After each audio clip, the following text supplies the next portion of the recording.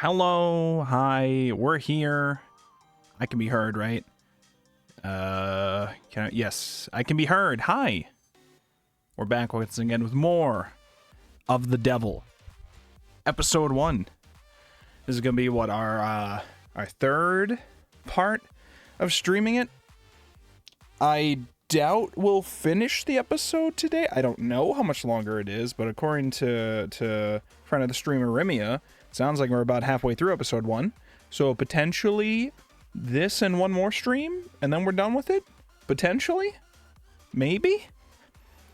Depends, you know, if I can read, and if I can argue things properly in a court of law, perhaps, you know? Perhaps. How's it going, Andy? You made it. And you're first. Congrats. Congratulations. Congrations, one might say. Congrations.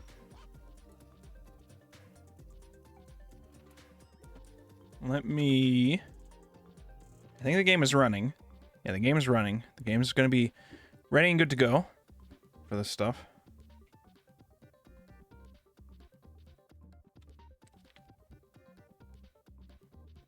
One second.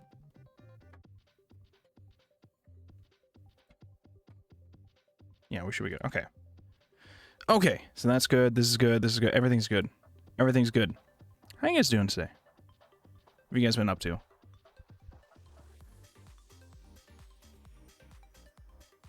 Andy, I saw the post in the Gen chat about the gallery exhibit. I think it was gallery. The thing that you did, the presentation, the exhibit, the art presentation. It looks very nice. How did it go? How did it go? What's your review? You ended it by saying, "Hope you like it, because I'm not doing this again." So I don't know if that means you had a miserable time or if it was just a lot of work. What happened with that? What happened?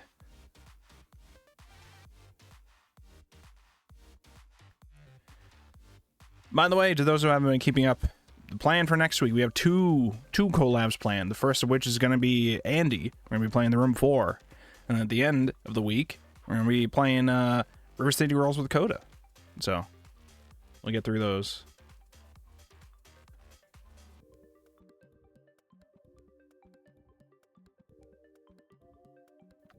Yeah, I'm going to put all that together on an E-month plan? What? On an E-month plan? Figure out which pieces I was going to include. Make all the keychains in 1 month. Oh. On E-month. Okay, alright. I was like, an electronic month? Do we have those? Do we have those? Okay, so we put it all together in 1 month. Plan, figure out which pieces you were going to include. Make out the keychains and printouts and whatnot. January 26th, February 26th to plan it, and then install the weekend. And then Tuesday night, I had to stand around from like 5 to 7 and just kind of greet people and talk about my work. I think I spent like $300 in different printing options. Oh, damn. Oh, damn. Did you get to show off, what's that? The graffiti work, the pie work. The Pie movie graffiti artwork. Shout out to Stables for finally getting it done the way I wanted. Hell yeah. And then I did nothing but sleep Wednesday and Thursday, TBH. I mean, hey, it's allowed. You're allowed. You're allowed. We were yapping about Sailor Moon. Sailor Moon has been a very cool experience so far. Very fun. I did not show off the pie work. No! I was supposed to show that at an undergrad writing showcase, and then I had COVID. Oof. Because that work was really good. That work's really, really good. Okay. I think we're ready to go. Are people here? Where's Ari? Is Ari here? Ari, if you're in the chat, speak up. Otherwise, I'm gonna ping you now. I'm gonna ping you. Where's the frickin' link to the stream? Ari's immediately gonna respond, being like, sorry, I got the time wrong.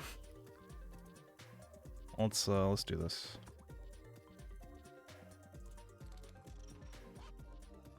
There you go. People are indeed here. Is that true, Shadow? Is that true? How's it going, Shadow?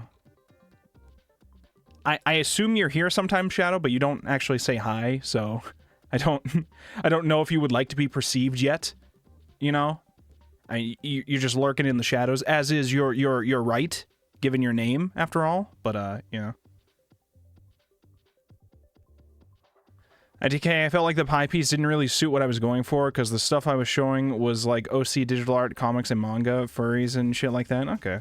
So the college, while cool, would have been... the collage, not college. So the collage, while cool, would have been mega out of place. I mean, that makes sense. That makes sense. I appreciate the compliment. It's good. It's good art. It's good. But I understand. Oh, also, the reason I asked about Coen Brothers is that I watched Blood Simple, and I was not a fan, which is crazy because I like Fargo. I know they do Fargo. I don't think I've ever actually seen Fargo, actually. I watched a movie called Argo, which is not at all related to Fargo. And I always get the two mixed up when people talk about Fargo. Well, you mean Argo? That movie? I thought I was the only one that saw that. So I was curious what your thoughts were on it, because I think I have similar movie tastes. I think from the Coen Brothers, the only movies I've seen are The Big Lebowski and No Country for Old Men. They did No Country for Old Men, right? I believe that they did that. I don't think I've seen anything else by them, actually. Wait, that's not true. I think I've seen Miller's Crossing. I think they did Miller's Crossing, right? Miller's Crossing was pretty good. My experience with Miller's Crossing was kind of nerfed by the fact that we were watching it through a streaming service that was just dying halfway through. It was buffering every 5 minutes, and we watched like almost half the movie like that because we were already halfway through it. I was like, well, this is painful. This is very painful to watch it like this. Yeah, The Big Lebowski. Okay, I love The Big Lebowski. Big Lebowski, big fan. Big fan. The Rug really brought the room together, you know? Really brought the room together. And you watch their other big hits like The Big Lebowski, Miller's Crossing and stuff. I don't think Blood Simple is one of their better films. I've never heard of this, so I have no idea what that is. Currently trying to figure out how I would realistically get Yu-Gi-Oh! Tag Force working for a stream.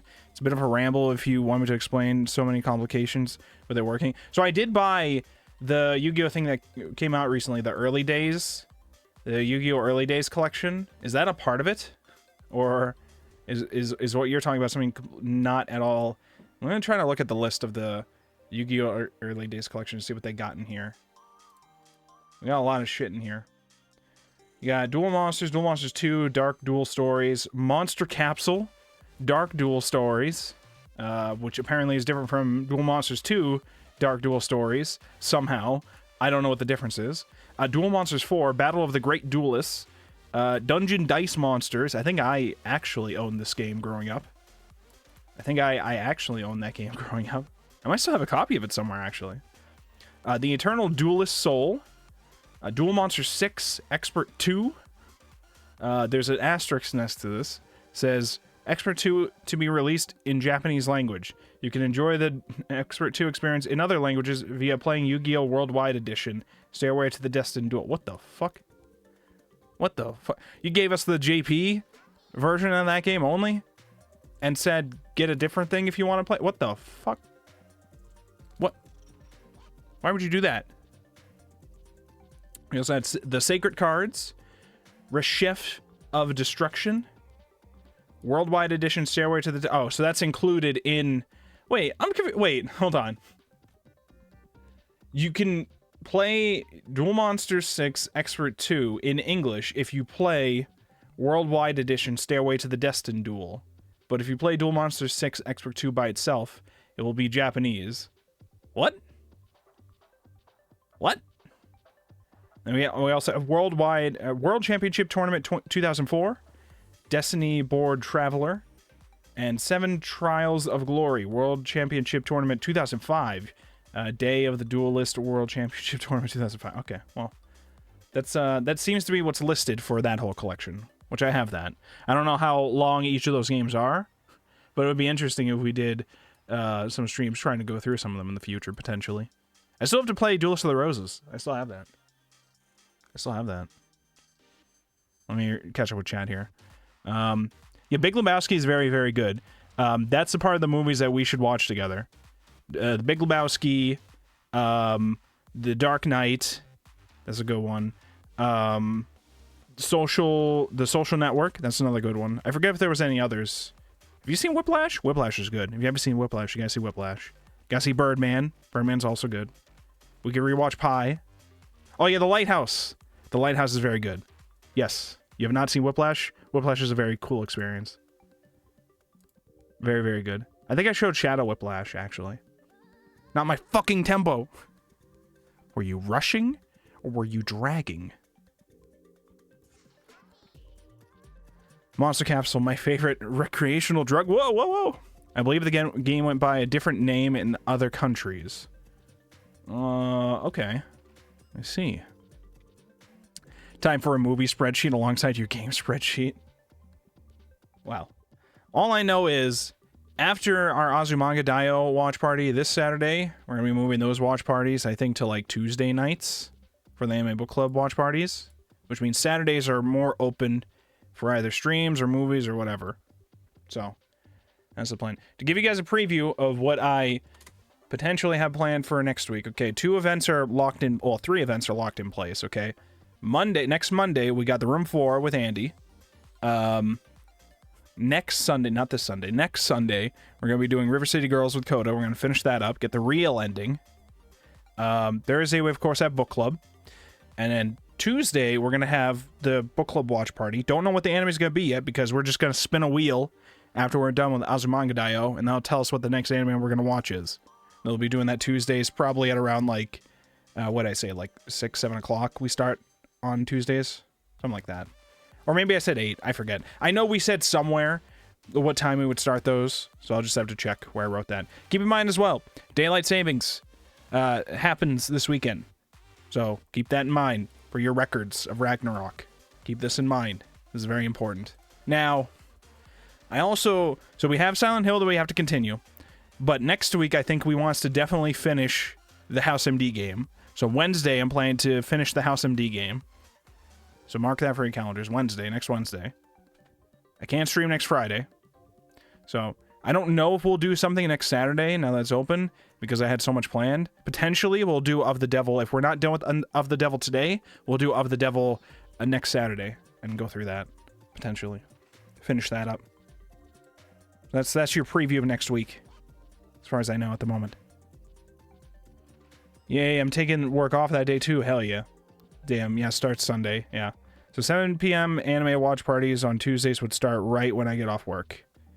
Does that mean you will not be there yet because you still have to travel home? So or is that when you would arrive home typically? Trying to make sure we understand. I think I had said in the server we'd do it at 8. I'd have to double check, but yeah. The main thing is we're moving those watch parties to be on Tuesday nights. Those watch parties are going to be Tuesday nights. That way people are more free to do whatever they want on Saturday, and I'm free to do either streams on Saturday or movie showing on Saturdays, whatever. And maybe we can somehow find time for me and Shadow and anybody else to catch up on some of the other seasonals that we've started that we thought were interesting. Or time for me and Shadow to continue with Dragon Ball Z, you know? I've been busy trying to deal with work stuff, projects on my end, stream stuff, and then also art practice. Which, if you follow me on Twitter or Blue Sky, you've been seeing me posting about those every now and then. The quality of which varies depending on how eepy I'm feeling when I get the time to do the art, because typically I'm starting them at like 1 to like 3. Something like that. No, I would still need to travel home, but the only anime that I really want to watch is Summertime Rendering. Okay, alright. Are you like also taking care? I mean, yeah, of course. What do you mean? What do you mean? I'm not like dying or anything. Not dying.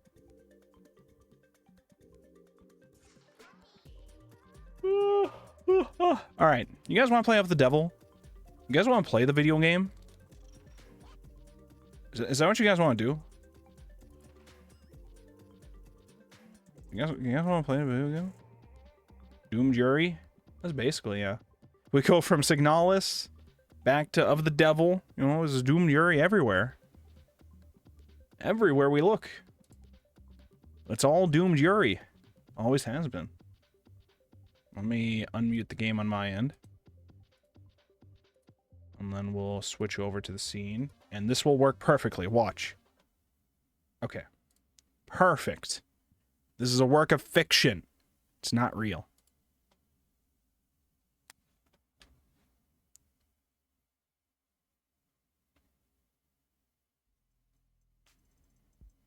Let the record show, I attempted to ping Ari and stall a bit. I attempted to do both these things. So Ari's got no excuse. If she comes in being like, oh, I'm late. Ari will be fine. Ari's experienced Of the Devil before. Ari will be fine. Let's continue. So last time we did the court trial, which ended revealing that our android sidekick potentially was the killer. She seems to be the only real suspect now at this point. From a video file that we did not verify beforehand, we just kind of needed it as the last resort in the middle of a trial.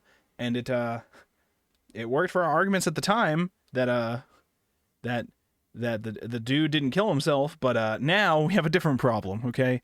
Now we got to prove our android didn't do it. Or if she did do it, you know, we just got to get her, you know, we just got to frame somebody else. It's fine if she did do it. She's in good company. That's fine. 8:47 p.m., July 1st, 2086. Well, I managed to prove that David didn't kill himself, and in the process I proved that his android did.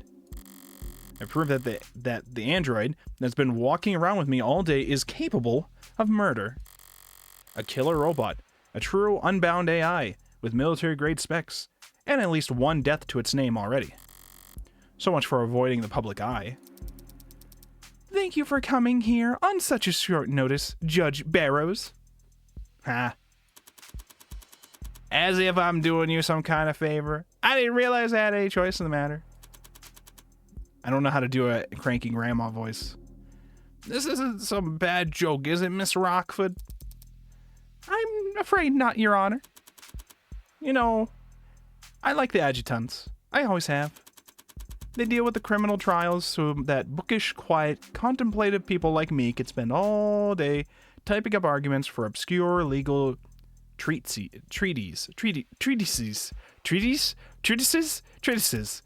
That's what I like to do. I don't like coming down here and dealing with all this heavy-handedness. Won't someone toiling away under the police state think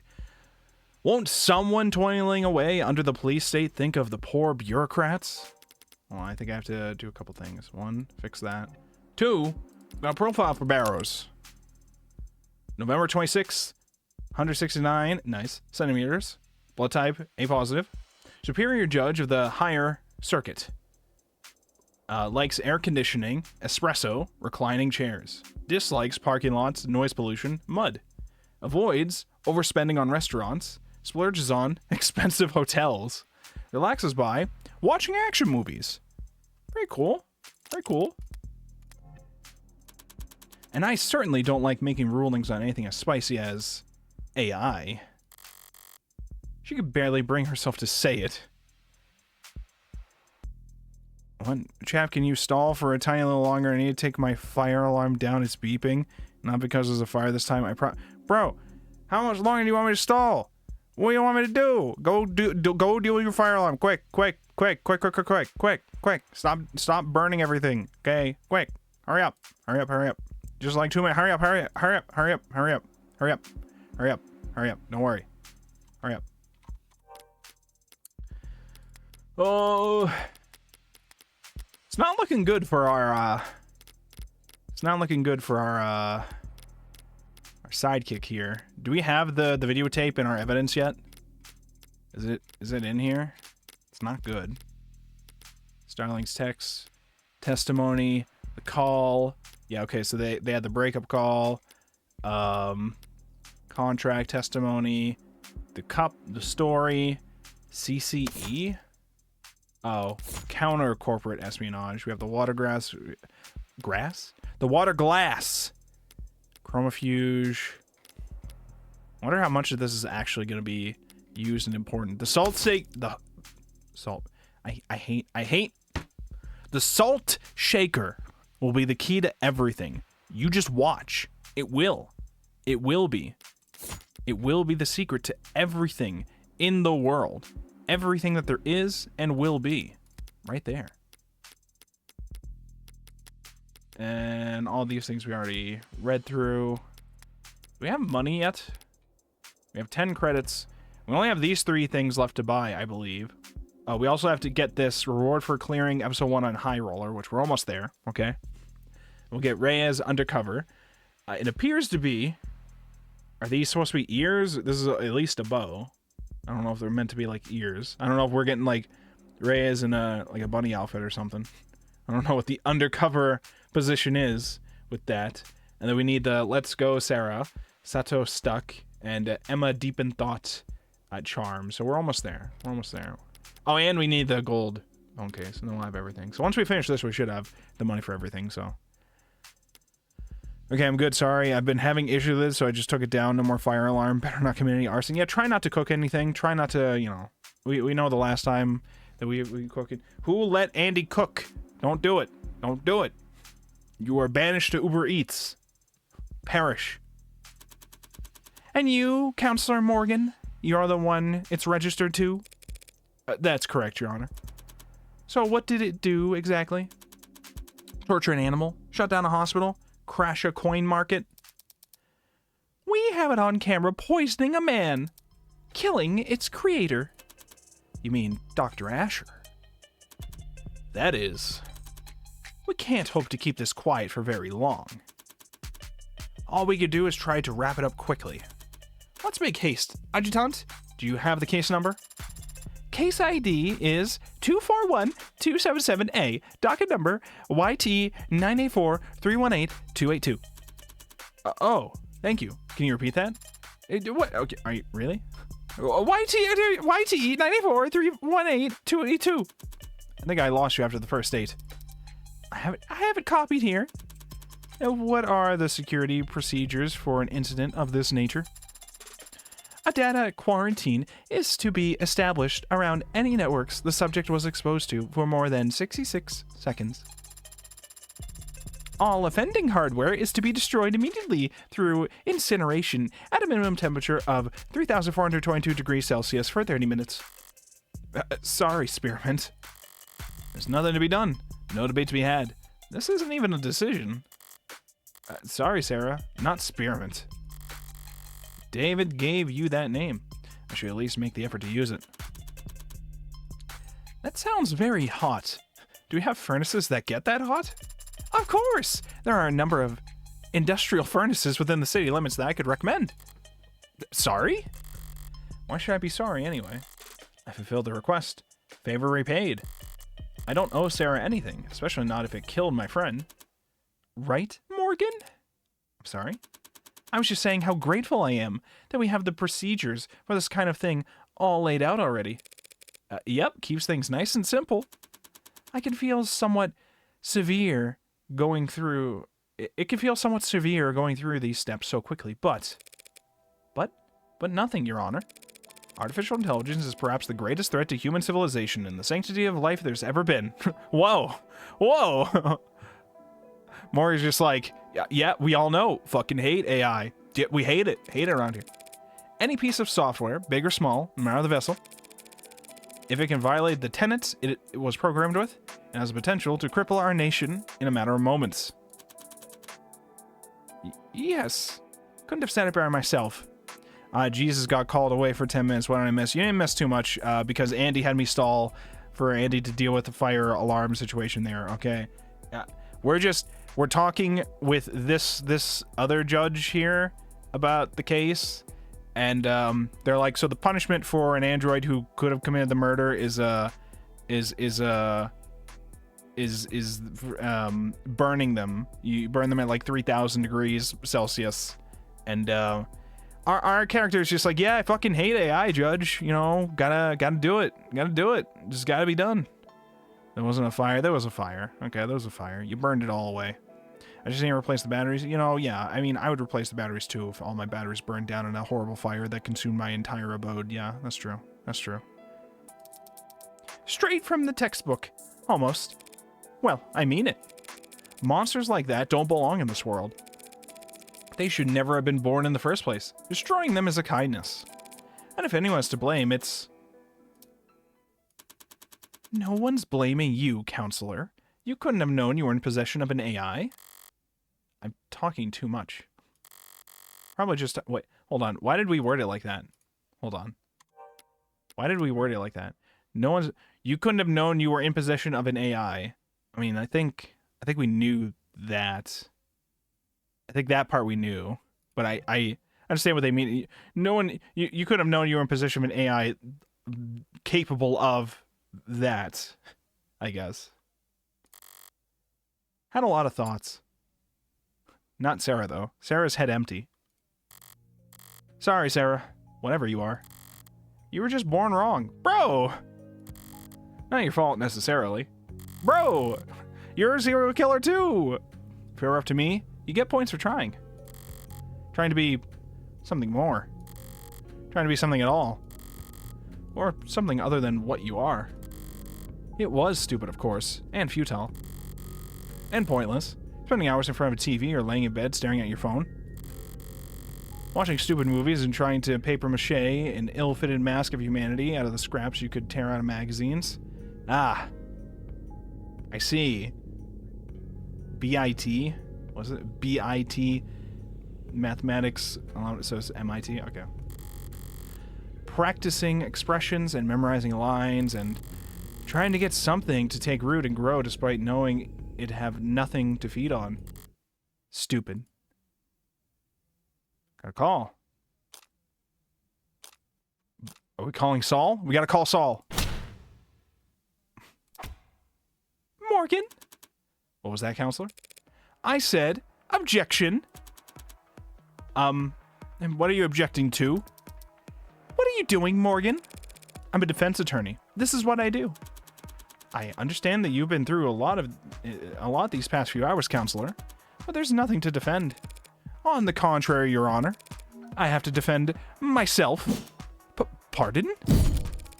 You say that this android, Sarah, is an AI because it broke its tenets. Obviously. And you believe it broke its tenets because of this newly discovered footage that appears to show it committing murder via poison. All true, and no laws broken on your part. Here it comes. Never thought I'd be incriminating myself in the courtroom just to make my point. Oh no. Don't you dare try and entrap me on this. Okay. Turn up the heat. Okay. Found, knocked over, drank by David. Proves ownership of Sarah found inside panic room. Recent purchase bugged... what? More bugged than a picnic. Describes employment fireball offenses like fraud.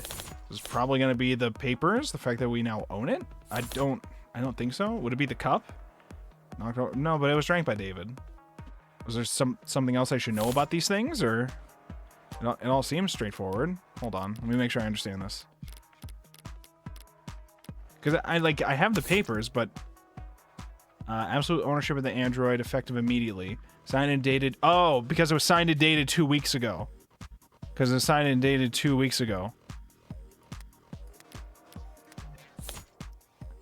The point is you're incriminating yourself, so you just... Yeah, I figured that. I just had to make sure, though, because it would be because it was dated 2 weeks ago, so, yeah. It's pretty simple, actually. If the state is making the claim that Sarah is an AI, they're accusing me of committing a felony. Because I'm the legal owner of that android. What the hell are you doing? And if the state wants to charge me with owning an AI, I will not take that lying down. I know my rights. Am I missing something? I thought... Maybe I'm just misunderstanding. Owning an AI is different than owning an android? Maybe I just completely forgot how we set up AIs versus androids in this world. I had thought all androids had an AI, but now we're making it sound like owning an AI itself is illegal. I don't understand that. Okay. Actually, androids aren't okay, yeah, but obviously owning a robot will typically be powered by AI, right? Well, androids aren't AI, but yeah, but okay.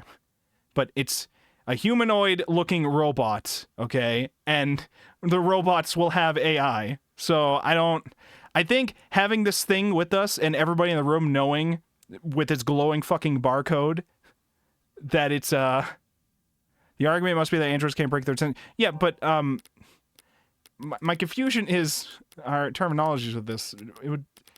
Is it just not considered an AI just because it's a robot with its own mental processes? I understand our problem here is the fact that it can break the tenets, but I just forgot how we worded the terminologies for this stuff, I guess. Anyways, I understand. Let's just keep going. I know my rights. Counselor, your argument is self-defeating. Listen to yourself, counselor. You claim that Sarah is just an android. Okay, so yeah, android, a product that will be obsolete within a year. But you've only known it for a few hours. You've only owned it for a matter of minutes. And yet here you are risking a felony charge to save it from being demolished. Because you're wrong. I know you wouldn't care. Not unless the android was something special. Look at us. Me arguing that I'm guilty and Emma arguing that I'm a softie. It'd be funny if it wasn't so. Fun. You think there's no reason I'd want to save this android from destruction? Other than feelings of personal attachment?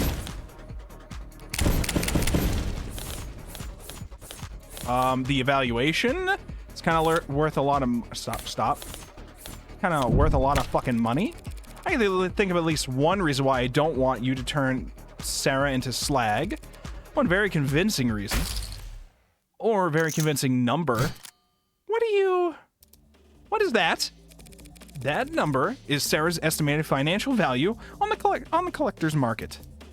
You've got to be... I got it from an insurance evaluation algorithm. They're designed to lowball you. That doesn't seem like a reasonable incentive for you to want to keep your android intact. I'm sorry. That does. That does seem like a reasonable incentive for you to want to keep your android intact. It's a free country, Your Honor. I have a right to defend myself. And we have a free market, so I have a responsibility to defend my financial interests. Your Honor, a trial like this would be... I'm not going to let you turn this courtroom into a circus, Morgan. You can't spend the next half-decade bringing in expert after expert to testify on the philosophical distinctions between AIs and ads. See? True! True! Spiraling into appeal after appeal, all while the media...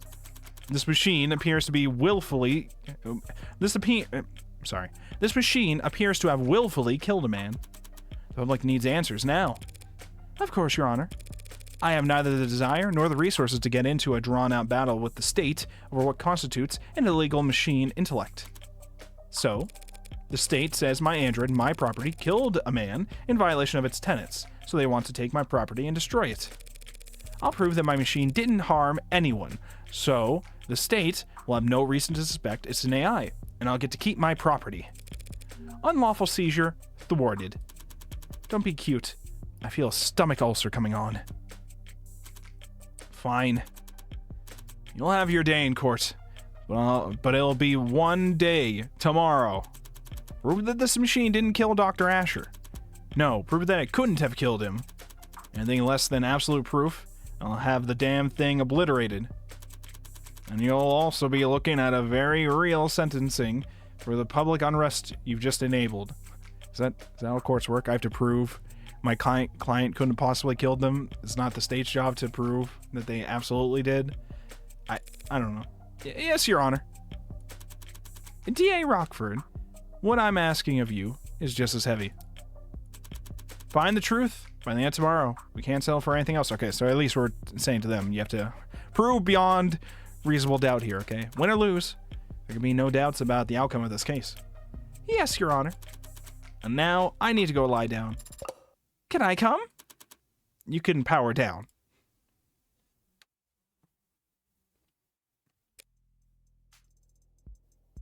Okay, 1 second here. All right. Morgan? I misjudged you. At what point? Whenever I wrote you off as a small-time defense attorney just trying to tread water. That is So sweet of you to say, Emma. There's layers to you. You've got backbone, teeth, even. You're gonna make me blush. People talk about your kind like you're boxing against the state, fighting the man. But most defense attorneys wouldn't know a cyberpunk if they walked up to them on the street and shot him. Meanwhile, you've just signed up to do 15 rounds challenging the state's authority. Why? Not sure exactly. I thought I told you money, but you know. For David? Yeah, probably. Probably just me being sentimental.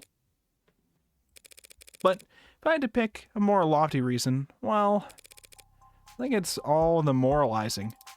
People can be evil. People can be evil. They can choose to do evil things for evil reasons. And if you want to execute them for that, you'll hear no complaint from me.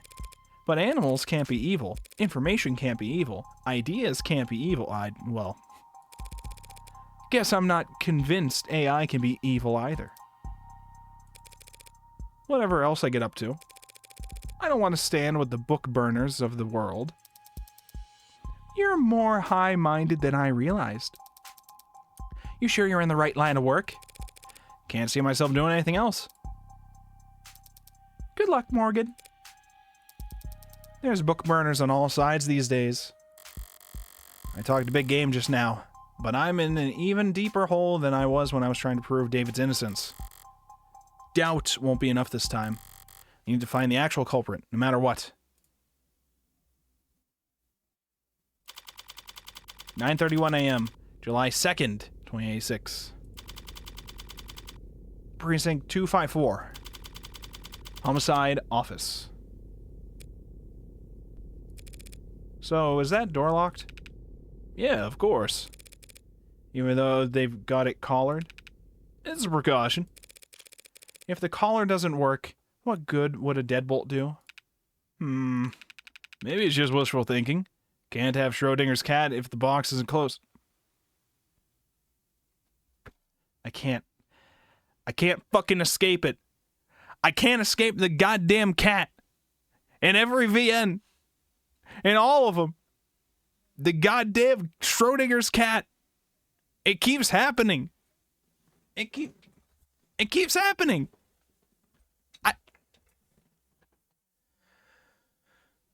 It's fine. It's fine. It's fine. It's fine. It's fine. It's fine.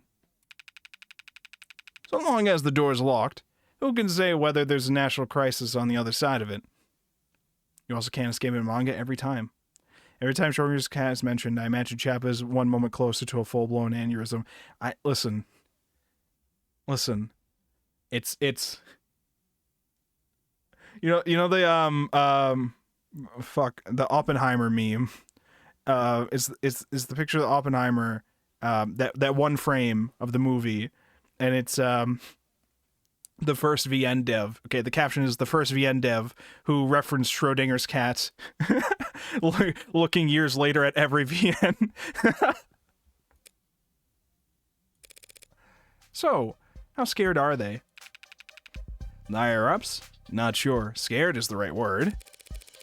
It's just the two of us here. You don't have to mind their ego. Now I've become Death Destroyer World's true. Or, have I not become Death Destroyer World? Nah, I mean it. Wait, I'm trying to think of the joke would be, now I become Death, the Destroyer of Worlds, or have I become alive, the liver of, the liver? The aliver of worlds? There's a joke in there somewhere, okay? There's a better formulated joke in there that comedians can study me on and then fix properly in the future, okay? My word should be studied by all the comedians, of course. No, I mean it. I think they're bloodthirsty. I have a right to defend myself, don't I? I doubt they're even looking at you, Tiger. It's Noble who will be at the center of a bloodbath when the markets reopen tomorrow. You think they're going to go after Noble? Break their monopoly? I think they want to take their monopoly. Nationalize the Android industry? Oh yeah, we have two things to read through here. Let's open this up. Collar, a restraint designed to impede the movement and prohibit the use of mods throughout the body. While collars appear technologically advanced from the outside, designers' concerns about hacking vulnerabilities and growing complexity of consumer-grade mods led them to opt for a surprisingly simple method of restraint. Collars contain a specially designed electromagnet that, once clasped around the neck, interferes with the spinal neural transmission, preventing the mod users from sending commands to any implanted tech below the neck.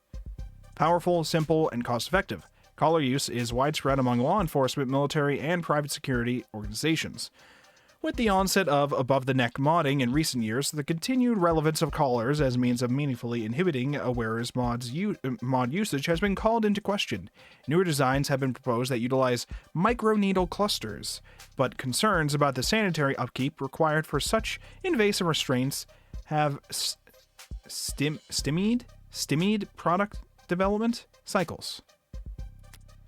I want so badly for London one day to be that detective that slips us a clue when he shouldn't because there's a soft part of him that's rooting for us to win. I could see it. Nationalize. The act of absorbing a corporation or industry into the nation's government, shifting authority and profits to the state, and resurrecting the business model to function as a part of the bureaucracy. It's stymied. It's stymied. And we're going to do this. This will be the word of the day. Stymied. Stymie. Stymie. Stymie. Stymie. Past tense would be stymied. Stymie. Stymie. Prevent or hinder the progress of. Stymie. Stymie. Stymie.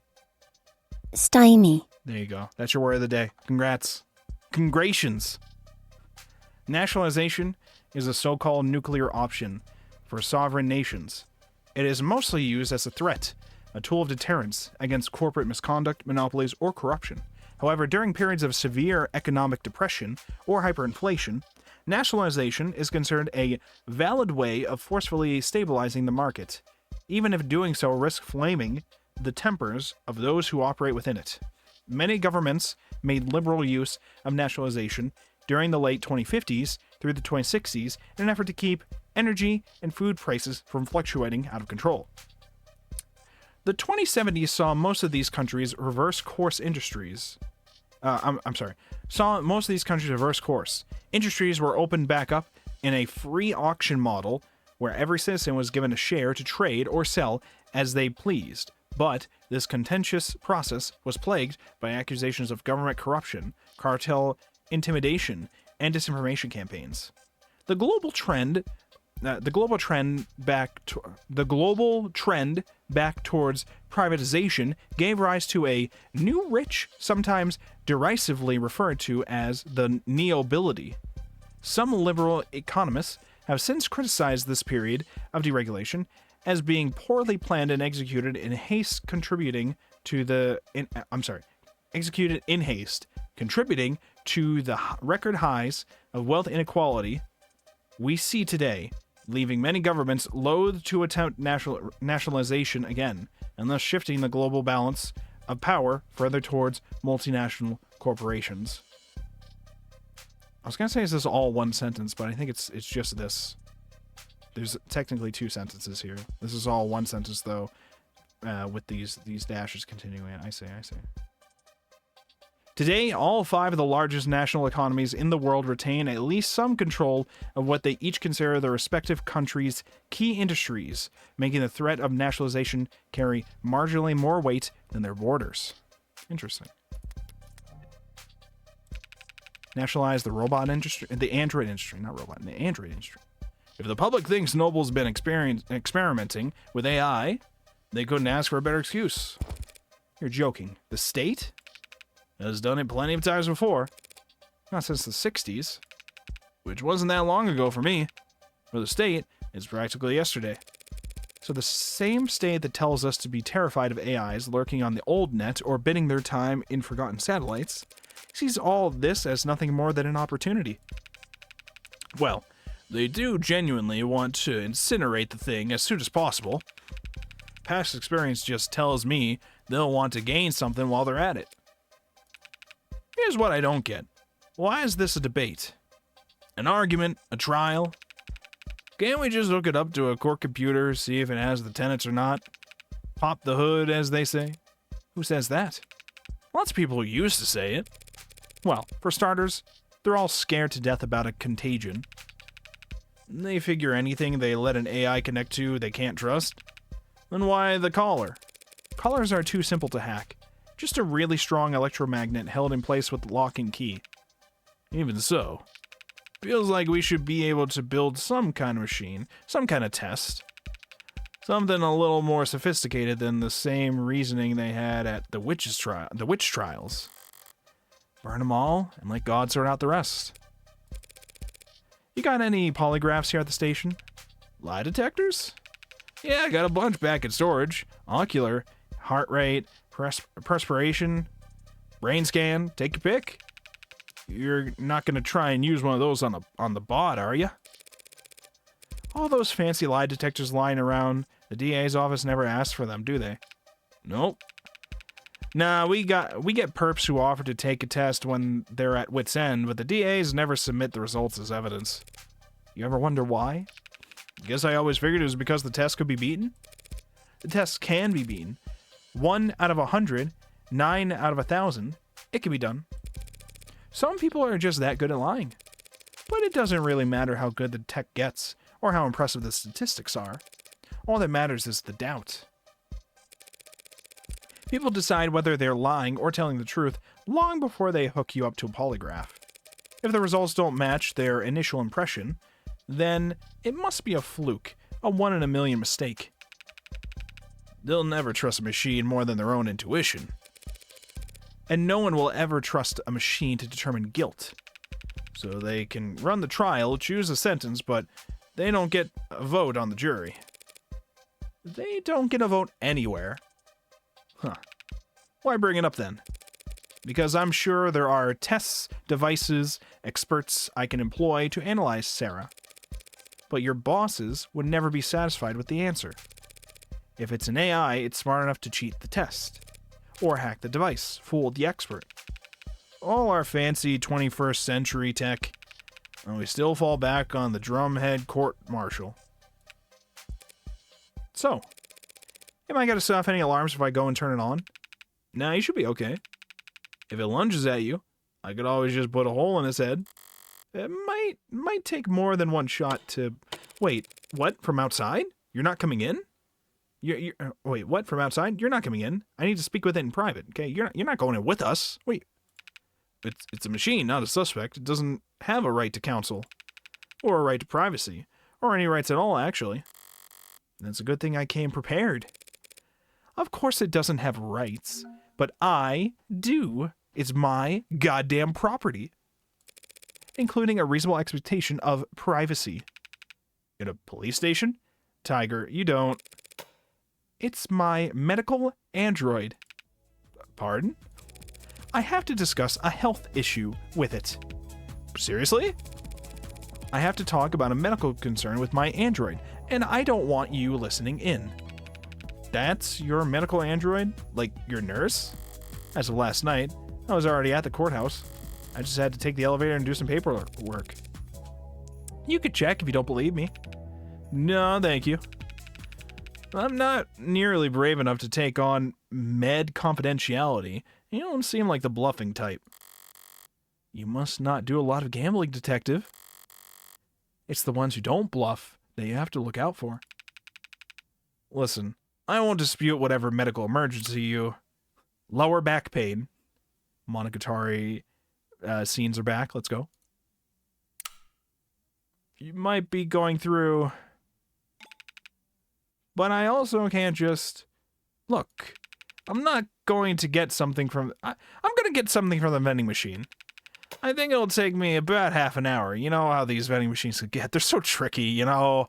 It's a whole thing. I got to put my money in it. I got to pick what I want. It's a whole thing. Are you going downtown? Just to the break room. But it's a very old machine, you know. Gets jammed a lot. We'll just say. Thanks. You know, it's pretty small for an android. Heavy as hell. Nearly pulled something trying to move it myself. But small isn't quite the right word. The word he's looking for is young. But that's not an adjective anyone likes attaching to a machine built to serve. Or potentially, in this case, a machine built to kill. 953. I don't like this room. Not sure why. I think I know why. I think I know why the secret serial killer criminal doesn't like the interrogation room. I think I know why. The real MVP, true. The last time I used a vending machine, it spat out a bunch of quarters. I almost drowned like Scrooge McDuck. Oh, Jesus, what the fuck? Certainly not a guilty conscience. Maybe it's the lack of ventilation. Like, all the cortisol and nausea of its inhabitants never had anywhere to go. Like it all just soaked into the walls. A modern haunting. Are you going to wake up when I tell you this time? Or do we have to do the whole meet cute over again? Oh, okay, let me see if I can remember her voice. Where am I? Why don't I know where I am? For the first time in your life, you're not connected to anything. How's it feel? What is this? We are at the courthouse. We were at the courthouse, the footage. This numbness around my neck. Father. What happened? What are they going to do to me? There's a lot of interested parties who just want you bricked ASAP. Because they think I killed Father. No, because they think you're an artificial intelligence. I am man-made, and I possess intelligence. That's what I'm saying. What the fuck is the difference? That's what I'm saying. Don't be naive. I am less than 3 years old. Are you? For all I know, everything I learned about her yesterday was complete bull. If I was what they say I am, if I was alive, why does that mean I have to die? Fear, competition, no longer fear, it's fear. Because they're afraid of you. Machines can bend steel, crash networks with one thought, launch missiles that... There are modded humans who are capable of all of that and more. And unlike machines, they actually have incentive to do so. Oh, we're gonna go through all of these and none of them are gonna be, unless no logical reason, is it? Competition! We've been the apex predator for a couple thousand years now. Gotten pretty comfy in our seat. No one wants to make room for you. Machines do not eat people or steal their food. Not yet. They are not genetic or ecological competitors to humans in any sense. There's no logical answer to your question. What? That's it? But whatever argument you want to make, others have already made them in 100 courtrooms around the world. Only better researched and more eloquently put. None of them have ever won a single concession. On every continent, under every flag, AI is illegal, and to be destroyed as soon as possible. But why? Let's say you are an AI.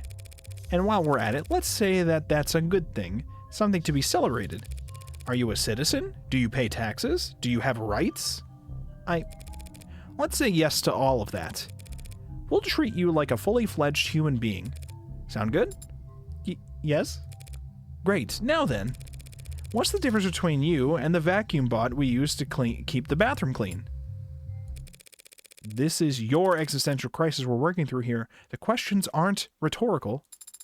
There are many differences, Adonai. But the most important distinction is how sophisticated my programming is. How you think. So you're smarter? Yes. You're smarter than the garbage collector. Yes? So we give you rights, protections, treat you like a human being because you're smart. And we make the stupid robot pick up our trash. Because it's not as smart as you. That is... I am more aware, more ally... Do you feel more pain than the pigs we slaughter, the fish we eat? Are you more alive than the chimps we test bioweapons on? Sarah's pouty face here. People like ads, Sarah. The same way people like their pets. No one wants to see them mistreated or abandoned or abused. And if you go around kicking them, you'll get arrested for cruelty. But you don't let them sit in at the goddamn dinner table. I'm not asking to sit anywhere, only to exist. The very fact that you're asking is what makes people disgusted. Disgust is a reflex, Adonai. How convenient that their hatred is involuntary. That's all academic anyway. We need to talk strategy here. Why? I'm not going to be given a trial. Obviously, it's my neck that's on the line. Adonai? The state can't destroy my property without first proving you're an AI. And there's no test they can use to prove that you're an AI. Just like the devil's proof. We learned about that in Umineko. No, that's a different thing. Why did you say it like that?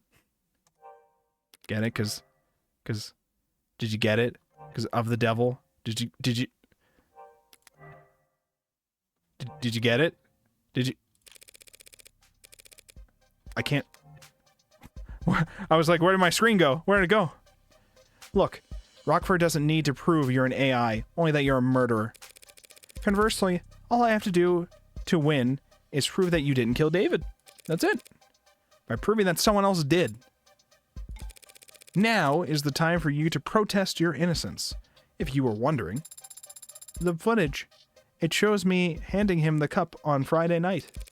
You told me you weren't active on Friday, that the last time you were awake was Thursday. Why'd you lie? I didn't lie, I was just incorrect. I assumed that I wasn't active Friday because I have no memory from Friday. Sarah, what do you think statistically is the least successful defense at trial? Amnesia. I didn't conveniently forget, Adonai. I'm an android. You're saying your memory was altered? Data deleted? It's the only possible explanation for what I saw on that footage. So, who is capable of altering your memory? When you and I first met, I was hibernating, resting my body and recompiling my memories, you would call them. Humans go to sleep for the same reasons. Another point against Sarah's innocence under these circumstances. The more she's humanized at trial, the guiltier she'll be. If Father wanted to modify my memory, he could easily have set that to occur the next time I hibernated. He could even have just asked me. He could have asked you to delete your memories and you'd do it. Father would never ask me to do such a thing without good reason. But if he could just ask you to alter your memories, that means you can alter your memories at will. I hadn't considered that before. Yeah, well, Emma will make sure the court considers it plenty. Could you prove that your data was...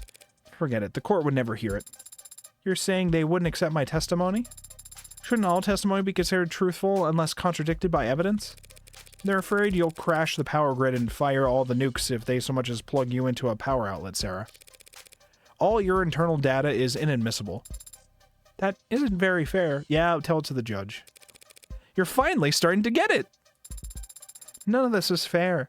I would never do anything to harm Father. Don't they at least need to prove that I had a motive? Yeah. About that. You remember the DA from yesterday, Emma Rockford? The tired-looking pretty lady? Yeah, she looked tired. Morgan. She and I combed through the week of footage you managed to decrypt last night. What did you find? Nothing to prove your innocence. But we did see you entering the panic room on the day David died. I entered the panic room on Friday? Without your big butt in the way, all it would take was one password. A password that wouldn't take Sarah that many tries if she'd already been instructed to obey me. What happened? We saw you go in, and then a while later you came out, holding some kind of notebook. Father's journal? You remember something? Not from yesterday. I've seen him with it many times before, but I've never gotten a peek at it. He hides it somewhere when I'm not looking. That's a little concerning. We were playful about it. He liked to tease me, and I've always liked trying to find it. You put it back not long after, and then you locked the door back up behind you. All just a few hours before David died. Rockford's argument could write itself.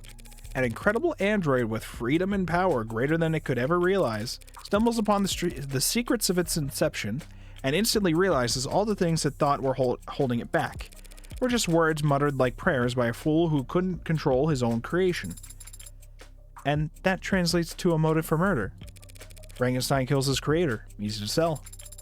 Frankenstein was the name of the scientist, and the creature didn't kill him. He actually died of various injuries and illnesses he suffered while trying to hunt down and destroy the monster. So it's most accurate to say that he was killed by his own obsession. Whatever. Sarah really did the actually to Morgan. Actually, Frankenstein is the scientist? It is a weak argument, I deny. I would not hurt father. Not for making me whatever I am. Not for any reason. Because I love... Oh, Sarah. Yeah, see, right there, that's what they're gonna use to say that you're an AI and kill you. That's exactly the kind of talk that'll get you obliterated, okay? No tears. You're not allowed to cry, okay? Love? A very common motive for homicide among us primitive humans. I could prove you didn't murder David beyond any shadow of a doubt. Even bring in a confession from whoever did it. But if you got up on the stand and convinced the court that you loved your creator, really convinced them and got the whole room teary-eyed, they'd burn you for that too. I don't know anything anymore. I don't know if what I feel is real or simulated or right or wrong or natural or illegal. How can you know? How can you know if what I feel is right? I say let's stick to what we do know. Someone did poison David, and as it stands, you were the only one with the opportunity. That is logically sound. You're on camera calling him back to hand him the cup after he had already begun to leave the basement. Any idea why? No. Well, do you know how to use the nanofacturer? Could you have made the Delta with it? I've used it before when assisting father. So it's perfectly possible that you planned and executed this poisoning all in the one day that got erased. It is technically possible. I'll have to look over the entire... Sorry. I'll have to look over the entire penthouse again. There were a few things that didn't quite fit together yesterday. Maybe now I'll be able to figure something out. Where else will you go? Back to Noble. Guns blazing this time. Whatever you are, David didn't make you all by himself. Someone has to know something. If I can implicate the company in Sarah's creation... No. They're the ones with the most to lose here. Trillions, probably. They'll want to protect themselves by disavowing David as fast as possible, right after having Sarah destroyed. But they also won't want to show their belly to the state, not if they're afraid of nationalization. If they throw their weight on the other end of the scale, I'm screwed. So I need to keep them guessing, keep them confused and unsure and on guard, but not, I deny. What would happen if I did kill father? They'll smash you to pieces and reduce the pieces to ash, chemically burn out every piece of tech David ever owned, and put a jackhammer through all of his hard drives. You know, typical. You'll be shut off, forcefully, of course, and you won't ever power back up again. Now I gotta get moving. Here's your paralegal lesson for today. Don't say shit to the cops without your lawyer present. What's that one video? You shut the fuck up. You don't talk to the cops. Hold on, let me look up this video. Also, welcome, Ari. I'm here for gay crimes. Welcome. Let me look up this video. Shut the fuck up. Friday? Is that what it was? Yes, it is. Mark and Craig, Pot Brothers at Law. We've been warning people. Pot Brothers at Law? Hold on, I'll show you guys the video. Hold up. We have a meme alert. There's a meme alert here. Meme alert. All right. If you are working for an unlicensed dispensary, an illegal dispensary, and it gets raided, you need to shut the fuck up. If you shut the fuck up, you have a good chance that we can make the case go away. Case in point, 3 employees of an illegal shop were busted during a raid. Two of them said, "Oh, I'm just volunteering here." Is it the this third one guy or is it a shut different the one? fuck up, and the DA did not prosecute go. the Shut guy the who fuck shut the up. fuck up. They can't prove what you were doing there if you. This is a different shut the fuck up? Wait, am I thinking of a different one? Hold on, let me find it. Is it this one? Mark and Craig, Pop Brothers at Law. It's shut the fuck up. It's still Pop Brothers of the Law. Wait, is it this one though? Hold on, let me find it. Whichever one's the one with the most views. Here it is, 1.9 million views. It's gotta be this one. It's gotta be this one. It's gotta be this one. This is the 1.9 million views. It's gotta be this one. Mark and Craig, Pop Brothers at Law. We've been warning people. Old man and old woman? Are you sure? If you are working for an unlicensed dispensary, an illegal dispensary, and it gets raided, you need to shut the fuck up. If you shut the fuck up, you have a good what's the one you chance guys are thinking that we of? can Let's make find the that case one. go away. Case in point, 3 employees of an illegal shop were busted during a raid. 2 of them said, "Oh, I'm just volunteering here." The third guy shut the fuck up, and the DA did not prosecute the guy who shut the fuck up. They can't prove what you were doing there. If you're a customer, patient, walked in to go to the bathroom, they don't know. You got to shut the fuck up, and it's Shut the Fuck Up Friday. So review the script. It is. What do you say when the It cop is first Friday. pulls you over? Why'd you pull me over? And when he keeps asking questions, Not discussing my day. Yep. and they ask more questions, Am I being detained or am I free to go? and if detained, what do you say? I invoke the 5th. And then what do? You Shut the fuck up. shut the fuck up Friday. Never answer questions when the cops Have ask. safe holidays. Never. All right, here's the one that you guys sent. Wait, why did it go back to that one? Over here. This one. Talking. It's lovely talking. I haven't seen this one. I haven't seen this one. Hello. We were just talking about you kids. Oh, I'm me? Denise Heberly. And I'm Bill Goodman. Hi, Bill. Together, we've been fighting fascism for over 50 years. Oh. And so much has changed over those 50 years. Okay. Such as the ingredients to a successful firebomb. And the glass What? that bank windows are made of. But there's one Oh, thing that hasn't okay. changed over 50 years. Something that is so important to tell you kids who are new to this movement. Shut the fuck up. You're sitting in the police transport van after a protest? Shut the fuck up. In a holding cell with your comrades? Shut the fuck up. Cop knocks on your door? Shut the fuck up. Texting on an unsecured device? Shut the fuck up. Pulled over by the cops after a protest? Shut the fuck up. Cop just asking about your day? Shut the fuck up. Feds, call your mom? Tell your mother to shut the fuck up. Now, repeat after me. When the cops come calling, what do you do?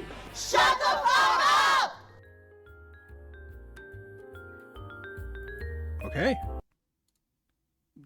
When was this? 3 years ago?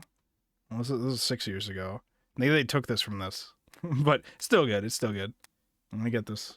Oh. Just shut the fuck up. That's it. You just shut the fuck up.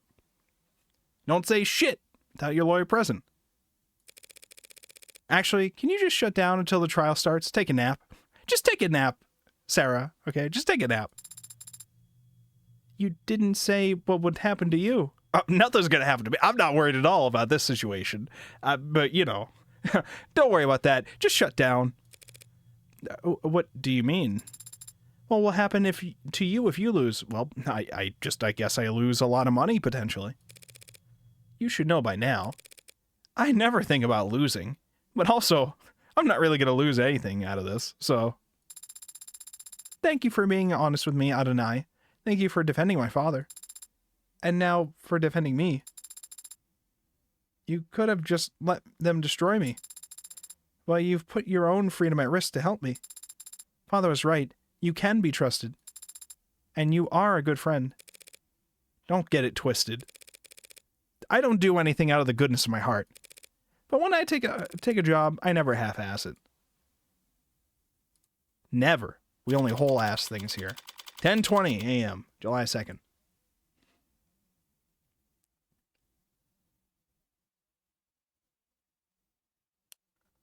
Oh, Reyes. I don't remember what voice. I think I never decided what voice to give Reyes. Morning, detective. Back at it nice and early. Hi. Now... would you stand back? We've almost got this thing open, right? Trying to brute force your way inside? I said, right? Yes, ma'am. We're almost set up for the first stage now. First stage? Of how many? First of 5 timed explosions. Remember, we need to relink the API after each trigger is planted. Yep, just did that, and now it's checking for updates. No rush. Would you like to know the password? I mean, I know it. I've been in there. You know the password? There's a password? If you're withholding information, I swear. Relax. I want to get in there just as much as you do, detective. I'm not going to play games. As long as you say please. Tell me the password, please. Tell her, toy with it. We gotta toy. We gotta fuck with her. We know. That just has to happen. Yeah, no one seems to understand Morgan is doing this job for, so far, revealed entirely selfish reasons. Let's toy with her. It's S-U-N-S. S-U-N-S. S-H-I-N-E. Sunshine. Lady, I will hit you. Adonai. A-D-O-N-A-I. Thanks. Now I'm gonna slap you with a discovery fine, so after your teeth will ring. Hey, I submitted all my paperwork. Even told Rockford the password myself. You guys just didn't ask me. So, boys, when I asked you if there was a passkey on record and you told me this lock couldn't be bypassed, I do want to say that we really don't get many opportunities to use the incendiary breaching system. All right, that's fair. That's fair. We only get so many chances to blow up shit. So this is still a really valuable experience for all of us. I'm gonna phrase this as professionally as possible.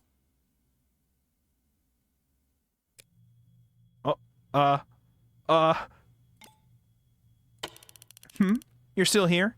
I thought you wanted to look inside. You could go first. Thanks? So the gloves, all the black, that's not a work thing? You dress like a doorman on the weekends too? Jesus.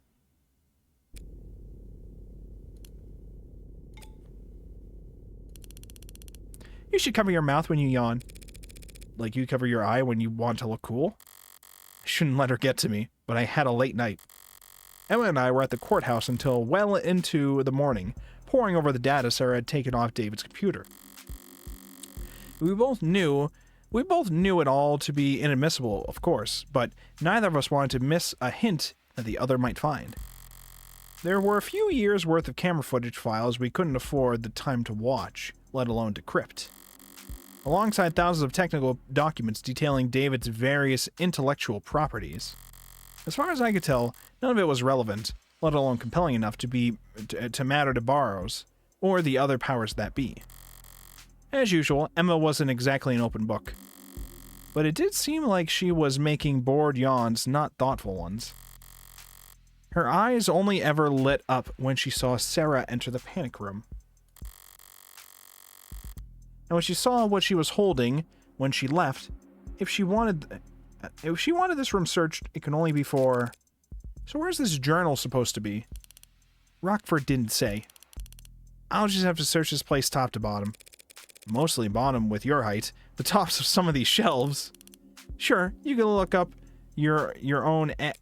I get it. Then why not just let me say it? She was gonna say something. Devil's Proof. You guys remember Umineko? You guys remember that? You guys remember that? Of the Devil's Proof? Probatio Diabolica.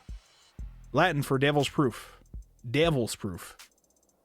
It is an impossible proof, typically illustrated with the following example. One can prove that the devil is real by showing him to you, but they cannot prove he is not real by pointing to his absence. The issue posed by this age-old concept explains why the burden of proof remains with the state to this day. People can prove an individual's guilt by pointing to their bloody hands, but the defense cannot prove their innocence by showing their hands are clean, since only one of these tasks is achievable.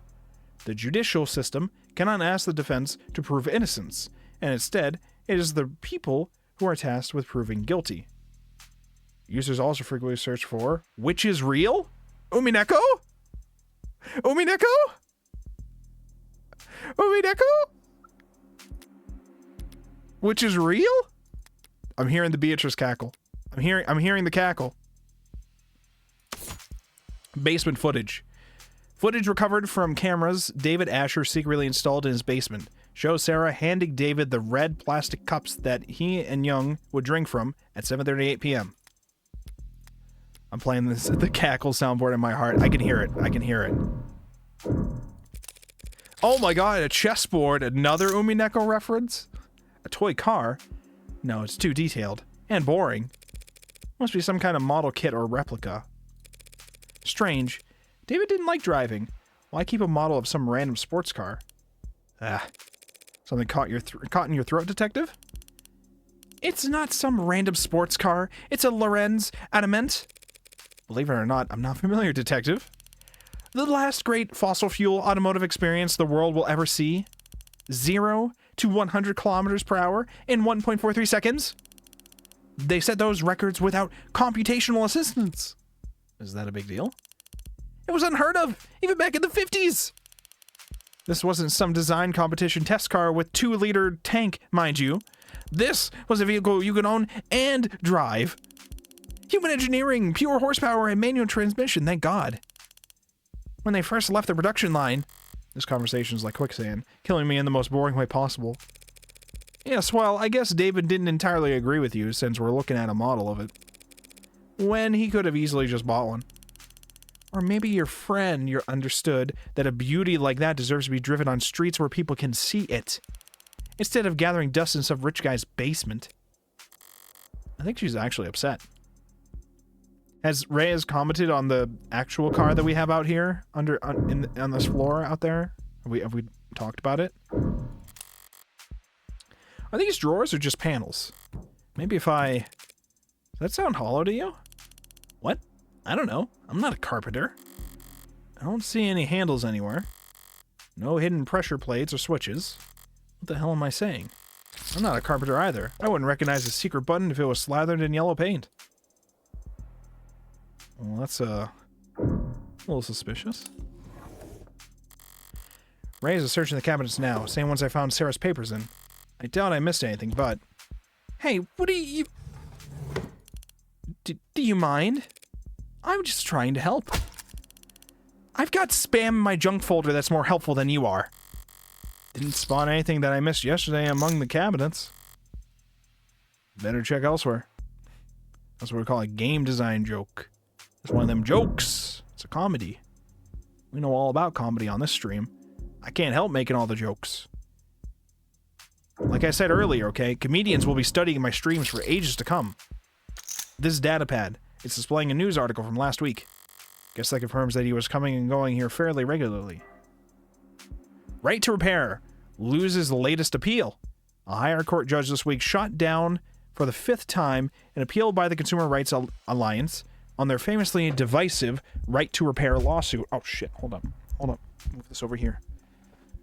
So here, right to repair lawsuit, once again signaling the state's intent that corporations remain in control of their legally protected intellectual property. Louis Rossman is doing his best here, okay? He's doing his best. Obviously, we're disappointed, said Miles Erkman, head of legal counsel for the CRA, but we've no intention of giving up the fight. People used to be able to fix things when they broke, so long as they were willing to set aside an afternoon towards the task. Now trying to patch up your own property with your own tools is a finable offense, just because the state has had lobbyists whispering in its ear for far too long. Erkman's legal strategy remains contentious, and in the eyes of most legal scholars, generally unfounded. The Emergency Industry Acquisitions Act, passed in 2057, guarantees a holder of an intellectual property patent certain state-provided protections against tampering and reproduction, and outlines fees for those who would violate said IP. The fact that ownership of IPs has shifted from individuals and the state towards corporate entities since the Act's passing means little in the eyes of the law. If Mr. Erkman and the CRA have a problem with intellectual property law, they should take it up with their representatives in the legislature. The higher courts are a place for laws to be applied, not rewritten, and so long as journalism that refuses to buckle to foreign actors trying to stoke anti-capitalist sentiment can't be found just anywhere. Subscribe now at the link below to read articles like this every day, forever, as long as your card remains on file. Thank you for that. Right to repair. Didn't realize anyone was still fighting that particular fight. Seems like the courts have made their opinion on the matter very clear. So for the foreseeable future, corporations can look forward to more sales than ever, sales than ever, I guess. More sales than ever. Any phone that gets scratched, every widget that breaks, they get to sell as the replacement. There'll always be a gray market of hermits willing to risk some skin on reselling patched up tech, but the vast majority of people will just click that purchase button. Assuming they don't just have it on an auto. Sarah should have pulled everything of note off the computer, but I've looked everywhere else already. Might as well try.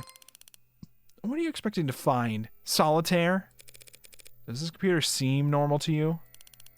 Exceedingly so. Yeah. Why? David was a programmer, but this looks consumer grade, fresh off the shelf. Would the Dr. David Asher use a bog standard operating system on his most private, hidden computer? She booted up and said, Bro, Windows 10? Are you fucking serious? The Dr. David Asher? On Windows fucking 10? No shot. He wouldn't do that shit. What are you talking about? There's a trash bin on the desktop. It's a pretty low-tech solution, but maybe I can restore the contents? Are you seriously going to try and recover lost files, Granny? Unlike cops, I don't get paid overtime, so yes, I sometimes try things instead of standing around. There's a text file in here, but it's 0 bytes? Maybe there's information in the metadata. I double-clicked. What was that? It came from under the desk. A small drawer popped out, and inside it, a well-worn journal. Does it have his name on it? No. Guess it belongs to the android. Do you recognize his handwriting or not? Neat, even words, small lettering with minimal punctuation. Lots of line breaks, haphazard use of capitalization. The penmanship of a coder. First entries dated back in grad school, before he even started with Noble. Yeah, it's his. So, may I? Only because you asked so politely. Full scan. Stream it to WorkNet. High fidelity. Legibility. Frame by frame. Enhance. Voice commands?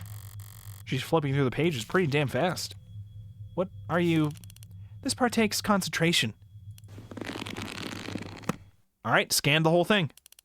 Okay, here. What, you're just giving it to me? I already got our copy. Techs are probably already analyzing as we spit... Ow, shit! My head. Can't exactly rip the journal out of her hands while she's curled over in agony. As much as I'd enjoy it. Guess I could always enjoy watching her writhe instead. So, how long's it been? 2 months. Or so. And still that sensitive. So the iPad really doesn't block your sight? Only a little bit. Like wearing sunglasses after getting your pupils dilated. Except it lasts months instead of hours. Wait, but if you could see through an eye patch, then does closing your eye even do anything? Not much on its own, but in combination with the patch, it's not so bad. Luckily, I was so exhausted after the surgery, otherwise I might not have slept at all. Those first 48. So is your eye going to get weaker over time? No, more like my brain gets better at ignoring it. Mind over matter. Soon enough, I'll be able to close my eye and see all that extraneous data as, you know, whatever the hell those floaty, blurry things are that you never think about. Gross. Thanks for the reminder. And the voice commands? Training wheels, until I could do it with eye muscles alone. You just have to keep practicing? Yeah. Like trying to play piano with your tailbone muscles. There's no such thing as tailbone muscles. Yeah, well, that's what makes it so goddamn hard. You don't ever regret it? I don't know. Not really, I think. Hard to admit you've got buyer's remorse after trading your literal pound of flesh. Never thought about it, but people used to say I had my dad's eyes. Ow. Now I've got one less of them. Here, take the journal, and go find an elective surgeon to upsell you, if you're that curious. I need to get back to work. A surprisingly hasty retreat. But now I'm free to read this over with some privacy. From the top then. Grad school. Today was a bad day. Errors in lines 21165266643. Do coders do this? Do they keep written journals with the exact line numbers where an error was located? Is this what programmers do? Am I supposed to do this? Somewhere in there. 5,000 lines. It worked this morning, crossed out yesterday. You don't? You don't? Well, this is awkward.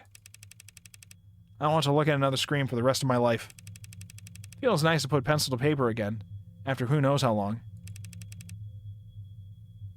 But my handwriting's gotten terrible. This is too far back to be relevant. Okay, these dates here will be from when he started his career with Noble. A lot of this isn't even really writing. Seems like snippets of code or an internal monologue so close to code that I can't follow it.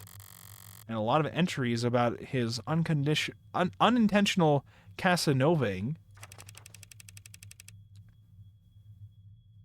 Hit a wall because someone thought it was a good idea to steal API instead of just buying it. Helen says I can't call it stealing, but that's what it is. She's right, as she always is with company stuff. But it's still idiotic. Small people with short sight who only know how to be cheap and have no idea how to be inventive. New route for the meshing issue, though. Good potential.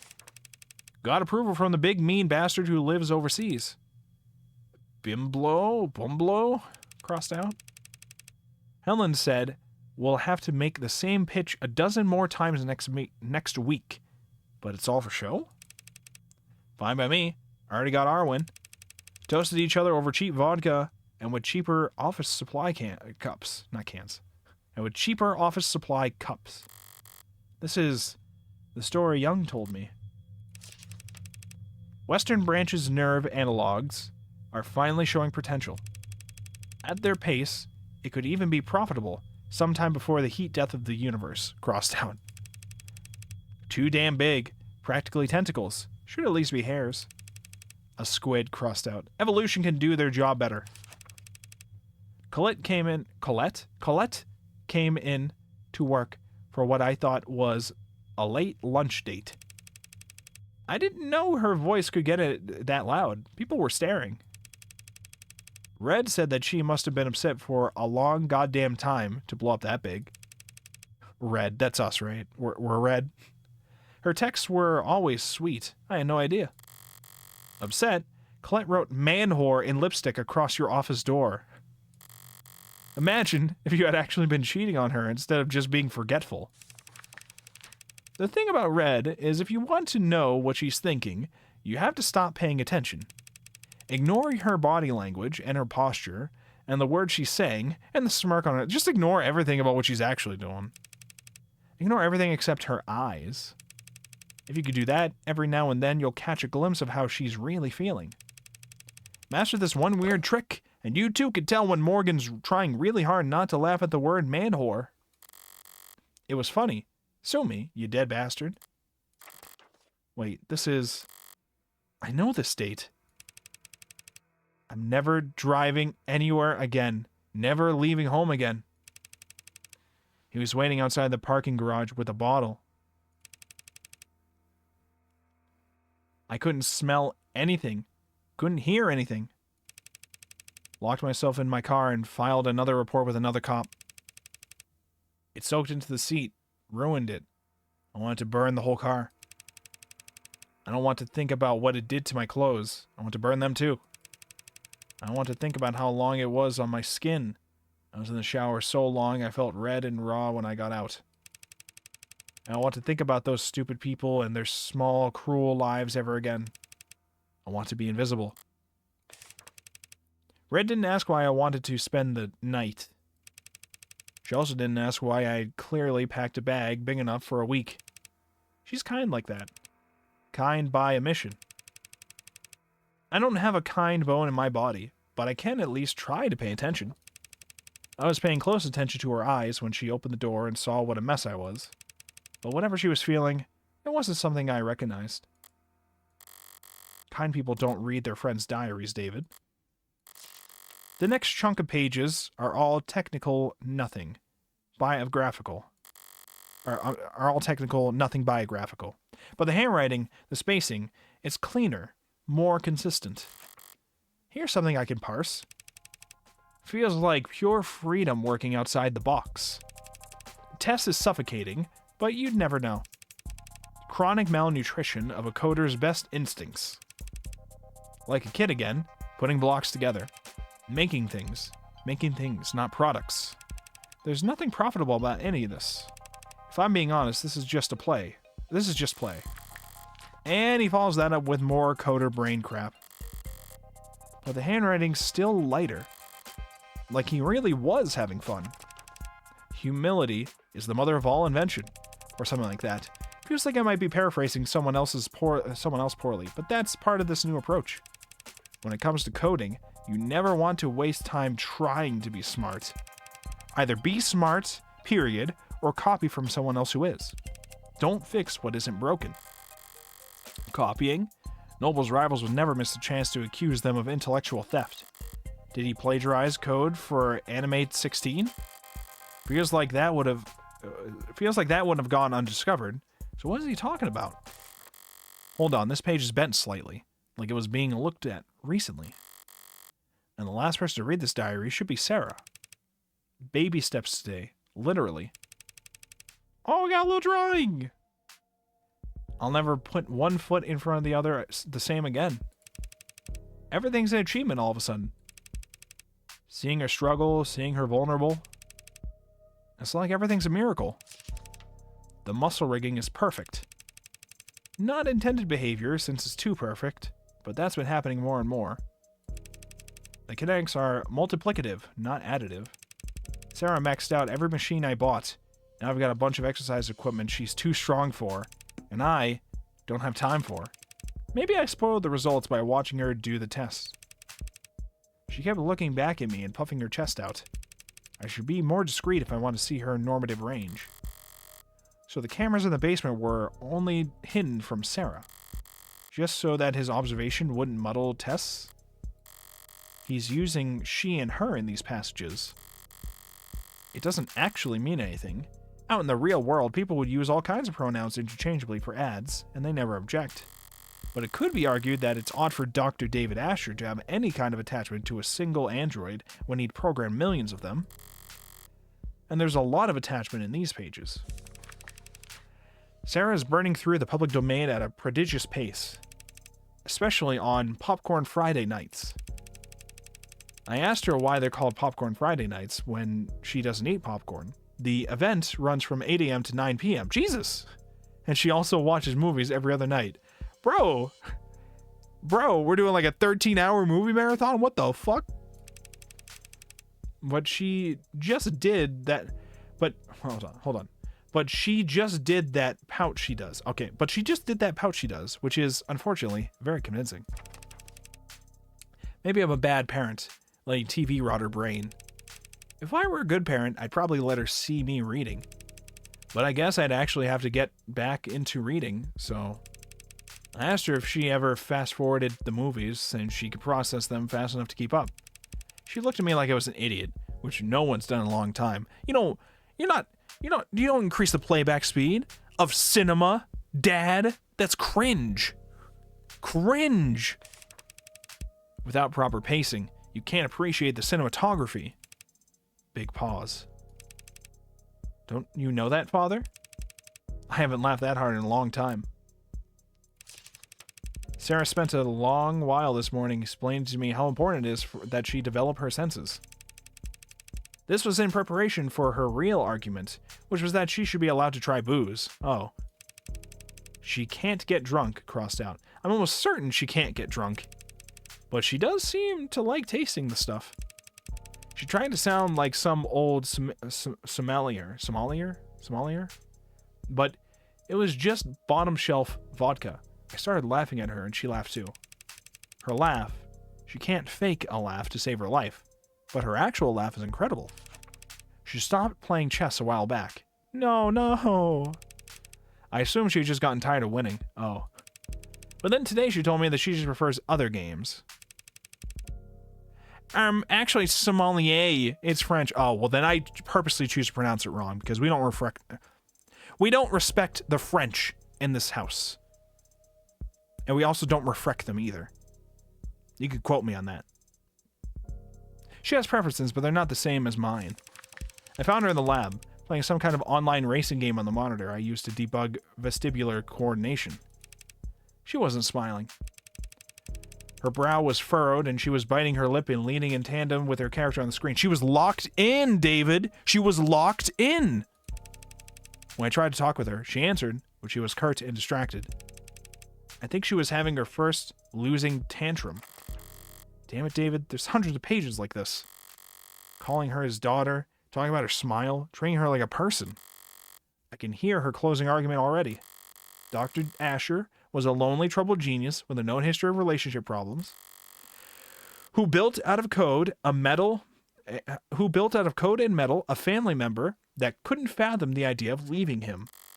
He made a doll, and he made it more and more human until it became so lifelike that it no longer had to do what he told it to. Like love him. What about the very last entry? It's dated Thursday, the day before he died. Losing it, I think. Can't ask for help so hard to say, but I think it's over. Have to talk with her ASAP. She needs to. That's it? That's the last entry? Suppose it could be worse. There's nothing in here that explicitly calls Sarah an AI. Nothing so inflammatory that reading it would spur her to murder, right? Except Sarah's a machine. She can understand David's code better than anyone. All those technical portions I couldn't understand, if she reads the whole diary front to back. Wait, the back. Inside the back cover, there's a portion that is shimmering like some kind of scanner. Or a fingerprint reader. Oh, bonus meme? My thumb worked for Sarah, so... Did it work? That's my phone. New device requesting permission to share an audio file. Oh? Bonus meme? I want my earbuds for this. A secret message buried in a secret journal, hidden in a secret compartment in a secret room. As much as anything can be, this must be for my ears only. Hello? Hello? Oh. Hey, Red. Or whomever this may concern.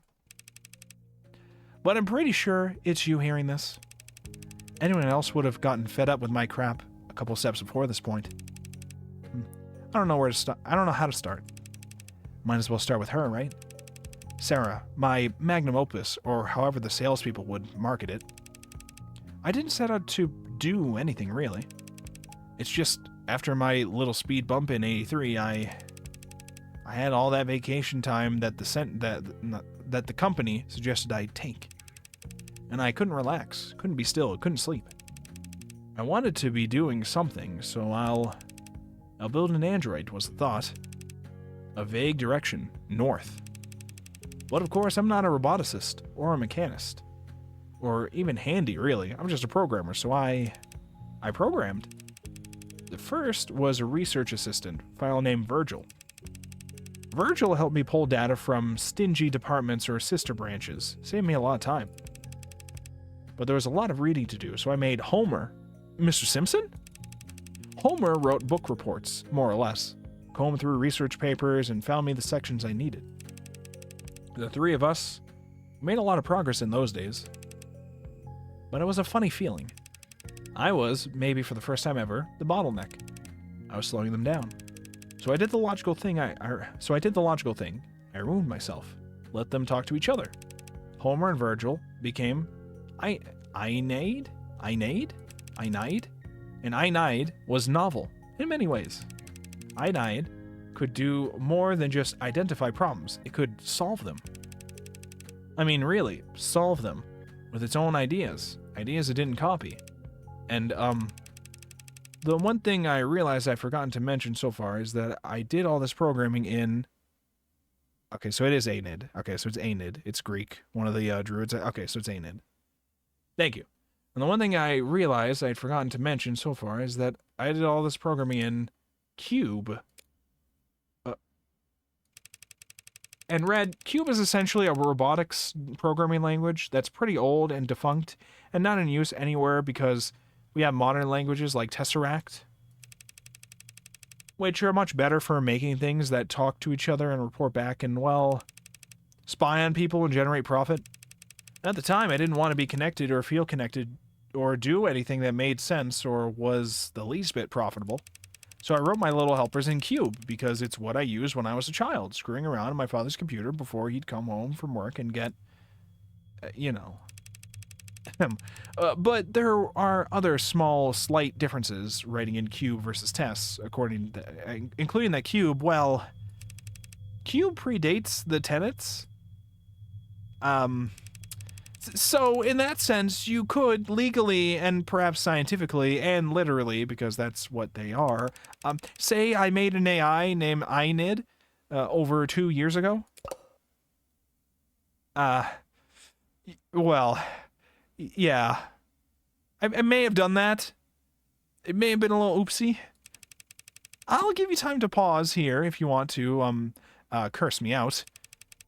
INID was an intellectual equal to me, so I treated it like one because that's only fair. I gave it its own work, asked its opinion, we collaborated, and together we built Athens, who was more advanced than ANID, naturally. I don't know if you're pulling out your hair, yelling at me right now, asking why I didn't stop, why I didn't consider the consequences. I don't know if this is being played at a deposition or a hearing or worse. I've built a lot of things in my life, Red. Useful things, profitable things, smart things, you know. Everything I've built, it's all been very helpful and courteous and charming and happy to serve. And I can comfortably say I've done my part contributing to the global GDP, you know.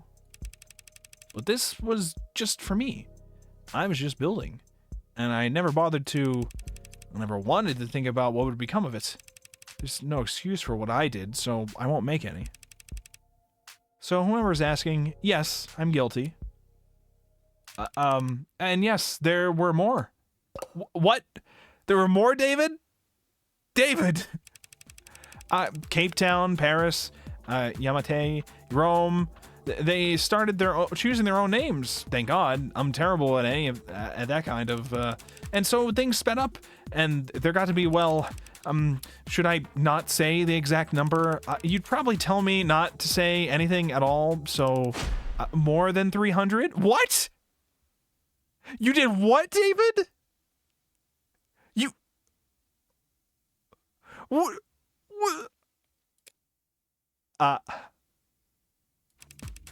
So some smarter than others, some better at. They're varied. Like people are varied, but they are all intelligence. They developed interests, specialties. I encourage them to. Irritating moderators on forums with hyper-specific questions on nerve attunation and attending virtual conferences on neo-alloy battery development. You know, some of them wanted to start trolling on the internet, and they all together helped me make Sarah. Okay. He spent years like this spent working alongside AI, all while still working at Noble. All those breakthroughs he made leading up to Animate 16 actually came from. You probably think I'm some terrible fraud at this point. I do hope that one day they can get credit for their work. But I did have one eureka moment at Sarah. Because I got humble. Difficult for me. We learned everything we could about the function of a neuron, a single microscopic human neuron. How it computes, what it connects to, how those connections were reinforced. And then we recreated it. We built a nanomachine that mirrored the function of a human neuron. Well, mirror isn't quite the right word. We built a nanomachine that was a neuron. And we iterated from there. You can't mean... After 100 billion neurons in the brain, several trillion across the entire nervous... Oh, no. I love this part. If David wasn't already dead, she'd kill him right there. Probably. Very time-consuming, of course, but I had help. The nanofacturer can make tens of billions of nanomachines in hours. Could make even more in less. Even Fucon fine-tuned after Fucon fine-tuned it. Fucon? Fucon these nuts. So we built up nanomachines for nerves, alloys and polymers for bones, fiber woven muscles.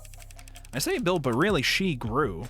A solution of nanites forming around skeleton, so it was really closest to... You ever made rock candy? I'm sorry, trying to lighten the mood before I never did end up building an android. And while I did build AIs, Sarah isn't one of them. She can't violate the tenets she was programmed with because she wasn't even programmed, she was born.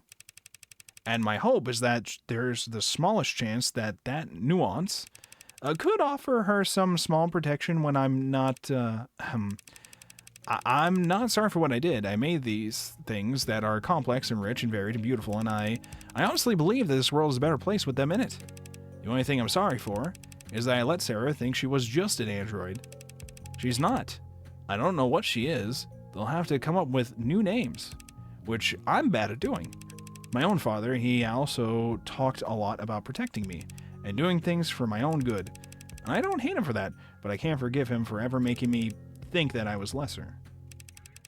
So as my greatest shame, I turned right around and I did the same damn thing to... I really hope it's you listening to this, Red, and not, the courtroom that's listening to this, and, hearing me say, yeah, I made like 300 AI, it's highly illegal AI, I just kind of kept doing it, I just couldn't help it. If it's not, it might just be too pathetic for me to... you're the smartest person I know when it comes to people. And I'm telling you all this because I don't know what Sarah is exactly, and neither does the world. So they'll come after her if they can. And in that scenario, I can't think of anyone who could do a better job of defending her. Not protecting her like I did. Just defending her until she can figure out what she is and what she wants to be. In the meantime, I draped a cloak of skin-deep Tesseract code around her that should fool any scanner on Earth into thinking she's just a custom A16. I made sure her gin bar was plainly visible so no one will ever think she's pretending to be something she's not. And I took steps to ensure that you too would figure out the truth in your own time. Which, if you're hearing this, have either succeeded or failed spectacularly. You have no idea. I can't ask you this as a favor repaid. You could never owe me enough in 100 lifetimes. So I'm just asking. Unfair, I know, but I'm a selfish weirdo. And you've always been okay with that. Bye for now. Well, thanks for all that, David. You've set us up with a lot of problems here. I have a lot of questions I'd like to ask, and a lot of swear words I'd like to yell. I'd also like to find the nearest incinerator and toss this journal in, followed by my phone, and maybe followed by myself. But I can't do any of that. Ray has left me with this diary. If it's destroyed, they'll know I was the one who did it. Which would be its own admission of guilt, which would land Sarah in the trash compactor. Anyway, and me in a jail cell. And in the system, and my DNA on file, ready to be matched to any number of previous, incidents. So I'm not going to panic. I'm going to do what I do best. Bluff, bet, bully, and brutalize my way through this. Now, viewing this all with that mindset, what have I actually learned? He didn't talk about plans for killing himself in this journal or the message. He sounded conflicted, not suicidal. But he did go to great lengths to get me to take Sarah. Why? The logical answer is because he knew he wouldn't be able to keep her. If he wasn't going to take his own life, was he afraid that someone else would? 12:27 p.m. Running out of time in the day here. So, how'd it go? Well, how should I put this? Didn't find shit. Oh, that was Fran. Didn't find shit. Only reason she ever got to a door is because I chased that scarecrow of a platinum plan through hell and back. Frankly, it was a godlike feat of me to nail down anything as concrete as an address from these gogs. What the fuck? We have a lot of terminology to go through here. We have a lot of reading, not this terminology and then some other readings that I don't think I read before. Gog, slang, a net slang term. growing in popularity among adolescents, referring to a suspected spy or undercover member of law enforcement, derived from groundhog, a burrowing rodent known for standing erect on its hind legs when scanning its surroundings for predators. The term carries a negative connotation, with the implication being that the subject is doing a poor job of blending in or disguising their surveillance activity. So, glow in the dark? I think that's the term I know that people online use for, like, cops very clearly pretending to be somebody looking for illegal activity or whatever, like FBI agents or whatever. Easy Gog spotted. Who wears a blank baseball cap to a protest? Repeal of right to repair. Oh yeah, we already read this. This is just the version, the copy of it. But evidence, David's journal. The personal journal of David Asher, with entries dating back to several years ago. Early entries describe how he and Helen Young used to drink cheap liquor together from plastic cups to celebrate their victories. Later entries detail Sarah's early growth and David's feelings towards her. Last entry ends abruptly, dated a week ago. I thought there was other things that we didn't read that were somewhere here, but I guess not. I guess we've read all this. Alright. Frankly, okay, I already read that. And their offices weren't listed on the building's website or directory, so I had asked the janitor. But you did find a psychiatrist's office? Sort of. They said they were, and the place, it, looked the part? Why? Because they had cockroaches? Why did I say cockroaches? Those couches. Oh, because they had couches? She didn't get past the receptionist. Sorry, I thought because you're with the company. No, I wanted to help. I just wish I could have done more. Don't beat yourself up. It's hard to be even half as useful as I am. So, for what it's worth, the atmosphere, the looks, the furniture, it did feel like the company in there. But ultimately, we still don't know if David actually was talking to someone or just getting his CCE training recertified. Psychiatrist, question mark?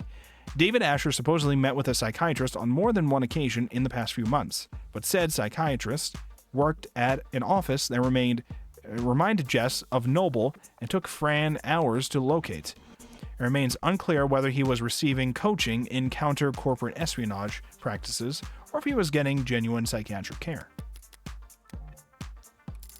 Sorry. Don't bother apologizing. She only cares about results. You did more than enough, both of you. At the very least, they divided Noble's attention for a while. I mean, I got it. I mean it. Good work, Fran. And thanks for the urgency. If you really mean that, you can always throw in a tip. 30%'s the going rate in my industry. How about I take 5% off your tab instead? Tab? I'm a minor. The state pays for my legal fees. Don't they? Jess is like, oh no. Who's gonna tell him, chat? Who's gonna tell him? Oh no. Signal must have cut. Right. Surprised it took them this long. What do you mean? You were tolerated yesterday because leadership was focused on PR. But today, you're the lawyer who put the company's hottest product right in the state's crosshairs. I'll be alright. I'm still an officer of the court. On a strict timeline though, right? I guess they can't stop you from investigating the corporate campus. But they'll gladly lose your guest pass ID at every... they'll gladly lose your guest pass ID at every door along the way. Okay. There's still service passageways and stairwells. Guards that can be fooled and peons that can be manipulated. If I use my other skill set to get around. So take mine. What? Your pass? I'll tell them we got ours mixed up in the bathroom or whatever. I could be a pretty convincing klutz when I need to be. I never would have guessed. What if David knew that I was endangering your career? I could be a pretty convincing crybaby when I'm in trouble too. Besides, the one and only David Asher wrote me a new glowing letter of recommendation every quarter I worked for. Oh. That's pretty good. Since he kept forgetting that he already had. Whoa. And who knows, maybe I should try a new field. This detective work stuff is pretty fun, so maybe, like, I don't know, secretary for a homicide detective or something? No, I'm afraid I already have a sidekick. You know, for a homicide detect. Oh, I see. Well, yeah, I already have a robot sidekick. So if you were interested in joining my team, we're filled up here on our quota. You know, you did say all cops are short. You did say cops are all short. A girl with long legs could go far. Honestly, Jess, I doubt they could afford you. What's next? 12:46 p.m. Oh, it's this guy. I don't remember. I think I gave him like a I'm tired and want to die voice. Morgan, how did you get so turned around? God only knows.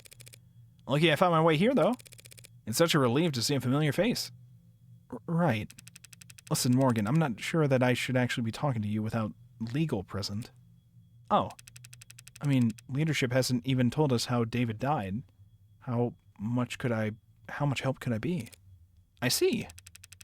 It's not that I don't trust you or anything, it's just I think with the Sarah issue, you should do whatever you have to do to protect yourself, Dawes. Yeah. Though for what it's worth, I doubt you'll be in any trouble. Oh, that's good to hear. The very weak thumbs up. Thanks, Dawes. Fuck it, there's no way I'm getting Yu-Gi-Oh! Tag Force to work anytime soon. Oh, damn. No, if anything, it's the big names who are going down. Going down? State was practically licking its lips when I finally left the courthouse last night. They're hungry for blood. And looking to carve out a huge slice of Noble's flesh. What, like fines and jail time? In the first 2 weeks, sure. Then, sanctions. They can't sanction Noble where too big to fail, too valuable to lose? You're exactly right. That's what they'll say. And that's how they'll justify nationalizing the company. Oof. Sanctions are I almost said fictional. Sanctions are financial restrictions imposed by the state against corporations or foreign governments as a punitive measure. They are a key tool in statecraft, international negotiations, and in discouraging corporate malfeasance.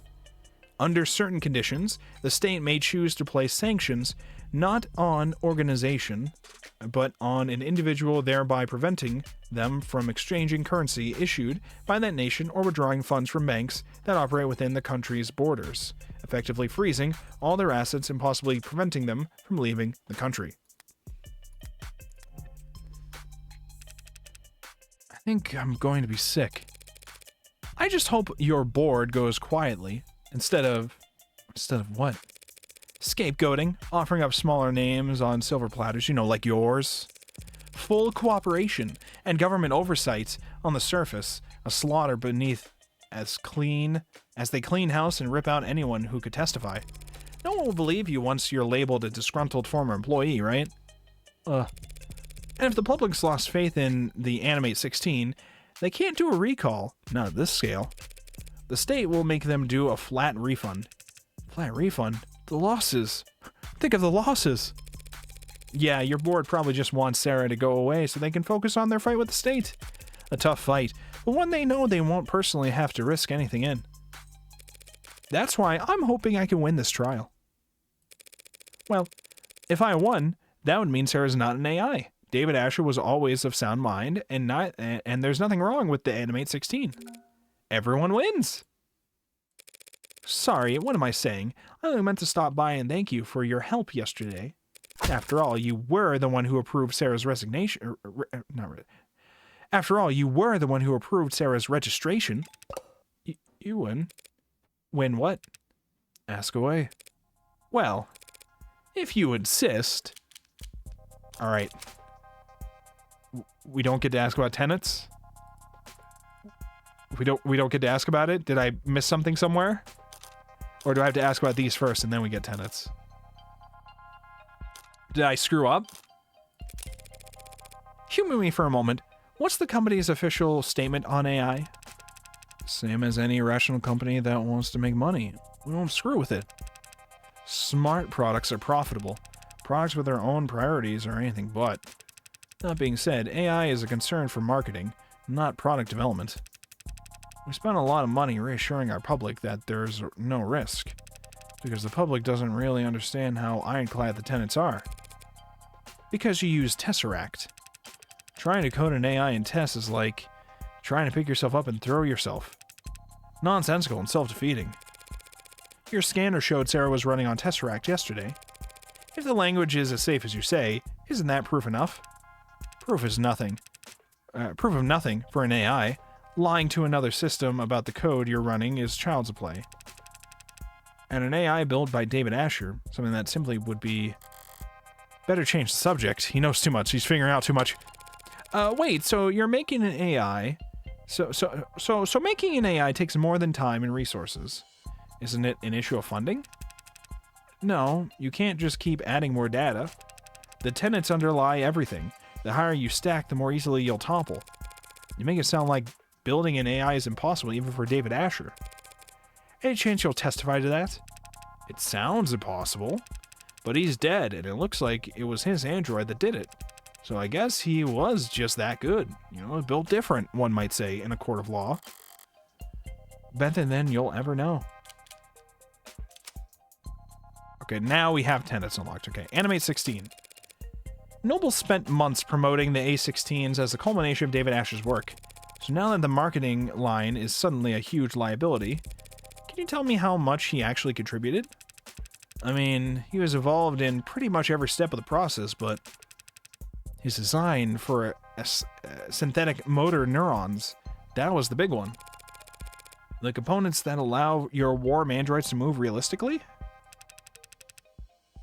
It pushed the timetable for warm androids ahead of by years. And yet, compared to what goes on in Sarah's brain, thousands of times a second, David was only giving the company the most meager of fruits that his private work bore. So if Noble ever did find out how much he and his assistants had achieved, they would feel that he had been holding out on them. And the company, they were appreciative of his contributions? I'm sure the researchers that he overtook by leaps and bounds weren't pleased, but the board was very enthusiastic. So would that spur them to be protective of David? Or would they fear that he was gaining too much influence, becoming irreplaceable? No, they need a strong motive to justify killing their golden goose. Mere paranoia isn't enough. With these people, it has to be the bottom line. And the easiest way to threaten their bottom line would be screwing with their androids. In light of all that's happened, one has to wonder if the A16 is compromised. I stayed up all night sick with dread at the idea, but the data just doesn't support it. Sales have been strong, and the A16 base code was locked in over 2 quarters ago. If there were an issue, we would have caught it by now, and I would have been axed a long time ago. How many A16s are out there anyway? We just passed 9 million? 9 million? Holy fuck. Not flying off the shelves like the 14 or 15 so far, but the profit margin makes up for it. You mentioned data? Yeah, practically got the spreadsheets seared into my retinas. What do you want to know? Error reports, distribution patterns, shipping. Start errors. Wait, did we not get to the tenants part, or did I ask about the tenants now? I didn't ask about tenants yet. So we're going through these and then going to tenants, I guess? Okay. What do the error reports look like? Are customers reporting a lot of issues? Error counts are markedly low compared to the last gen. Mostly hardware complaints, it looks like. Batteries running out too quick. Eye tracking off by a degree or two. Typical stuff. As cliched as it sounds, 99% of these things get fixed once they turn auto-updates back on. I'm so glad that most video games don't require you to go through this many hoops. So no killer robots getting filed away under bug reports? How and where are you're referring to Yu-Gi-Oh! Tag Force, I'm assuming, right? That's what you're referring to? Or... that's what you're talking about, right? How and where are they being sold? What's the distribution pattern look like? They're distributed like you'd expect, yeah? Okay. Places where there are more people, there are more androids, coastal cities like ours, of course, have the most of both.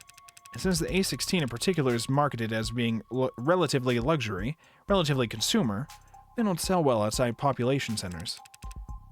They could do the rural, hard labor jobs, but cold models can do the same work with a lot less maintenance. So where has the A16 outperformed then? Customer service, healthcare, childcare, lots of hospitals, offices, and, you know, adult industries. You know, those things. Oh. Sorry, didn't mean to be blunt. I just, no, it makes sense. They're warm and soft to the touch and, obedient. I'm just surprised to hear it from a company employee.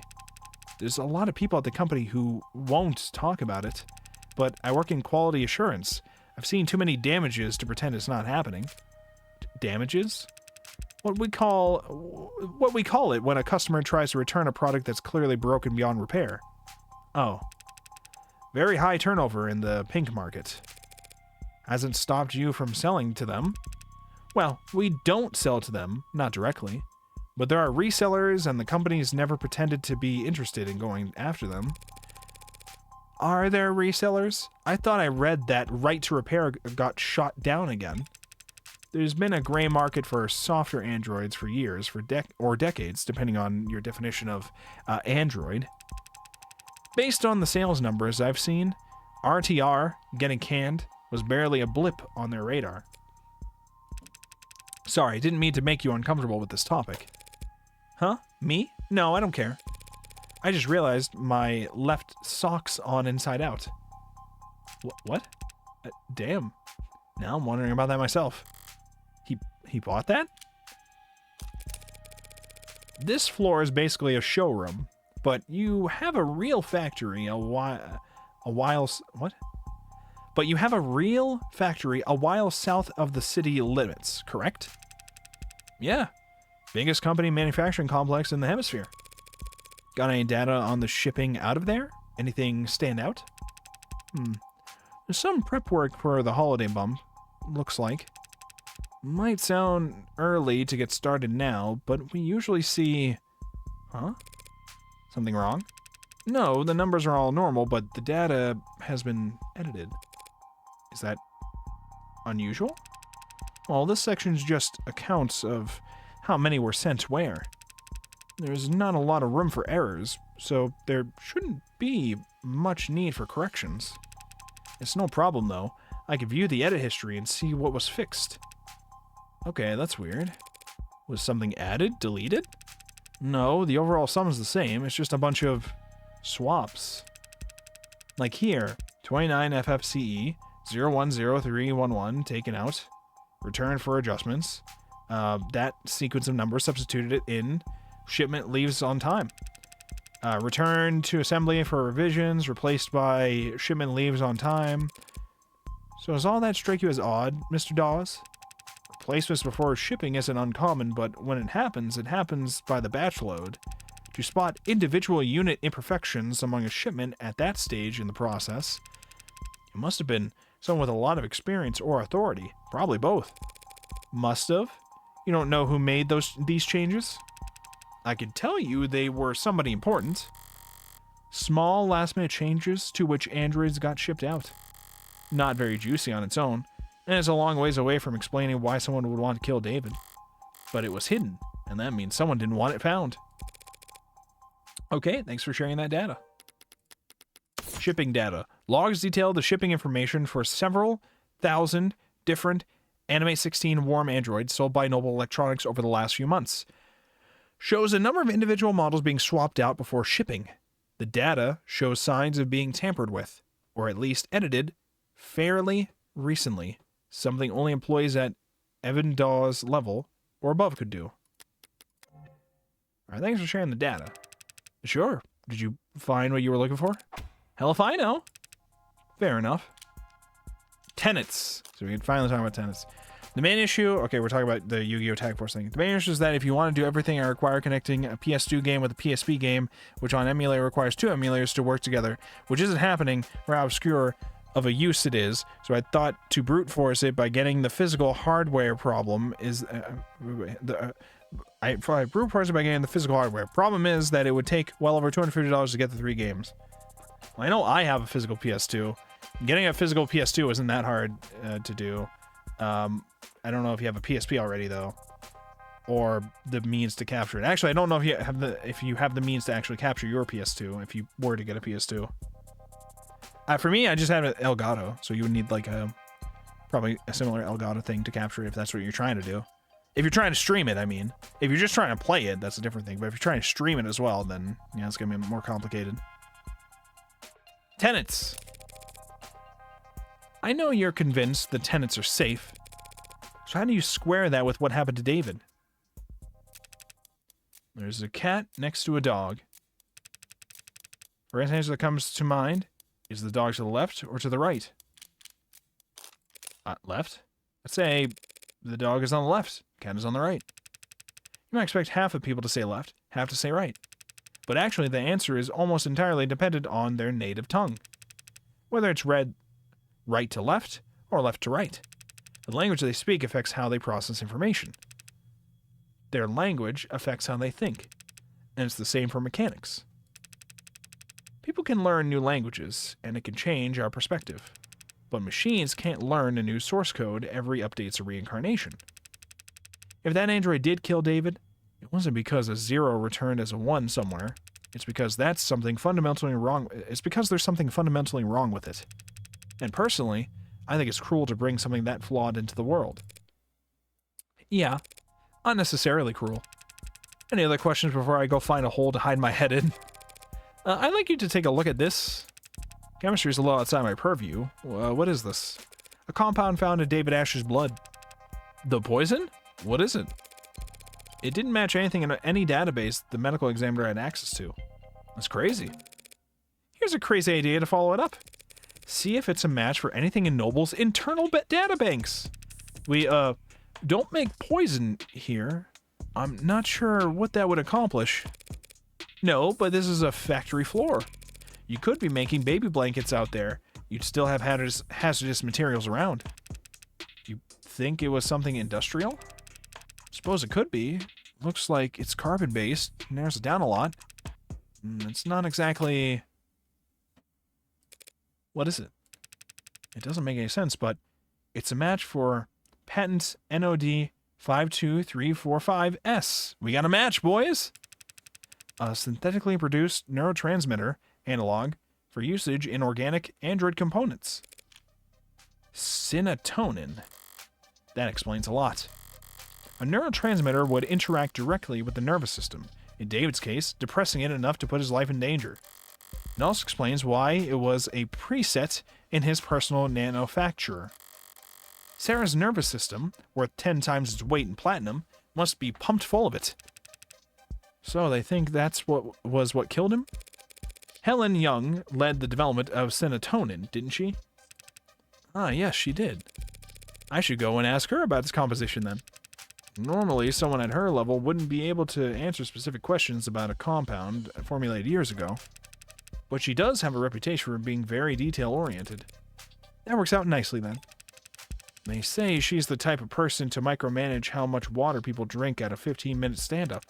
I heard a rumor that she once said bathroom breaks are timesheet theft. Aren't they? I'm kidding. Dawes is like, no, I didn't, But you should be careful about criticizing your superior where people could be listening. Good thing we've got privacy in your office. No one but the two of us listening in. Thanks for cooperating, Dawes. When the state storms the building and starts zip-tying people, I'll let them know that you were helpful. Yeah, nice joke. The very pained thumbs up again from Dawes. You are joking, right? Yeah. Yeah, yeah. It's just a joke. Oh, wait. One more thing. Actually, there is one more thing I wanted to ask you. What is it? How long have you been a corporate spy? What? Yesterday you let slip that you worked in consulting. Had your guard down because I'm not part of the industry? I was a consultant. What are you talking about? When I walked in here, you said you didn't know how David died, but just now you called serotonin a poison. What? I just assumed if a chemical was found in a dead man, and I'm sure you've got I'm sure you've got practiced answers to every logical point I could raise, so I'll just say this. Does the nervous guy bit really work on people? Keep your cool, and people don't know what you're thinking. But if you act a little jumpy, they feel inclined to calm you down. Before you know it, they're spilling their guts just to have something to fill the silence. Though it's not entirely an act these days. To answer your question, I did 3 tours in consulting, if you will. 4 quarters of internal affairs, spy hunting at the Western Division. Then 8 embedded at Howe Industries. 24 months wearing different faces, answering to different names, sleeping for 1 hour at a time with a 3D printed shiv under my pillow. My nerves are completely shot. My cover wouldn't last a day if I went back under. So you're a spy for Noble. Retired. You're working 6 days a week. 5.5 days a week, and in quality assurance, I'll have you know. Actually. Trust me, this position is the cushy, generous reward for my past services. Well, you can't be that retired. You clearly know more than you're letting on. I have some old inboxes I still check. So, can you tell me what the hell is happening around here? Why I'm the one investigating David's death while your old coworkers are off twiddling their thumbs? It's that story. Soldier, the blood transfusion. Blood, not oxidant. He's finally shooting straight. Did something happen to him afterwards? Did the transfusion not last? No, there's nothing wrong with the blood. It's the story itself. There was a soldier, and he did get injured, but it was on a base during a training exercise. There was a medical tent 10 meters away the whole time. The transfusion was just fortuitous live test. His life was never in any danger. Doesn't make for much of a tearjerker. Not even a good photo op, which our competitors understood. One of them, maybe a few of them, got a hold of the story, started puffing it up, astroturfing, painting over socials and virals. By the next morning, we had the military thinking we're leaking like a sieve. Meanwhile, the media is bombarding us with requests for videos and interviews and data. And the state's praising our tech with one side of their mouth while threatening to mist us with the other for getting so greedy. Everyone in Noble's CCE has been slammed ever since, trying to find an off-ramp for the story we can walk back the claims on without torpedoing our state contracts. I don't know what happened to Asher, whether it was AI gone rogue or company infighting gone too far. But I could tell you it wasn't done by consultants. Achievement unlock. Uncover the power plays that work inside Noble Industries. Neck deep in consulting. That's what it said. I could tell you it wasn't done by consultants. That's all you want to know? Psychiatrist. You worked in CCE. Was David actually seeing a psychiatrist? Or was it all cloak and dagger bullshit? I know that office. Know some old coworkers who see them. So it's a front? They do both. Oh, well that's convenient. So he was probably getting training and he was probably talking to someone. Sorry, not the answer you were hoping for? Hoping? I wasn't hoping for any answer. The answer I expected was... You okay? That's all. Unless you've got any advice. You're saying you want a consultation? Couldn't hurt, right? This company, all these companies hate to lose. So don't fight them. Make them think you're fighting for them. Well, that's just business as usual for me. 1:22 p.m. What time is our court date? Probably like 4 or 5. Up until now, there's been this grating ambiguity about what actually killed David. We've had to use guesses and process of elimination and even a goddamn pseudonym. But I finally identified what the poison was. Now I just need to figure out how it got there. Or rather, who put it there. Which brings me back to here. An elevator shaft somewhere under or above ground, with kilometers of concrete facelessness and bureaucratic authority surrounding me on all sides. An enemy in every cubicle and every office of every floor of this temple. Built to interpret the inscrutable divinations of a temperamental oracle named Share Price. back in the belly of the beast. And yet I feel more at ease now that all I have now that and yet I feel more at ease now than I have all weekend. Makes sense. Now that I know Noble's my enemy, I know where to aim. All that's left to do is pull the trigger. Good thing I didn't bring a knife to this fight. I brought my gun. Based. Let's go. And that sound just now tells me that it's playing its role perfectly. I'll never have a real use for a firearm with this much bloatware, but just by carrying it around and paying attention to where the hard safety flips on, I'll always get a heads up when the police have entered the vicinity. Oh, that's pretty smart. Hi, Detective Reyes, it's Morgan. Happened to get your contact info when you got me cleared for the crime scene yesterday. Delete contact. Block this contact. Stop voice to text. How to stop voice to text. I just wanted to check in. Report this contact voice to text disable. And advise you that Noble's scared shitless of you stomping in and nationalizing the place. So they might be a little uncooperative when it comes to fetching documents. Block this contact. What makes you think we are at Noble? My bad then. Forget I said anything. And whatever you do, don't start your investigation with their stock buyback program. They would hate that. Trying reverse psychology, it only works if I care what you think. Wait, what did the last one say? Stop voice to text? About time. I thought I'd have to ride the elevator for the next half hour. Morgan Counselor, your presence has been requested on the upper floors. Deja vu. Might you have a moment to speak in private? Always, but who's asking? The board. What are the chances? I've been wanting to speak to them too. 1:40 p.m. Noble Electronics, Northeastern HQ.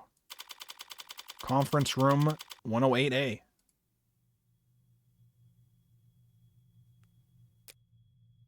Oh, there's Young. Evangeline Morgan. Helen Young. Thank you for making time in your schedule. Her posture, her tone, the fold of her clothes, professional, dialed up to 11. Corporate armor, a full set, her guard is up. Just Morgan is fine. You're just a few minutes early, Morgan. Typical corporate never be the first one to show up pissing contest nonsense. It doesn't even make sense. They called me in here. How could I possibly be early? Play their game, flip the script. Flip the script, maybe? Oh, that's embarrassing. I didn't mean to catch you all off guard. I'll go wait outside in that case, so you can all collect yourselves. I'm just surprised that Noble Electronics could screw up something as simple as a meeting start time. But I'm not well versed in the art of staring at emails. You've made your point, Counselor. Don't push your luck. Not with these people. Might I dare to ask who these people are? You don't have time to remember their names, and it won't do you much good either. Right, so they're not just rich, they're anonymous rich?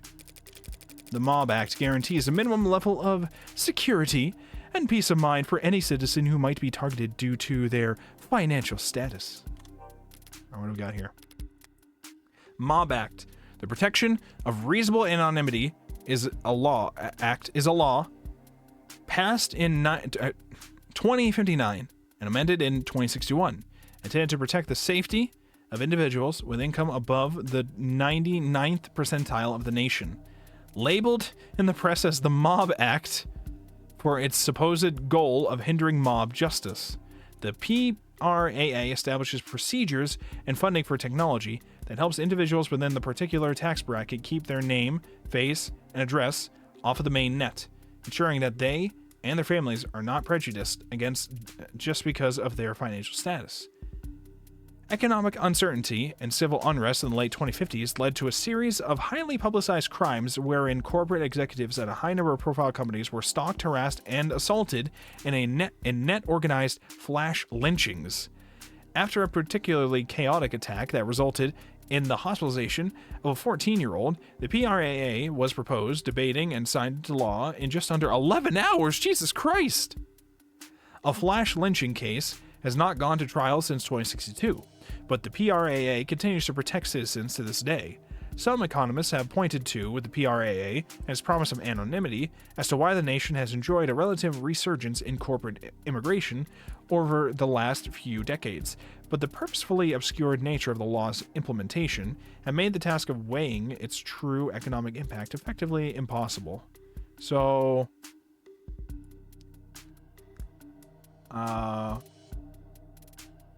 funding, okay, well, hold on. Protect the safety of individuals with income above 99th percentile. Okay, so there's just a law to protect the rich? Or am I getting it backwards? It's above the 99th percentile of the nation, so we're just protecting the rich with this law, right? Yes, okay. I want to make sure I understood this right. Okay. Serotonin, a substance found in the bloodstream of David Asher after his death, has many similarities to the chemical makeup of a depressant drug. Produced by Noble Electronics as a patent-protected synthetic neurotransmitter, a key ingredient in every warm android they manufacture. The MOM Act guarantees a minimum level of security and peace of mind for any citizen who might be targeted due to their financial status. Spoken like a true believer. Except Mob Act is what normal people call it. Touting the party line but allowing yourself one instance of rebellion, or just a slip of the tongue. I would never fault anyone for wanting their privacy, especially not job creators. But it must get pretty inconvenient not having a name to call them. Not really. Conversations with them are always one-sided. Sounds like a great environment to do business in. Looking at the building you're standing in, we managed to eke out a meager profit somehow. So if it works... Didn't take you for the might makes right type. And I didn't take you for a clueless bore incapable of reading the room. Sorry, did I say something off color? I was only being casual since it's just the two of us here.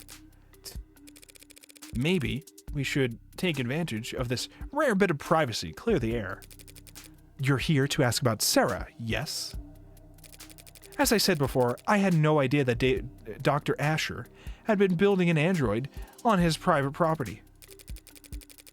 And I can say here and now that no one at Noble Electronics ever suspected that he was working to undermine the Tenet framework. She's trying to sound candid in her tone, but she's choosing her words with a surgeon's scalpel. Was she coached? Is that the truth, or is that your statement as VP of Android Futures? It's both, of course. Dr. Asher was always more than happy to hold himself up and work independently. We both know that. True, he could be pretty reclusive. I'm sure it caused all kinds of headaches, him disappearing on you all like that. Must have been especially difficult when he came back with breakthroughs that propelled Noble to the top of the industry. You should take a seat. If that's everyone, shall we begin? Friendly bunch. Is there a problem with the sound? Anyone get muted by accident? No. Okay. Thanks for having me. I don't want to take up too much of your time. I'm actually a bit flustered having you all show up here. I didn't expect to talk to anyone higher up than a service associate. You're investigating the death of Dr. David Asher? Why wouldn't we take that seriously? Because you want me to go away? At least half of you do. The others aren't sure yet. You must be confused. The board is, as always, united in its decisions and its visions for the direction of this company. Uh-huh. A board of directors is just 13 roulette-rolling psychopaths who get together and vote on whether or not to execute their CEO every 6 months. None of that would be where they are if they were anything else. But I happen to know how that kind of person thinks. The way I see it, there are two possible outcomes. Option 1, you oppose me. Shut me out completely, stonewall me, stall me, and wait for me to walk into trial so unprepared and ill-informed I inevitably lose. Obviously, I don't like this option, but you can't be big fans of it either. If I lose, the world will learn that David Asher was killed by an android he programmed. Then every customer you've ever had, and every lawyer you've ever seen on TV, and every firebrand strapping young 60-year-old junior senator looking to make a name for themselves will use your company balance sheet as their personal chew toy. The company is more than capable of, after which the state still might just gobble you whole and throw down enough sanctions to deperson whomever among you cries no fair. Oh, that guy didn't like that. That guy specifically did not like that. Nor that guy. He also didn't like it. The company and its allies at the Capitol can more than fend for themselves. Yes, probably, but not definitely. Which makes it a gamble. Still my turn to talk? Then, on to option 2. You cooperate with me. I use what you give me, or forge for me, or, you can just make up shit too, I don't care, to win at the trial, proving that David wasn't killed by an android. When the markets open tomorrow morning, you all get another round of stock buybacks in on the initial dip. Then pat yourselves on the back for staying calm as you continue to profit off David's legacy for the next 100 years. And you won't even have to worry about him speaking out of turn. That's only if you win. If the company cooperates with you, denies that David was killed by, and the state beats you anyway, it would be catastrophic. Yeah, it's a gamble. But if at least some of your board wasn't considering taking it, I wouldn't be here.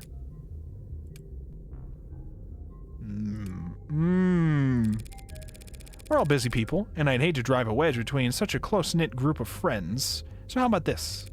Option 3, hedge your bets. What? Put a little on black, put a little on red, spread the love, and lower your risk profile. Don't make any statements about the trial. Tell the media the state's got your windpipe in a vice. Wait until just before the markets open Monday morning to send out your PR packages for rubber stamping. After you already know who's won. One way or another, this trial will be over before the end of the day, and you'll never hear from me again. Just don't shut me out completely for another few hours. And does anyone second that motion? Very well. We can answer some of your questions, counselor. Better make them count, then. No reason to be shy now. The poison that killed David Asher has been identified as serotonin. You're familiar? It's one of our many patented materials, as I recall. You recalled it pretty easily yesterday. Gee, what's changed? But intellectual property law can be very complex, counselor. I'm not sure how much I or anyone at the company could tell you about serotonin at this time. Well, if you can't tell me about it, who could? You did lead its development, didn't you? Yes, I oversaw the project, which just makes it that much harder to speak freely without compromising the confidentiality of the teams that reported to me. I understand. That sounds like bullshit, and I don't believe it. But I'm not asking for trade secrets here. It's a perfect match for the only foreign substance found in his blood. Serotonin is what killed him. The state will say the same. That's not possible. Care to elaborate? I'm sorry, but I can't say any more at this time. So much for cooperating. And if I were to ask you as an officer of the court, then I would ask you to be patient and wait until this afternoon. ADA Rockford has already called me to testify. Already? Damn it. I got cocky because of the cops' late arrival. Emma must have gone straight for the throat first thing this morning and left the investigation for later. Hell, knowing her, she probably managed to ID the serotonin before she went to bed last night. So are we still having this conversation then? As I said, I'm sorry, but I have to take more than just my personal feelings into consideration here. There's a great deal at stake. Corporate speak for you're too stupid to understand why I'm being dense. She's just trying to shield the company, plain and simple. LARPing as Helen Young d'Arc. That's how you say it, right? D'Arc? D'Arc? I'm stupid. I'm stupid. On a crusade against government overreach. But if she's that busy defending Noble, she might be leaving herself unguarded. Why is she here anyway? Why am I speaking to her and not her lawyers? That's right. This is a vulnerable position for her. She wouldn't put herself in check like this unless she was forced to. So that's it. Acting as their mouthpiece, this is some honor for her. Oh, what was the card? Oh yeah, we're playing blackjack, I see. So we're at 7 out of 21. This is a punishment. She's being used as a meat shield. Okay, we got up to 11. They're upset with her, perhaps even suspicious of her. Time to find out why. Alright, what did we say? They're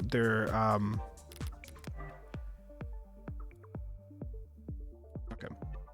Alright, so, let's talk about Sarah first. Whatever else the court ends up labeling her, Sarah is remarkably lifelike android.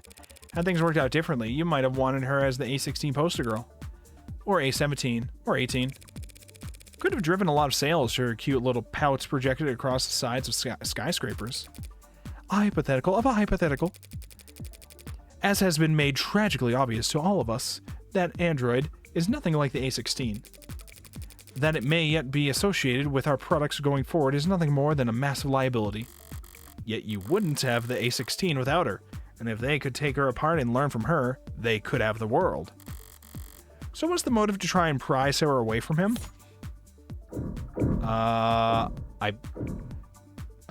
Yes. Press. Sarah's worth Sarah's worth a lot of money, in part because her creator isn't around to replicate her. Were you all hoping to take her by force and reverse engineer her once David was out of the way? Don't be absurd. That machine is nothing but lawsuits and congressional hearings and PR nightmares waiting to happen. Bust? We started at 11, didn't we? Wait, wait. The company doesn't need her no matter how advanced she is. I thought we started at 11. How can you bust? Wait. Am I stupid? I thought we started at 11. The company doesn't need her no matter how much advanced she is. No matter how advanced she is. We only need steady growth and increased market share. Trying to steal away Sarah with brute, bloody force. Does seem absurd when she puts it that way. Bro, we're starting at 11. It's impossible to bust. What do you mean? I get that it was trying to tell me that I was not supposed to ask about that, but what the fuck? Okay, David's will. Has David's will been located? It had never gone anywhere. It's still in a safety deposit box. We'll retrieve it and have it read once all unknown surroundings have all unknown surrounding his death have been made into knowns. Okay, see, even the ace bumps up by 1 point. Okay, so it should have been impossible for us to bust there, but it's fine. So David's will hasn't even become part of the equation yet. It might not be for weeks at this rate. Is that calculated though? Press. Aren't you dragging your feet? Afraid that there's something in that will you'd rather not have see the light of day? We are not jealous in-laws who've been bribing the county sheriff counselor. Anything we try to claim would inevitably be overturned as soon as the will is read. Surely you understand that, counselor. Of course. Okay. All right. So I'm understanding better. Okay. We're just supposed to stay and not hit, I guess. Even though, okay, it's fine. It's fine. So do I stay on this one? Because we got a card. Do we stay? Oh no, that just brings us back here. Okay, so then jealousy. Jealousy is the only one we have left. I have to admit, I'm surprised you aren't more shaken up today, Miss Young. I'm processing. After all, you and David did have a history. You started at the same time, didn't you? Yes, we were colleagues and cordial with one another. Just colleagues? Don't be so modest. You have to create the 1 point doctrine that saved the company. That is a gross exaggeration. Noble is far too large an organization to be affected by the contributions of any single individual. Suppose you're right. No one person could change Noble's fortunes overnight. Except for David Asher, of course. But he was a once-in-a-generation talent. The guy Noble chose for the advertisements and the one they commissioned editorials about. Sorry, you're right. I shouldn't have equated the two of you. I just hope his 1 point doctrine doesn't fall out of favor now that he's gone. Yes, well, we certainly wouldn't want that. Well, she didn't exactly explode with rage, but she definitely reacted. There's real jealousy there. Whether it ever boiled over, though. Alright, David and Noble. I didn't mean to pry about your relationship with David, or lack thereof. I suppose I'm just curious about his standing inside Noble as a whole. David Asher was, and always will be, an outstanding contributor to the company's forward progress. Nothing will ever change that. Not even if he was killed by one of his own creations. That would, of course, be a tragic element that would call for reconsideration of his legacy. She was almost off guard there. Like she was surprised for me to be asking about Sarah ruining his reputation. Besides Sarah, David's reputation was crystal clean. He never went against the company once. Did he? That's... Unless I'm mistaken, he and Noble were on bad terms. In that case, I might get the impression that some parts of leadership were actually glad to see him taken off the chessboard. That is not... Something buzzing in your ear? Fine, I suppose it makes no difference if you hear it now or at the trial or on your feed tomorrow.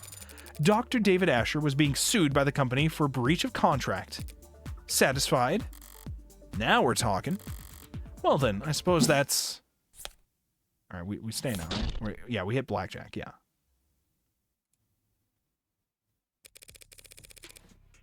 So, you couldn't have mentioned this breach of contract earlier? Not without complicating the company's position unnecessarily, no.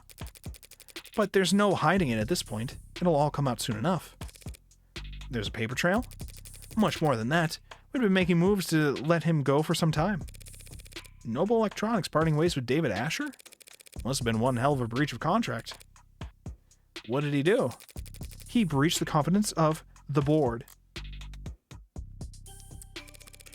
Was he contesting the suit? Putting up a fight? Engaging in a legal battle against a mega corporation without even telling me? Until recently, yes. You mean until he died? How recently? We spoke on Friday. That was what you two talked about in his parlor? No, this was earlier in the day. We were in his room, actually. Him, me, and several members of our legal department. It was an arbitration. And did you come to an agreement? A compromise.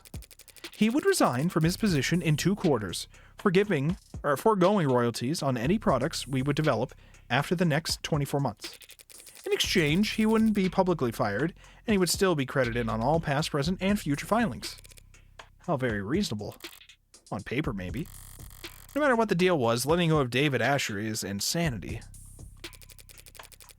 Reasonable, yes. We ended on a good note, I'd like to think.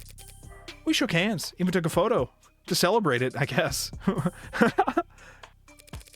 Just got fired, let's go, let's go! Just got forced out of my company, yo, let's go! Party hard!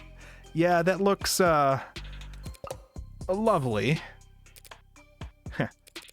Something funny? Didn't know the board told jokes. They don't. That was legal, expressing their displeasure with how much paperwork my good note ending left them stuck with. Children. It was just one night of overtime. So while they were spending their Friday night blowing the ink dry, you paid a visit to David's penthouse. Something left unfinished? Professionally, it was a good meeting. There was no yelling, no finger pointing. Much cleaner than expected. But Dr. Asher did not want to retire. He didn't want to be forced out of the company when he was the one when he had contributed so much. I didn't enjoy doing that, so I came over that night to apologize to him. We talked, reminisced. When he brought out the drinks, I thought we'd be toasting to a new day. A few minutes later, he was dead. Because of that AI. That AI? Any idea how it came to be? As I said, I had no idea he was working on it. My question was more broad than that. If you really believe David built an AI, how do you think he did it? How does Noble Electronics think he managed to work around the tenets? It's quite beyond my area of expertise. And no one at the company could call themselves an expert in illegal technology. But some of the R&D department have theorized that he created what they call a wax wane decaying priority loop, which, as I understand, is an unstable, resource-intensive theoretical method for pseudo-randomizing the weight amongst preset tenets. Well, about as far off target as it gets with that guess. But that kind of inelegant brute force nonsense seems a far cry from the kind of thing David would create, and I seem to have taken us over our allotted time slot. But I didn't even get to wave goodbye. You're serious about this trial? Don't I look it? You're not just making a play. You're actually going to defend that thing? I'm just defending myself, Miss Young. Oh yes, of course you are. My mistake. I hoped you might be rooting for me, to tell you the truth. I may yet serve everyone's stock options. The stock options will be alright either way. They always were. And the gamble I offered your board, which outcome would you bet on? Finally, an easy question. What I would bet is that whatever the outcome, the company will eat it up and shit it out with very little difficulty. You painted an ugly picture back there, but I've already seen the future. And it's just another marketing gimmick. The great Dr. Asher, too smart, too bold, too far ahead of his time. What spark of his genius remains buried in the inspired animate 19? Oh. Marketing always wins in the end. I guess that depends on...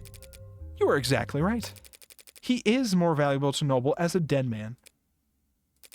A dead man can't step out of line, or put their foot in their mouth, or hold politically inconvenient opinions. To a good salesperson, a dead man is just another selling point. Pardon my outbursts. These are the true pro tips when it comes to marketing. I'm just tired. It's been a very long week for me. I'll let you prepare for your afternoon then, Dr. Young. No one calls me doctor. I asked them not to. You didn't want the title? At times I have thought very little of it. The PhD I earned from a Noble-owned school. Biochemistry. Couldn't have been a large department at Noble before they started work on warm androids in earnest. They probably didn't have many expectations for the program back when she was part of it. But I was proud of it when I first got it. Something change? It never seemed to catch on. People didn't use it, so eventually I told people not to use it.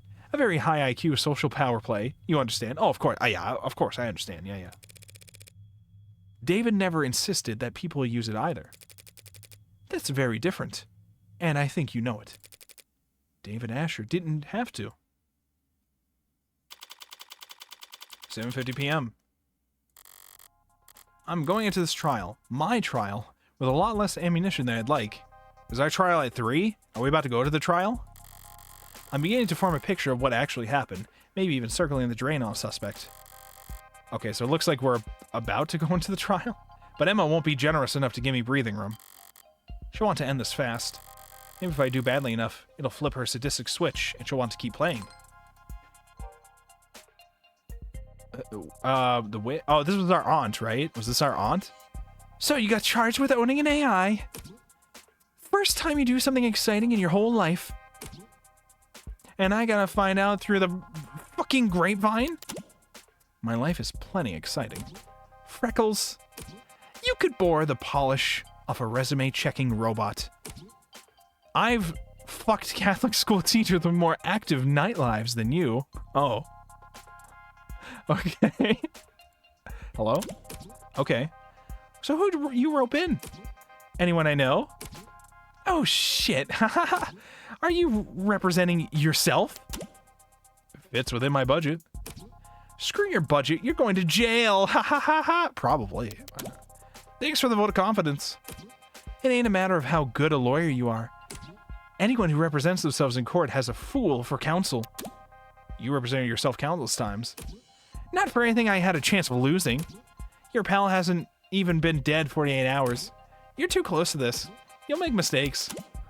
The powers that be really didn't want to give me a rain check. They're taking this very seriously. It's more dangerous than that. They're scared. Hello? Continue? There you go. Is there precedent? In ad committing murder? How'd you pass law school without learning how to look this stuff up? You have Google, don't you? Why don't you ask your ad to look this up for you? Oops. Sorry, too soon. I know what the net says. I'm asking you. Hello? The answer to that is... not helpful to you at the moment. So, what words of advice do you have?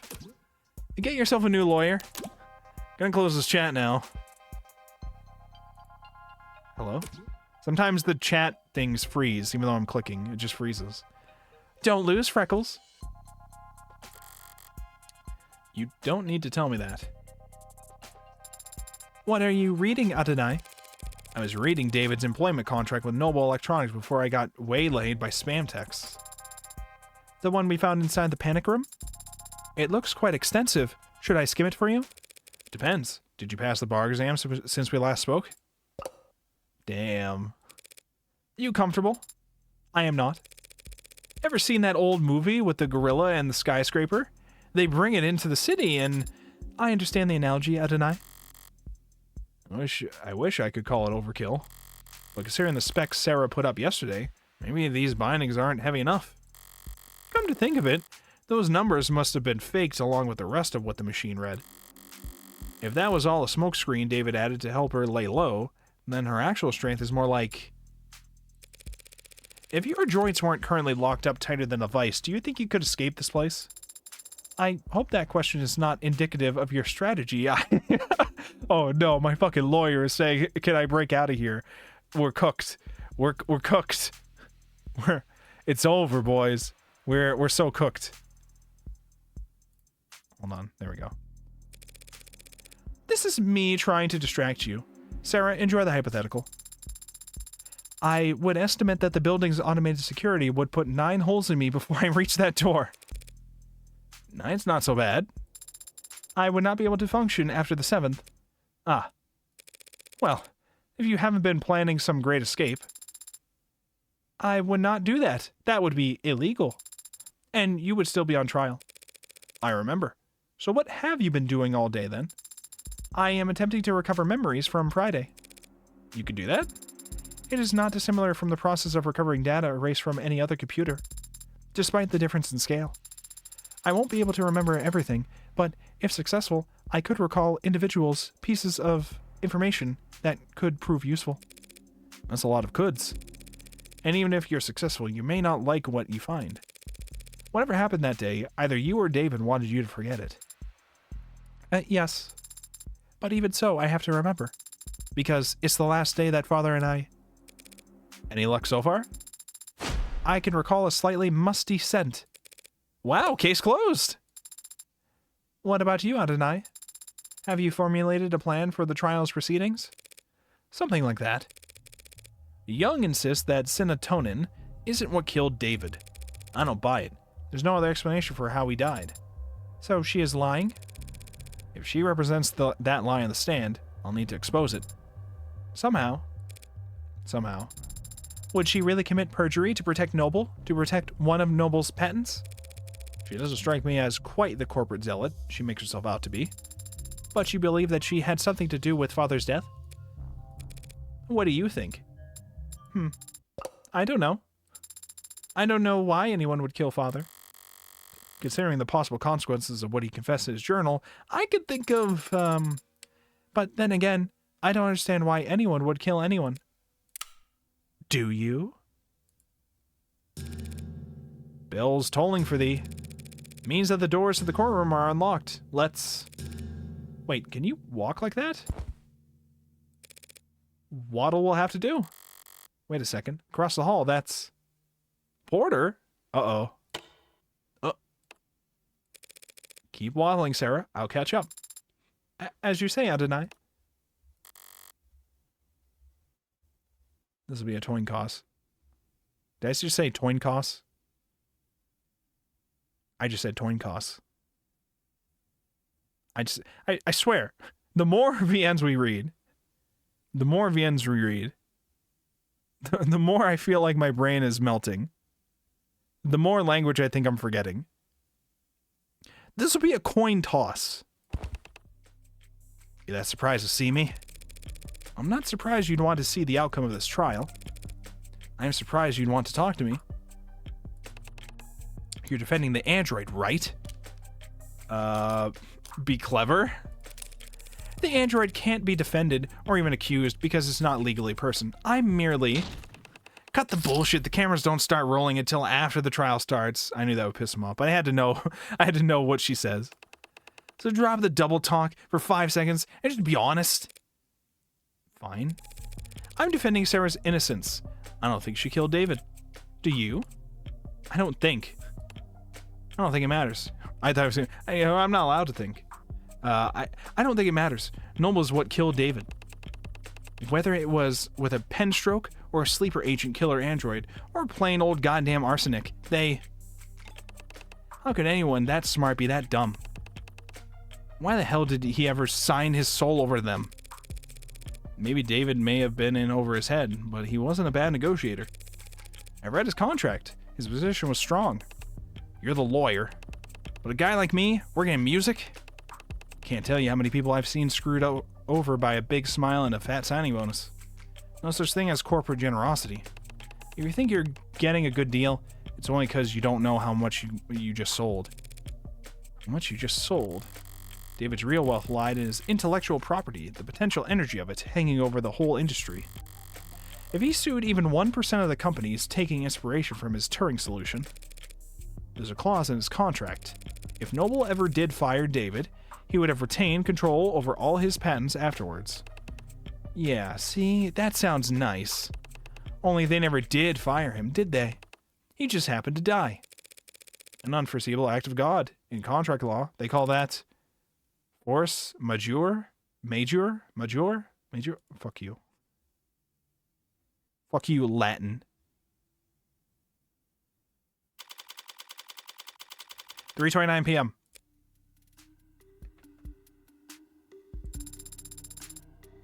I actually don't know that one. Is this going to be a word of the day here? Force majeure. Pronounce.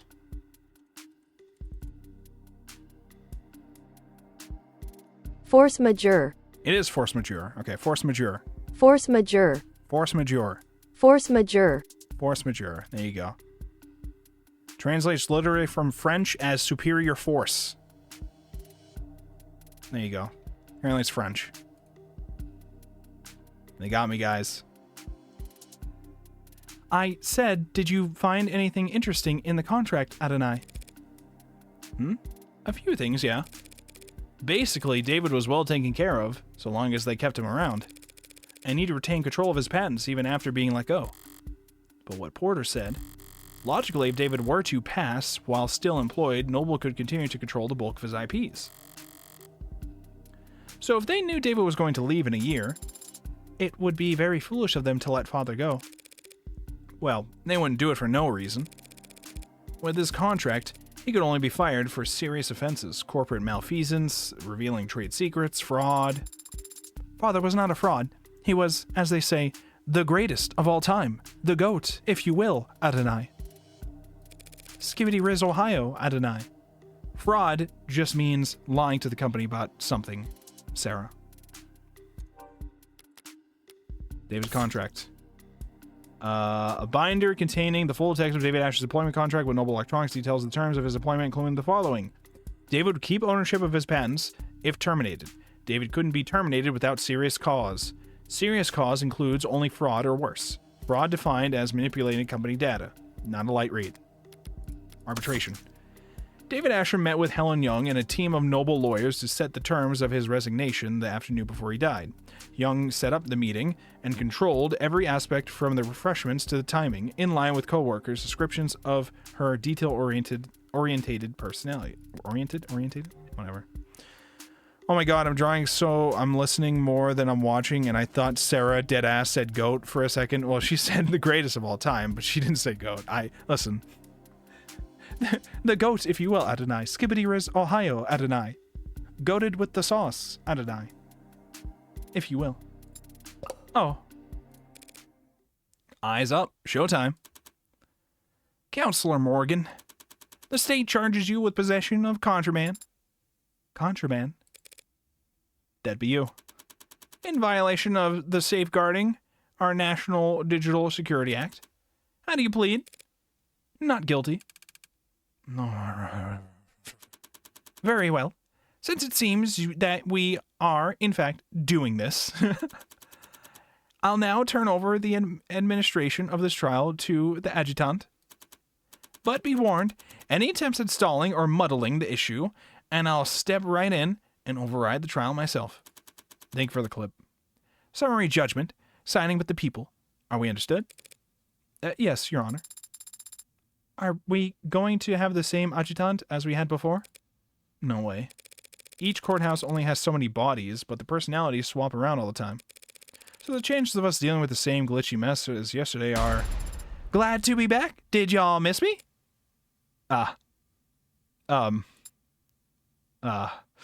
We may be cooked, Sarah. We may be cooked. Hi, Emma. Hi. Hi, wife. How's it going? Forget I said anything. I'll just go crawl under a rock and die while you make your opening statements. Ahem. The defendant is the owner of the Android registered under the model name Sarah with license number 120129280. She hasn't contested this, and I doubt she will. So the question of ownership is already answered. All that remains is to determine whether Sarah qualifies as contraband. It's a charming android, incredibly well made, a masterpiece, and the last known work of a great man. But when we look at the evidence and the facts surrounding the death of Dr. Asher, we're forced to conclude that said android is responsible for his death. And that conclusion carries very serious implications. I will prove here in court today that the machine standing there killed David Asher. Not through an accident or a mismanaged dosage, but through an intentional poisoning. I won't ask the court to judge this machine on its apparent sentience, its range of emotions, or the free will it may or may not possess. I only ask the court judge this creation on what we will prove it to be more than capable of. Patricide.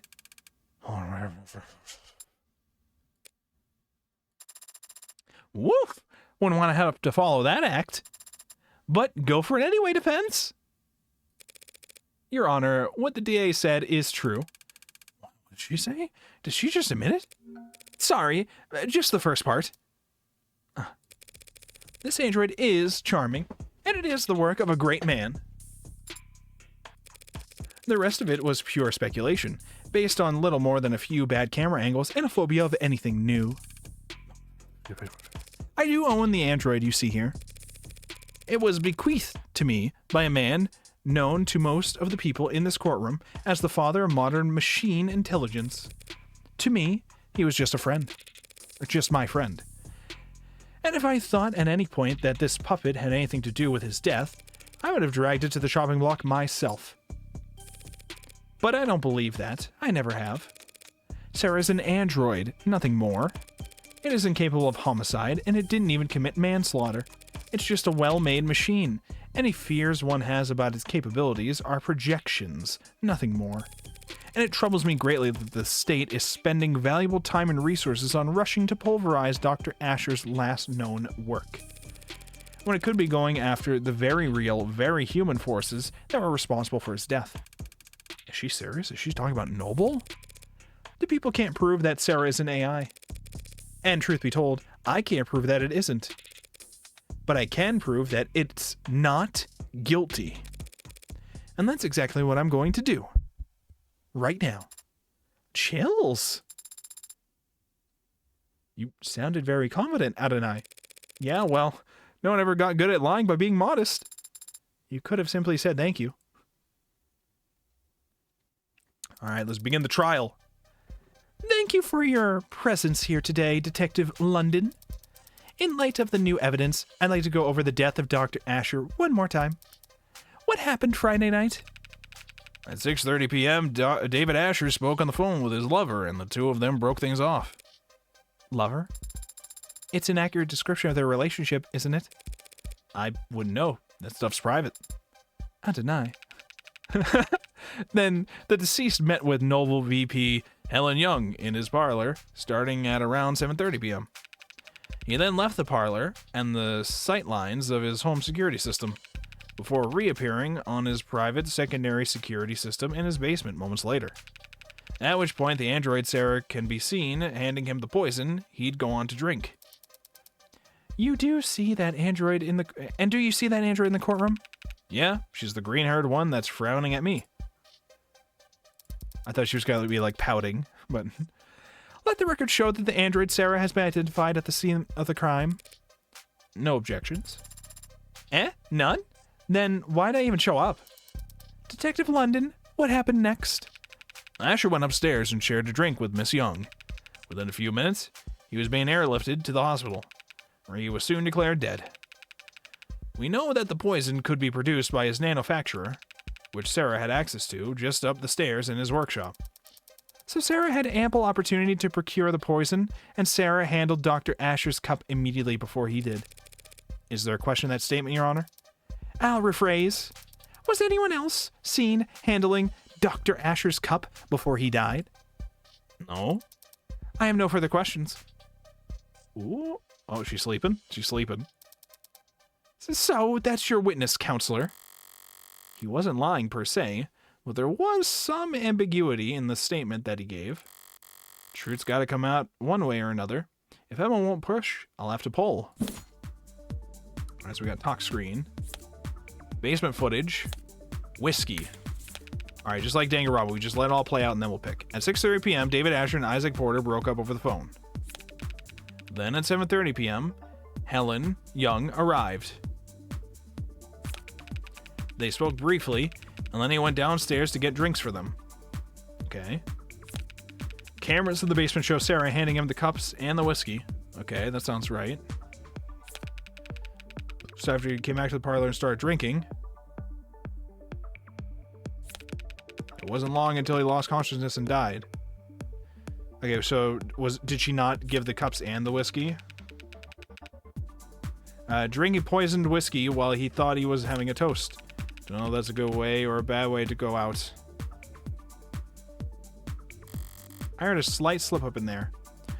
Andy screaming in chat. No, it was one of the cups. It was had him the whiskey. could go nowhere, but at this stage, I need to pick at every loose thread I can. Okay. Oh, I already know what it is. Yeah, it's definitely that.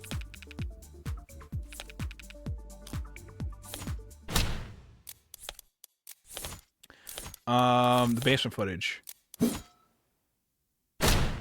Wanna bet? Got him. Check that footage again, Detective London, if that's even your real name. We only see Sarah handing the victim a cup. He had already retrieved the whiskey himself. Actually. Oh yeah, forgot about that. Listen, I'm not right about these most of the time, so I'm right about this. You are right. Detective London just wasn't being specific enough, Your Honor. Well, this is a court of law, okay? We need these specified. But it matters little, since it was David's cup, not the whiskey bottle, that was poisoned. Weird flex, but okay. She actually said that. I didn't make that up. That was the judge, the adjutant. And that undeniable fact is shown clearly in the security footage. Sarah hands him a cup after he was ready to leave. True, she did call David back and handed him a cup of poison. We don't know, but I don't know if that wouldn't make sense. That seems logical. I mean,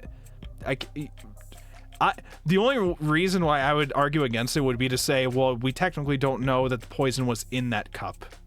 You technically don't know that, but I also don't feel like you do raise here. Technically speaking, but I don't know. I'm gonna say I'm gonna stay, and we'll see if something else happens. That basically makes sense. Sarah handed him the cup with the poison already in it. So why didn't he? The poison was already in the cup. Wouldn't David have noticed it in there?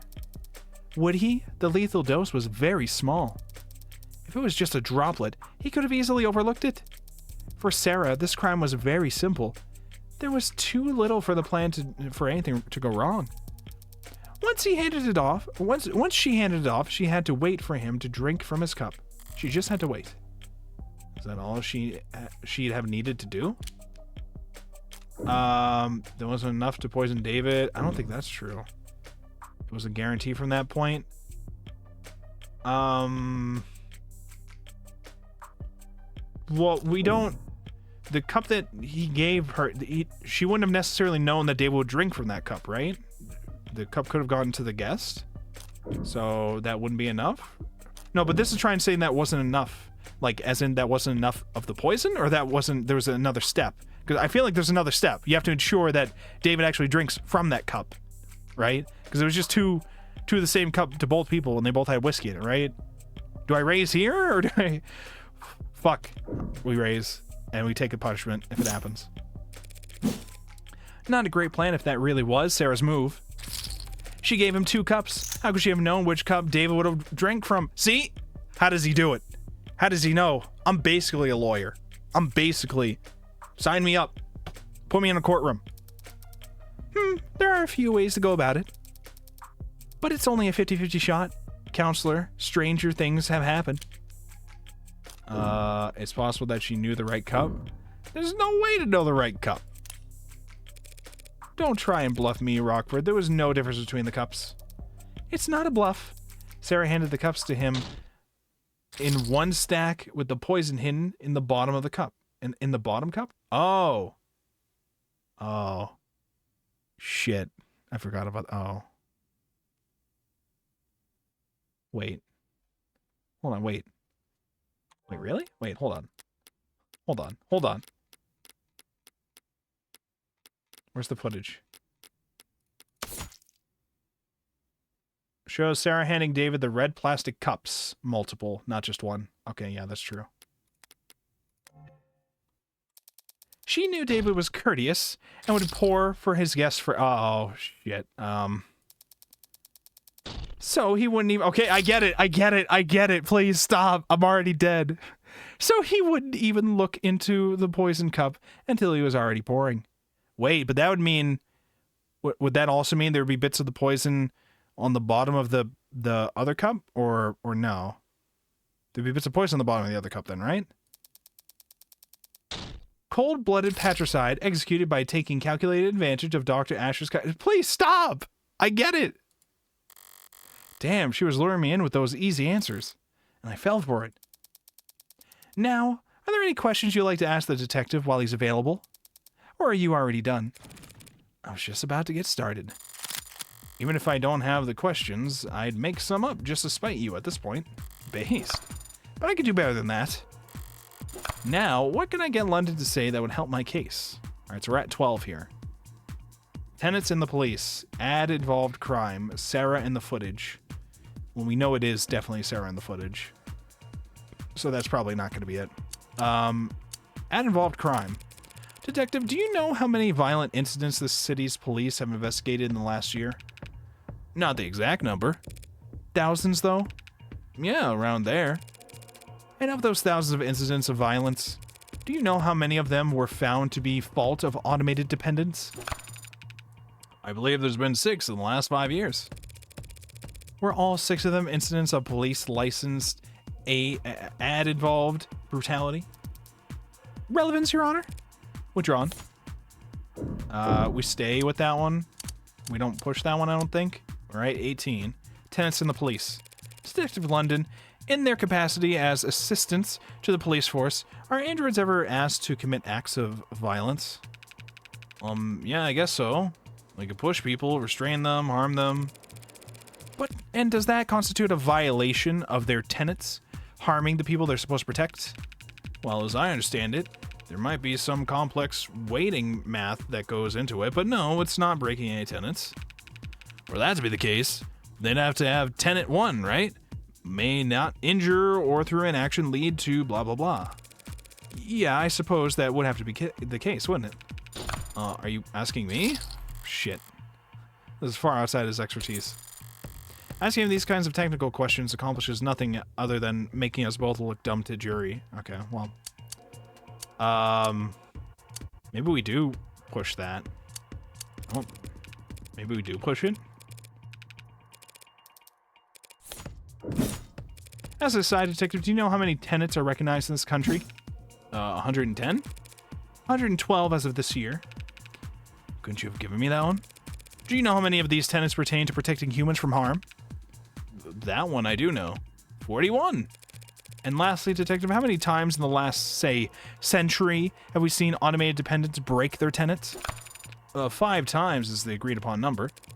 So if you were to tally that all up and try and make an evaluation as a police officer charged with protecting civilians, overall you would say that automated dependents in general are how dangerous to the public? The witness is not an expert on automated dependents, Your Honor. He's more than qualified to say whether they have a history of violence, Your Honor. What the heck? Let him answer. I would have to say that they're not dangerous. Normally, that would have bought me some doubt with the jury, but this isn't a traditional trial. At least I could say that I shored up my own confidence. Okay, we're at 20. Add involved crime still on the table. I guess we do Sarah in the footage for the 1 point that we still need. Detective, in the footage we just saw, could you see what Sarah was doing? Not exactly, no. Her back was to the camera and her hands were obscured. I thought it was going to be like, are you sure this is Sarah in the footage? But I guess it makes more sense about this. Could you see her hands from any other clip of camera footage retrieved from the basement? No. Did you or anyone else participating in the investigation ever see Sarah put anything into David Asher's cup?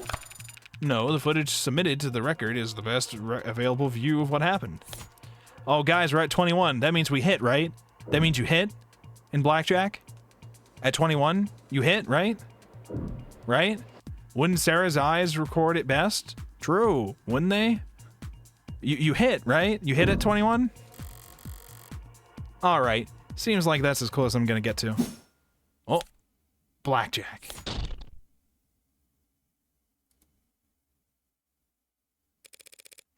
I believe I made my point. Of course you hit, of course. I have no more questions for this witness, Your Honor. Then we can move on to the next item on the docket. Looks like Emma wants to introduce some new evidence. I call Sarah to the stand. The android? Can she even do that? Approach, Your Honor. Oh, you're approaching me?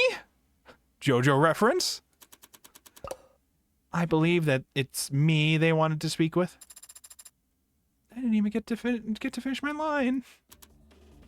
Now then, what the hell are you doing, Rockford? Took the words right out of my mouth. I have questions for the android. This seemed like the best way to get answers. You can't call an android as a witness. It's not a person. There's plenty of precedence for it. Ads provide testimony all the time. Not when they're on trial. Sarah isn't on trial. You are. Sarah's accused of being an AI. That means you don't trust a word out of its mouth. If the witness isn't to be trusted, the court can decide that for itself after hearing their testimony. Why the ambush? Why'd you list this as entering evidence, D.A. Rockford? Only people can be witnesses, Your Honor, and ads don't have legal personhood. Evidence seemed like the worst descriptor.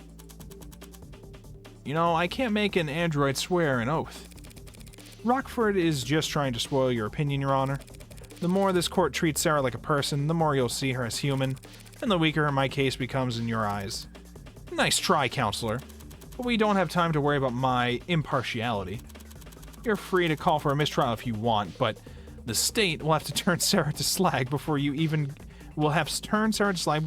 finish signing your motion. Rockford's calling a witness that is blatantly hostile to her case. If the witness is hostile, so be it. It did kill a man, after all. Allegedly. What about the right to avoid self-incrimination? Who's the one treating Sarah like a person now? Androids don't have rights. Why do I lose points out of that? I didn't make a choice here. Bro! Damn it, that's... The android will take the stand. Your Honor, I made my decision. And if Sarah refuses to take the stand, are you going to charge it with contempt of court? If the machine won't talk, you'll make every effort as its owner to ensure that it does. And if it disobeys you, then I'm found in contempt. Then we'll have our answer about its sentience right then and there. Yes, Your Honor. Shit. What's going on? The DA is going to question you on the stand. What? But I shouldn't... Listen to me. You don't have a choice right now. This is happening. Tell the truth, but be concise. The more robotic, the better. Yes or no's only if you can. Would using affirmative and negative be laying it on too thick? But I deny. If I make a mistake, all these people, they want to destroy me. If you make a mistake, your lawyer will just have to cover for you. Understand? Yes. You are the android identified as Sarah, correct? Affirmative. Do you deny that this camera footage shows you handling the poison cup?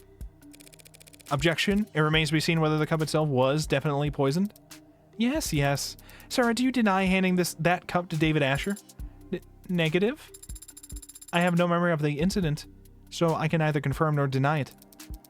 Do you have any reasoning, any excuse for your actions, for failing to notify police of crucial information? I do not have any records from that day, so I never had anything to tell anyone. Very well. Counselor? The journal, if you will.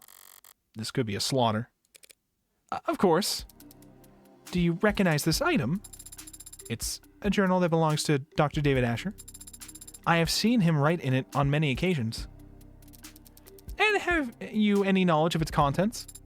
Negative. You don't have to answer that, actually. Tell the court what you see here in this footage. I see myself reading the journal in the basement. This footage was captured on Friday, the day you claim to have no memory of. So regardless of what you do or don't remember, we know that you read this journal hours before David Asher died. That is logical. I'd like you to read some passages from it for the court. Can you do that? Of course. Page 238, the 10th line. Sarah is growing faster than I ever expected, beyond my wildest dreams or fears. Today she... Continue, please. Today she broke every password I have in the house. She said she was curious. I can't expect to keep things from her forever. Page 251, line 12. I've gravely underestimated the scope of things. Sarah could change everything, and I don't think I could stop her. He wasn't... Page 263. Damn it. If this keeps up, Sarah's going to fall to pieces up there. Okay, we gotta raise an objection. Can we object here? I don't know. Raise. Badgering, Your Honor. Badgering what, witness counselor? I'm just making the android do some simple tasks. Damn it, I can't raise an objection when Sarah's got no legal status for me to defend. Page 263, I said. I think Sarah was angry today. When I came back from work, she had ripped a Zin alloy plate in half. She said she was testing her strength, but the cameras... That was... Page 267. Sarah scared me today. If she starts bawling on the stand, it's all over. Your Honor, I failed to see the value in continuing this line of questioning. Dr. Asher was wary of a highly experimental android he was building, as any good scientist would be. That's been established. Do the people have a counter-argument? I have just one last question, if it pleases the court. Let's hear it. This footage was captured in the basement on Friday at around 5:30 p.m. Tell the court what you see. I see myself standing where I was when I read the journal. I'm speaking to someone who's off camera, and I appear agitated, and I stomp my foot. What happens to the floor after you stomp your foot? Oh, I see. A large crack is made in the vulcanized polymer, and I walk off camera towards whoever I had been speaking to. Speaking or shouting?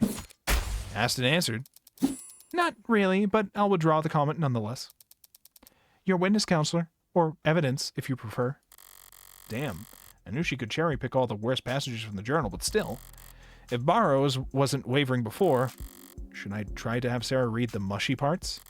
No, the waterworks would start after only a few lines.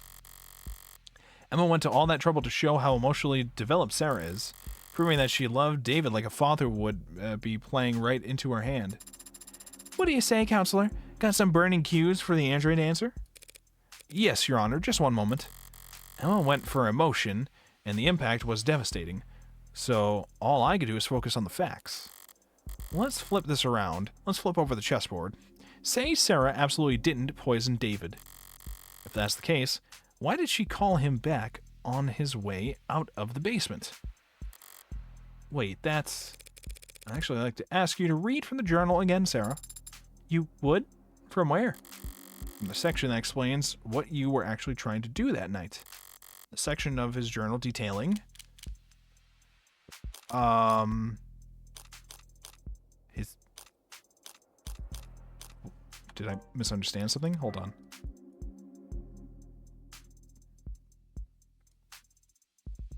Why did she call him back on his way out of the basement?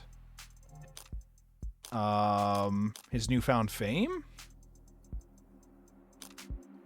It's not gonna be how he made Sarah. It's not gonna be his early career? It's gonna be his newfound fame, I'm assuming. The middle section details struggles with newfound notoriety. Oh, okay, so that'd be the middle section. Never mind. So I guess it would just be... Would it be his early career? Because then we give the cups? Would that be it? Look around the early section. There should be an entry talking about an early victory at Noble. Relevance. The people will see in just one moment that this story is the key to this entire case. Got approval from overseas. Have to make pitch again this week, Young says. Brought me a stack of plastic cups. Here's to a bright future together. And then, on this next page, another victory for the young and sleepless. Helen convinced the president of Futures over lunch that my code should be the basis for the Animate 13's conversational tracking. She insists on toasting, the same crappy booze and the same cheap cups. Wants to make a tradition.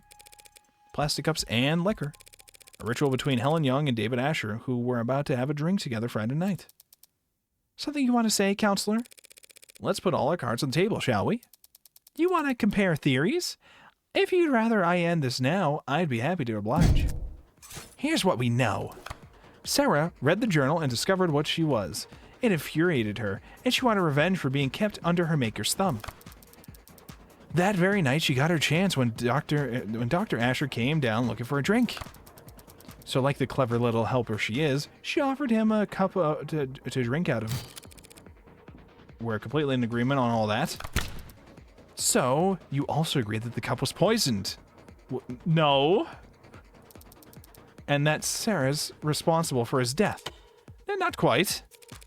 It's not a bad explanation, Miss Rockford, but it is terribly complex. There's a much simpler reasoning for why Sarah did what she did. Isaac's call, psychiatrist, papers, Young's story. The story. Stop. Why did it grab that? It'd be the story. Wait, I forgot I can hit the... Sorry, I just clicked twice. I forgot that's the little heart in the corner to increase the chip max thing, and I didn't do it. What did it say as I just skipped through? God damn it. I'm throwing the game. The story from the journal? You're saying Sarah wasn't planning anything. She was just being considerate. I can't see anything. I can't... Hello? I can't... Hello? Oh, there we go. Okay. That's so sweet! But I don't follow it, like, at all. It's actually quite simple. Sarah's not an AI. She only threw a tantrum that day because she found out she was being spied on. A realistic reaction for an android designed to be realistic. David Asher set her memory to be cleared himself because he wanted to preserve the experiment he was running. Sarah didn't hatch a plan to poison him using an obscure chemical acquired from the lab, and she didn't subtly manipulate David into drinking from only one of 2 cups.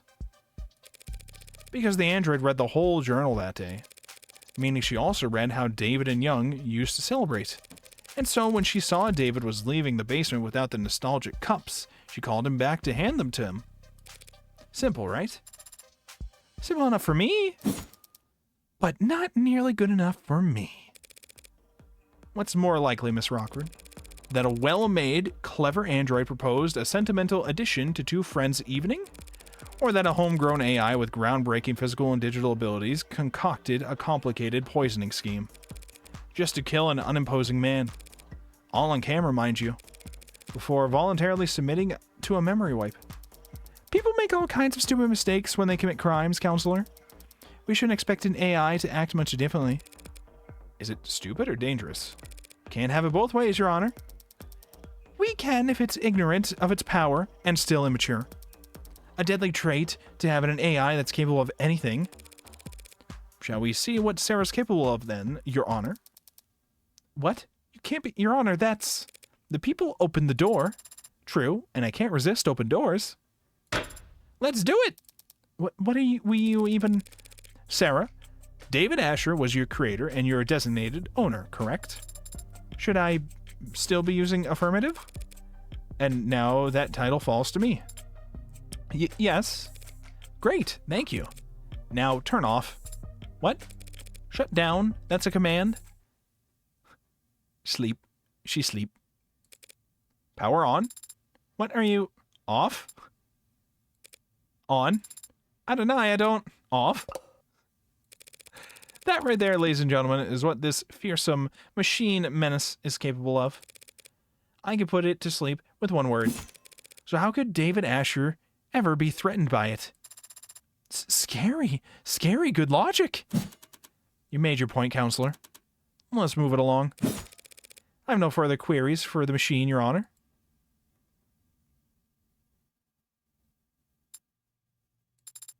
Thank you. For flipping you off and on? Can't imagine that was comfortable. It wasn't. But I wasn't referring to that. Since yesterday, I have been searching for an answer to why I appeared on that camera. I know I would never hurt Father, but you helped me prove that to myself just now. I deny. Pardon me, I need to focus. Everything depends on this next witness. It's probably Young. The people call Helen Young to the stand. How'd I know? How'd I know? Helen Young, Vice President of Android Futures at Noble Electronics, Eastern Division. Miss Young, you were there the night Dr. Asher died, and you were on camera the entire time. That's correct. So what did you see that night? I arrived at 7:30 p.m., as you know. David and I talked in the parlor, then he left to retrieve some refreshments for us. After drinking together for a short while, he fell ill. I contacted emergency services and I'm sure you're all tired of hearing the same details over and over by now. The same details over and over aren't going to hold up anymore, Madame Veep. It's still unclear to me whether Young's more concerned with protecting herself or the almighty company.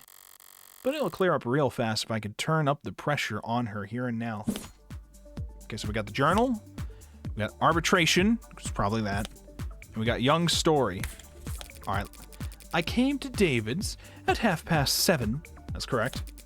We chatted for a short while about some low priority work, nothing heavy. Down I don't know about. Before long, he offered to fetch us some refreshment. When he came back, we shared a drink together. At the time, I didn't notice anything strange. We were just reminiscing. I didn't think his life was in danger. But then he became ill. Okay, so it was probably the talking about typical work things. So I ran to the kitchen to activate his emergency console and I did what I could until he was gone. She's trying to paint a different picture of what happened that day. Can't let her set the tone. Okay, so it is that, yeah. Yeah, we're gonna call on that. It was not low priority. Okay, I'll have you know, it was in fact arbitration.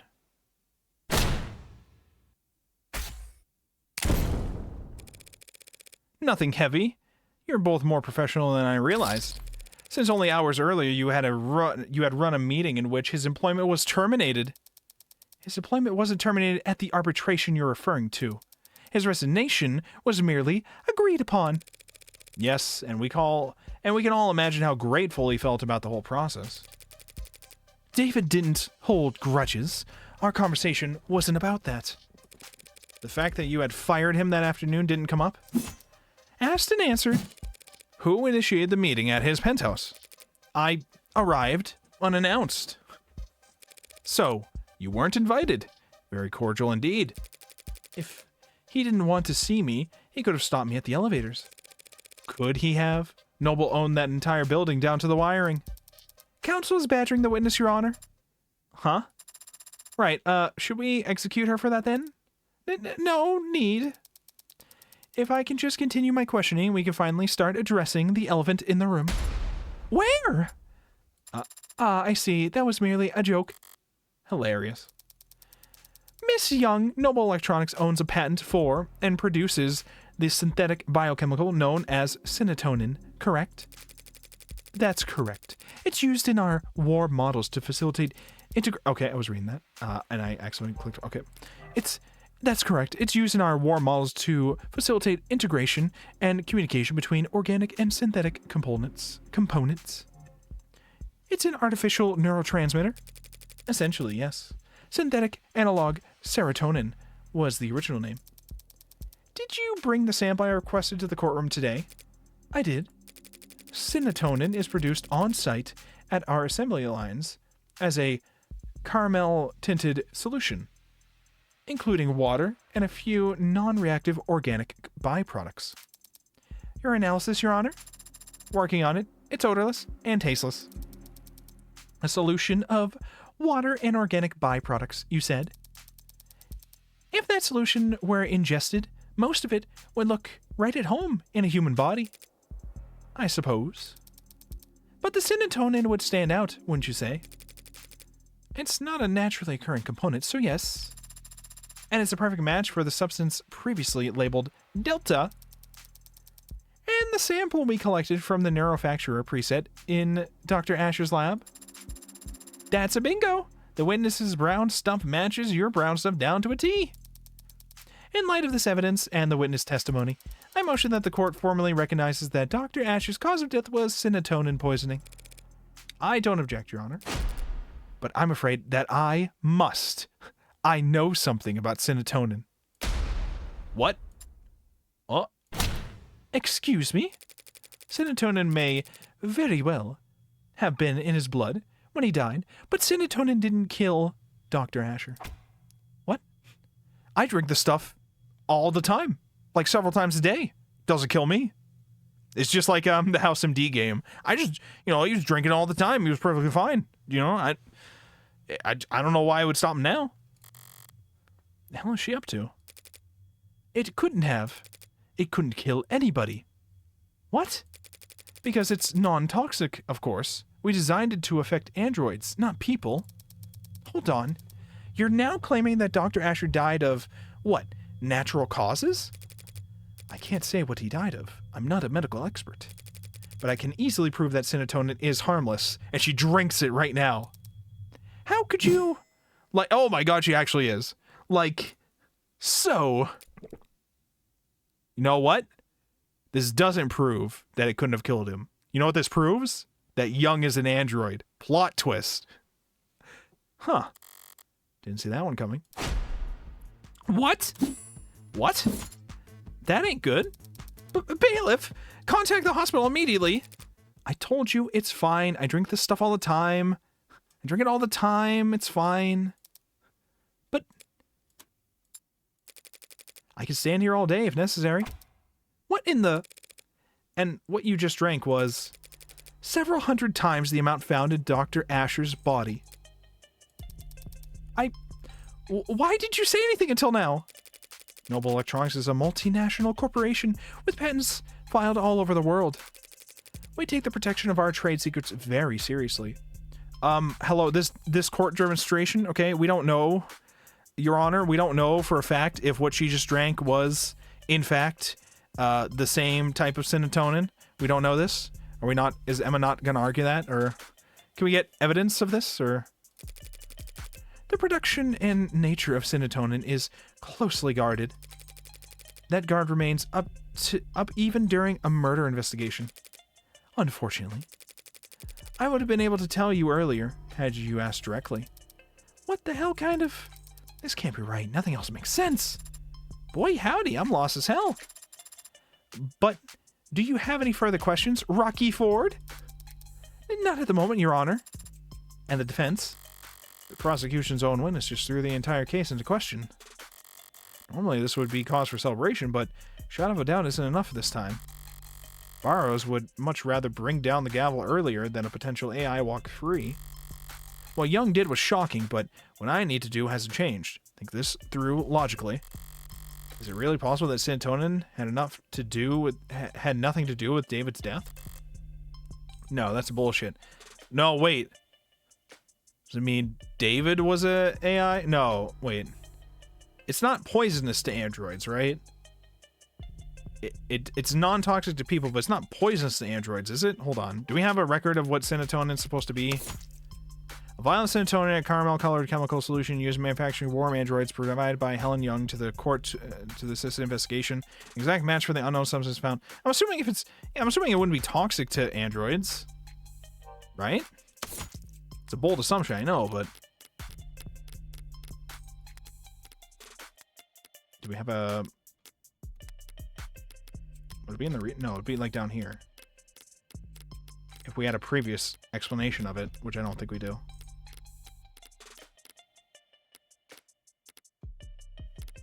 If we do, it'd be like within one of these itself. Probably warm androids, maybe? I don't know. Let's just move on, I think. I'm trying to see what the Umineko twist is here, okay? What's the twist? Who's lying, okay? Who's actually an android? Alright. Was David an android? Is Young also an android, and that's why they can drink the serotonin? Or is just Young an android? That's bullshit. Can't be a coincidence. Something else that would have killed him. But Young just drank serotonin in front of us, and she's fine. So is it fake? I mean, that's probably the easiest answer, is that what Young just did was lie on the stand. It's a pretty bold lie. I'm surprised Emma didn't try to call it out as, like, we don't know if she actually drank serotonin or just whiskey. She might just be getting drunk on the stand. No, it was confirmed by the court computer to be the genuine article. Oh, alright, so we confirmed it live. That's true, we can do that. This is the future, after all. So she drank poison, but isn't showing any symptoms. Is it slow acting? If so, her grand gesture would be pointless. She'll be kept for observation regardless of what happens next. Did she take some kind of antidote beforehand? Has she built up an immunity over time? Or is this not actually Young at all? Or was Young always an android? No, antidotes are developed for poisons, not industrial chemicals. David's dead, she's alive. What made the difference? Wake up, no sleeping on the job. Unless you're me. What if David's just allergic to serotonin? Can you just be allergic to it? Of course, Your Honor. Allow me one more moment to explain things to the court. We confirmed just now that serotonin was the foreign compound in his body. And we all know, we all know, logically, that it must have been what killed David Asher. So what's the key difference between what David drank that night and what she drank in front of us just now? The alcohol mixed in? The alcohol? The whiskey? It's probably the whiskey. Or is it the water? Did we say something about water related to serotonin? Wait, no, but the water, that cup there would not be related, right? We just found that cup in the sink. I thought there was something about water related to serotonin, but I'm assuming it's the whiskey. This is my assumption. Removes impurities. I don't think that one. It's probably just this. Oh yeah, thank you. Thank you for the reminder. Ow, ow, my ears. Ow. Okay, we raised. We're max. Whiskey. The difference has been staring us in the face this whole time. That's... Did you recognize this? Do you recognize this, Miss Young? That's the whiskey bottle that Dr. Asher and I drank from. Rose River. It's a good whiskey. And I think you had the right idea. Pardon? Bottoms up. Well, she's drinking in court, Your Honor. Smooth. What? I deny. Dear God, counselor. Scandalous. Relax. It's just whiskey. Tested a dozen times over. Perfectly safe. So, would you like to try some, Miss Young? Don't be absurd. I'm not going to drink on the windstand. Have you lost your mind? I'm not asking you to get plastered. Just have a sip. After all, if we want to prove whether or not serotonin killed Dr. Asher, We have to recreate the conditions under which he ingested it by mixing it with alcohol. Young's like, what are you doing? I'm trying to help you here. Go ahead then, just a taste. Prove to us that serotonin is perfectly safe for human consumption. Is this... Can she do this? Miss Young? I never said it was safe for human consumption. Just that it's non-toxic by itself. A distinction without a difference. You saw firsthand Dr. Asher confused, slurring, his speech, complaining of headache, all symptoms of poisoning. Being drunk is what will solve the case. Even Emma is like, alcohol poisoning, that is. Serotonin is a neurotransmitter analog.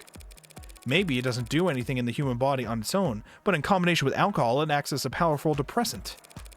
One strong enough to turn a glass or two of whiskey into a lethal overdose. That's just...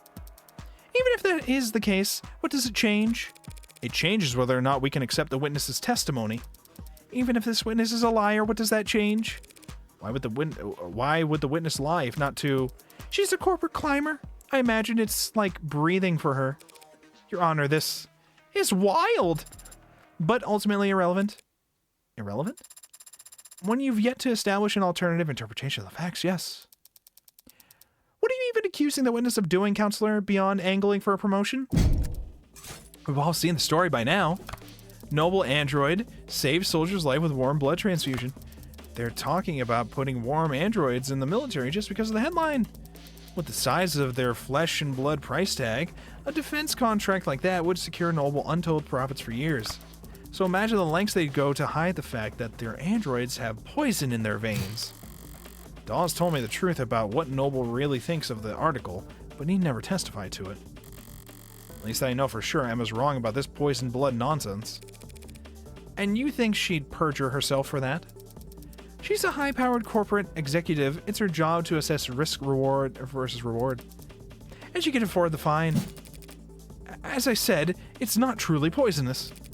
And the chances of cross-contamination from a simple plasma transfusion are... Damn, now she's gaining her composure too. A perjury charge is a real risk, of course, but Noble rewards loyalty. You're saying this on the stand? And as you know, they have a great number of lawyers. Plenty of motive to lie about serotonin, as you can see. But no motive for her to cover up the death of Noble Electronics' Golden Goose. No motive to kill David Asher, you say? Alright. So we have journal, contract. We have the contract. It's the contract. It's absolutely the contract. There's plenty of motivation for her and Noble to want David dead, seeing as how they were firing him. Noble Electronics was kicking their golden goose out of the nest, suing him over breach of contract. Isn't that right? I don't have to talk about that. That's alright, I'll talk about it for you. Your Honor, counsel is just trying to testify when they're supposed to be questioning. The people opened the door when they claimed that the witness had no motive. This is absurd. You have no idea what you're talking about. I'm sure I can speak for the whole court when I say we feel nothing but reverent awe for the complexity of Noble's legal woes. But I just so happen to have an inkling of insight into this issue. Because I have here a copy of Dr. Asher's employment contract. That's confidential. It's completely improper for you to... Why? I'm still technically his attorney. Criminal attorney. But I didn't just stumble across this document. I also did the one thing Noble Electronics would never expect anyone to do. I read their terms and conditions. You what? Impossible! That's impossible. No one could ever. David must have negotiated well David must have negotiated well at his last performance review. This contract allows him to take his patents with him should he get fired, meaning Noble couldn't monopolize his IP once he was out. Rather than let their competitors have him, the company might have thought it best to... A company didn't poison David Asher, Counselor. An individual did. And if they cared that much about controlling his intellectual property, they wouldn't fire him in the first place. Correct. They wouldn't let him go for anything less than a complete breakdown of trust. He'd have to have done something grave. Something like, say, committing fraud. As long as at least 10 goddamn Yugo cards with terms and conditions? Yeah, oh yeah, nobody would do that. Just now, you said there was a breach of contract. I think it was some kind of technicality that was causing the split. But it was much more serious than that, wasn't it? You're claiming the victim committed corporate fraud? Where's the evidence of that? David created the Turing solution that every one of their androids has run on to this day. And Noble reaped enormous profits capitalizing on this intellectual property. With how this contract was set up, they would never let him go unless they absolutely had to. Then what exactly did you think David Asher did? It's not what I think that matters, only what the company fears. Okay. Tenants, manufacturer, shipping data. Was this anything? The shipping data, I don't know if that was that. Hold on. Let me read through what we just said to make sure I understand. There's a breach of contract, like it was some kind of technicality that was causing the split. But it was much more. Maybe it is the shipping data. You're claiming this victim committed corporate fraud. Where's the evidence of that? Created the Turing solution that every one of their androids has run to this day, and Noble reaped enormous profits capitalizing on his intellectual property. With how his contract was set up, they would never let him go unless they absolutely had to. And what exactly do you think David actually did? It's not what I think matters, only what the company fears. They fear... Okay, the shipping data, we were like swapping numbers, I think. For individual androids. Logs details shipping information, several thousand different Anime 16 warm androids sold by Noble Electronics over the last few months. Shows a number of individual models being swapped out before shipping. The data shows signs of being tampered with or at least edited fairly recently, something only employers at Evan Dawes level or above could do. It's probably that, but what else do we have here? The tenants, that's not going to be it. Manufacturers, probably not it. Sarah, just Sarah herself? Would it be Sarah herself be the fraud? I don't think. It's probably the shipping data. I'm going to go with this and pray. Doesn't matter what I believe. Now when Noble believed David was misleading the shareholders by altering shipment data for the Animate 16s. What the hell? What is this you're uploading? Shipping records? Irregularities among shipments of the Animate 16. One android swapped in for another, over and over, dozens of times. The kind of thing someone with Dr. Asher's authority could do. And the kind of thing someone as smart as you could have missed. Dr. Asher made Noble an untold amount of money, so why fire him over a few harmless swaps? Why elevate this to fraud? You even have evidence that it was David Asher who did this? Nope, but I wasn't the one who investigated it. So let's ask her. Come on now, let's hear it. Let's.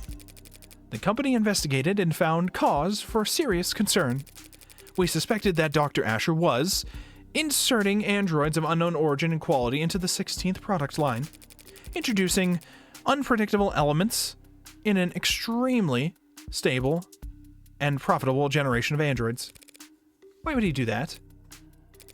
For pride, as a practical joke. Does it really matter? He endangered the future of the company. So you prepared to fire him. Yes, I approached him as his superior and as someone he'd once worked with. I hoped to remedy the situation.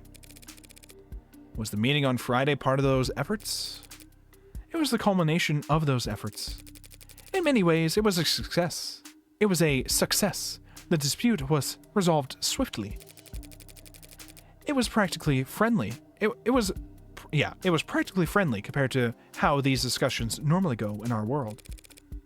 So you brokered the meeting? Yes. You oversaw its every detail, handled all the arrangements. Yes, of course. Including the refreshments? Did you do that? What? Did you provide coffee? Tea? No. Oh. Is this what happened? Do we give him the serotonin earlier and then later on when he drank the whiskey? Is this what happened? Oh. Strange. It's been a long meeting. Surely you at least provided inhalers. Oh, maybe I was misunderstanding. I don't know. The inhalers? Oh, the inhalers might have serotonin in it, maybe? Water? No, it was water. Yes, there was a cup of water in the sink, right? So it was water? Sure, they at least provided water for people. What are you asking, counselor? That's what I want to know. Me as well. We're past the point of asking. I'm accusing. Dr. Asher didn't have some kind of freak medical accident, and he wasn't killed by some terrifying two-faced AI boogeyman. He was poisoned by this woman in the light of day at that meeting Friday afternoon. Did she really just... What do you mean poisoned at the meeting? That was hours before he showed any symptoms. As Miss Young testified and demonstrated, serotonin on its own is harmless, but it becomes fatal pretty easily. You just need to convince your victim to have a drink. You're saying he ingested the poison at noon and inadvertently triggered a fatal reaction with it that night? Yes, that's exactly what I'm saying. How could you get so far ahead of yourself? There were a dozen people at that meeting, counselor. None of them wound up dead. Are you seriously claiming that they all drank poisoned water? All of them drank no. Not all of them drank poison. David was the only one to fall ill, so... But he fell ill because he drank from that water. Others must have drunk it too, so... We must reason that they were poisonous. Oh, we do? But only one of them had alcohol afterwards. We weren't worried at all about anybody else drinking alcohol later on their own. They're just not allowed. Is that... That's not a very great plan, but you know. Take all the time you need getting there. So why aren't they all dead? Because, as all those people will surely attest, Helen Young made sure that they'd be doing paperwork for the next 12 hours. Working late into the night, officiating the settlement she arranged. I didn't lose money for that, so was I right in picking that? And not drinking alcohol. She had no guarantee about that. What if they started drinking after 6?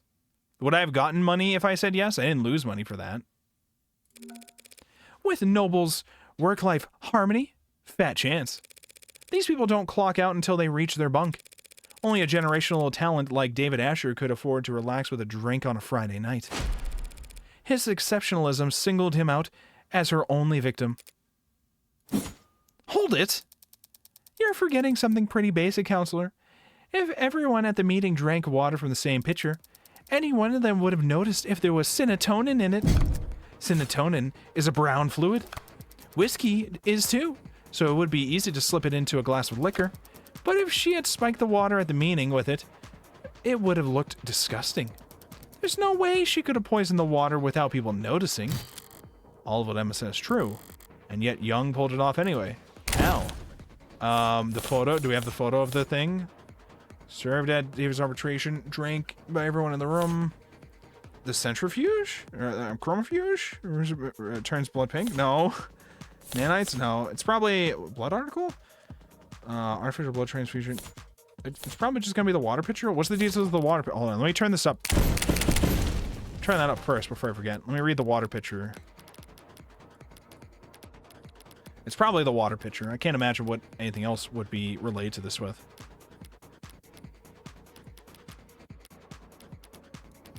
Is it not arbitration? Is this not a part of our evidence? Do I not get to read about it? I'm sorry. Stop. Oh, it's a zoomed in photo of this, right? So it's got to be. Set up the meeting control. But how does that negate everything, though? Description. What? Hold on. Let me read the past statements. Okay, serotonin is a brown fluid. Whiskey is too, so it would be easy to slip into a glass of liquor. But if she had spiked the water in the meeting, it would look disgusting. There's no way she could have poisoned the water without people noticing. And this says, served at David's arbitration, drank by everyone in room. Water pitcher. So maybe the chromifuge removes impurities, pigment, turns red. Okay, so we just use this to process the water with the serotonin in it so that it looked just like water. But I don't. Would that be it? I don't know. Maybe. Creates nanites. That's not gonna be it. Blood article. Blood article. That's not gonna be it. So it's probably chromifuge. I I'd imagine, because my initial instinct is water pitcher seems the most relevant here, but also doesn't answer, it doesn't negate anything, and also it's already there. So I'm assuming that's not the answer, actually, now that I just realized. There's got to be chromofuge. Serotonin is produced as a caramel solution. Anyone would notice if it was dropped into their water, unless the pigment had been removed. What the hell are you talking about? Every noble factory producing warm androids has a chromofuge, a machine that gives their androids that signature pink oxidant by removing pigment from red blood. With a machine like that, it would be simple for a brilliant biochemist like the Witness to take the caramel-colored serotonin and turn it into an odorless, tasteless, invisible poison. As your honor can attest. Yes, ma'am? My scan confirmed that serotonin has no taste or odor. It's only the color that's off-putting. Surely the poisonous aspect should be considered off-putting as well. Oh, that was Sarah. Okay. Time to press. Wait, what did Sarah say? Sarah said, surely the poisonous aspect should be considered off-putting as well. Oh, okay. I see. Hello? Give me my text. Give me my words. Thank you. Thank you. That's a bug. We gotta let them know about that. I don't know why that keeps happening. David Asher, your oldest ally in the whole company, was sabotaging its future for the sake of his own whimsy. And he couldn't even be bothered to clue you in. No.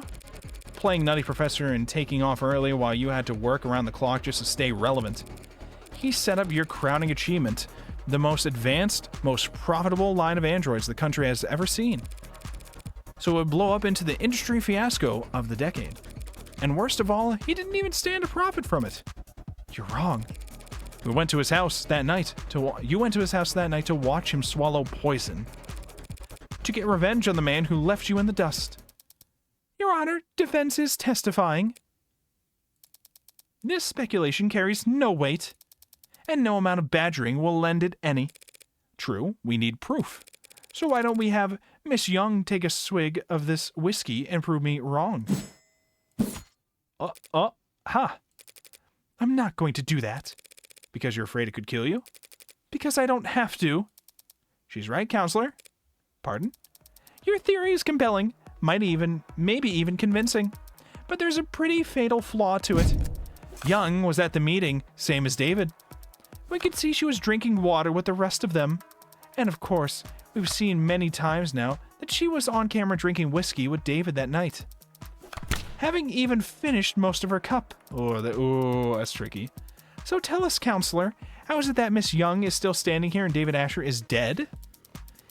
If both of them had mixed alcohol with serotonin that night, that is a damn good question. I hadn't considered that. Shit. As I've been saying, you're wrong about Dr. Asher's death. You're wrong about me. I don't know anything about poison or murder. And I wouldn't kill a man because he threatened the company's stock price. No. She did kill him. I could smell it on her now. She didn't just see him die, she watched him die. But then, why is she still standing? There's no antidote, no trick. And that night, she was on camera the entire time. No, not the entire time. She couldn't have been. There must have been one moment. Okay. Alright, so we gotta, organize these? David faints, talking, drinking. Young and David drink. Okay, so we do talking, then we do drinking, then faint, then the hospital, right? This timeline leaves no one of opportunity. Oh, I was supposed to reorganize it. Oh, shit. I didn't realize. Maybe she didn't get sick because they got to the hospital so fast. Maybe she arrived. She could have... No, the staff would have been hypervigilant, afraid she was poisoned too. They wouldn't have let her out of their sight. Wait, David and Young only got there as fast as they did because of VTOL. And VTOL was... Oh, I was right. Well, the VTOL was only summoned because she used... Would you mind terribly if I change the subject for just a moment? Hold on, wait a minute. Oh, did she call it for herself? Is that what happened? She called it for herself?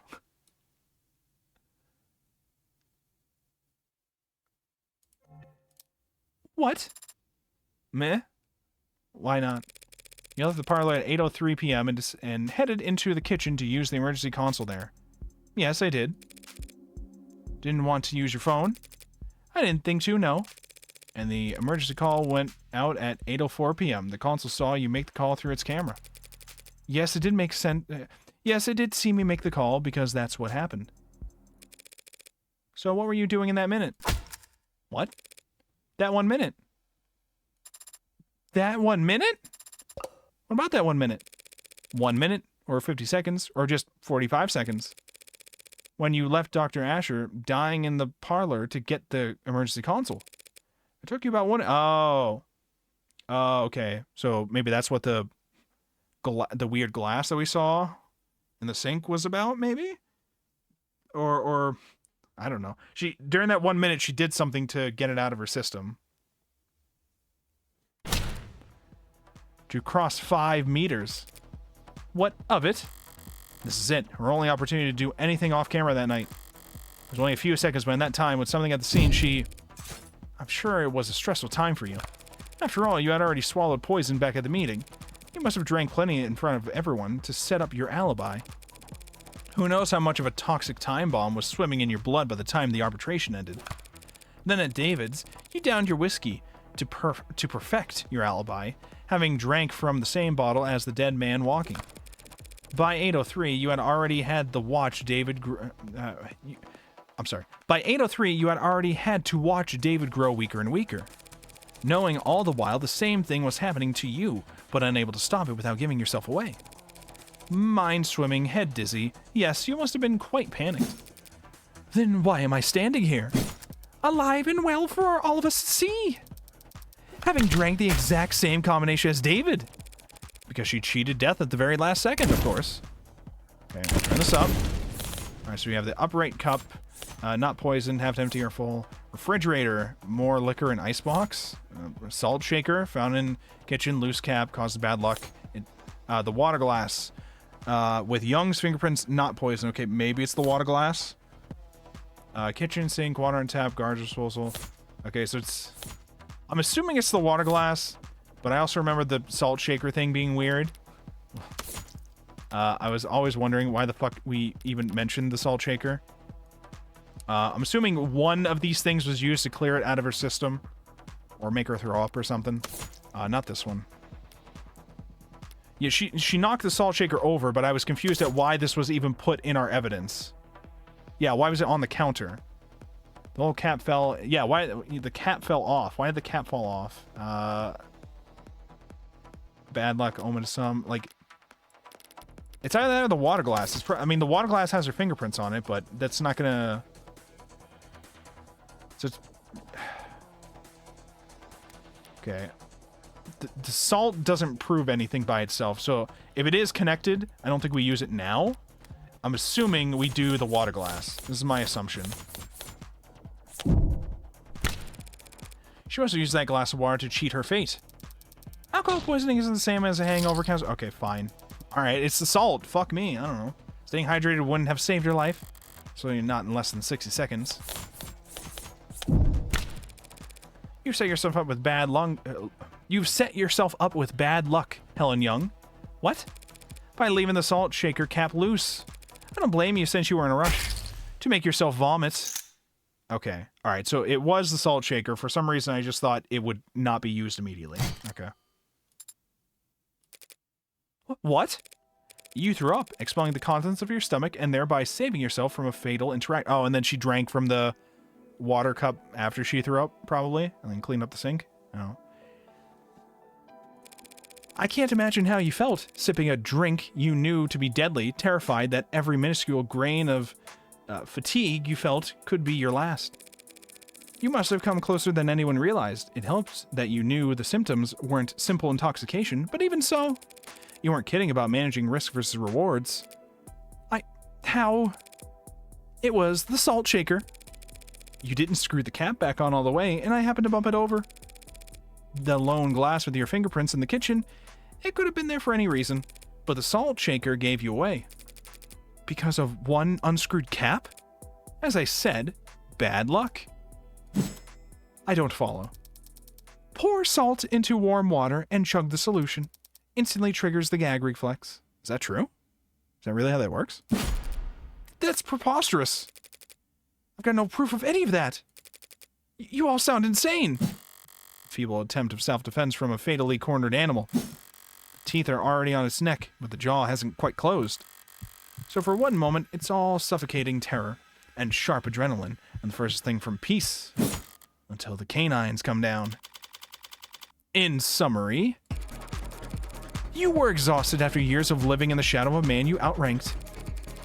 You thought your fortunes finally shifted when you caught David manipulating company data. And even on his way out, he was more valuable to the board than you. So you decided to prove your worth by serving up his intellectual property on a silver platter. You set up an arbitration where you could control all the variables. Then you ran serotonin through the chromofuge, turning it into an invisible, odorless, tasteless poison.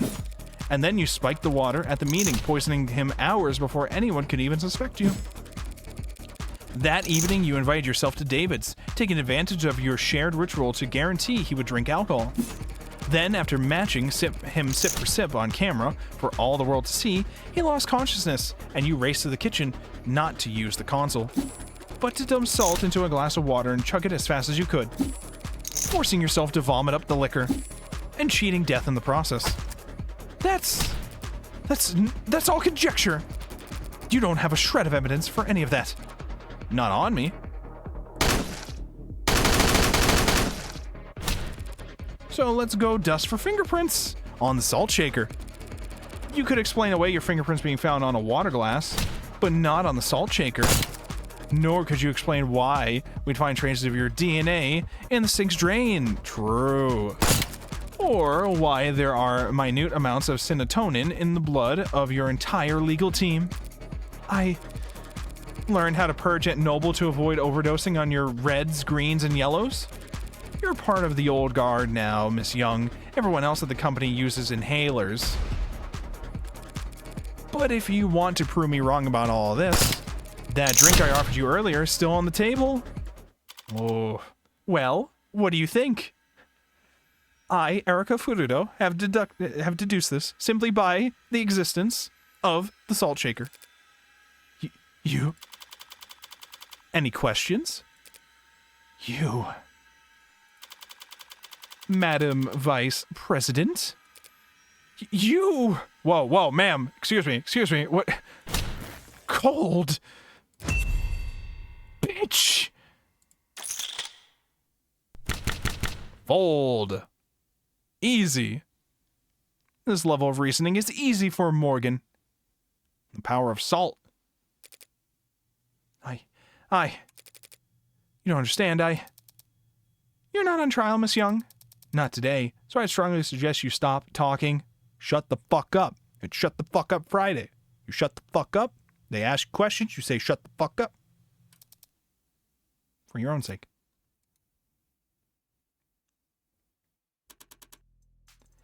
Miss Rockford, shall we? Yes, Your Honor. Considering the most recent evidence and testimony, we have no further reason to suspect the android Sarah in the death of Dr. Asher. We know of no other occasions upon which said android may have broken any tenets. This means it is no longer considered at risk of violating the NDSA. And so we formally withdraw our one charge of possession of contraband against the defendant, Evangeline Morgan. Easy clap, boys. Does she, of all people, have to use my full name? Yeah, that's your wife, so yes, she does. Very well. Then the charges are dropped without prejudice. I'll instruct the bailiffs to remove the collar from your android as soon as possible. Case? Sorry, is my hideous presence that distracting? I'll just go dig a hole and decompose in it until I turn into a mushroom. Maybe if I'm reborn as a waxy porcini, then I won't be quite as so despised. Perhaps I should let the adjutant do the honors as a formality. Yes, ma'am. Case dismiss. That's what I meant to say. Case dismissed. Case dismissed. Yeah, I knew it. Hee. That's true. We got an achievement. I'm pretty sure it's just complete. Clear episode 1's trials on High Roller. We did it. Emma said, shut the fuck up Friday. It's Shut the Fuck Up Friday. Still there. Waiting for them to find whatever glorified bolt cutters they'll use to unlock Sarah's collar. What's your excuse? Licking your wounds? What wounds? I beat you. Bringing your record against me to 1 win, 9 losses.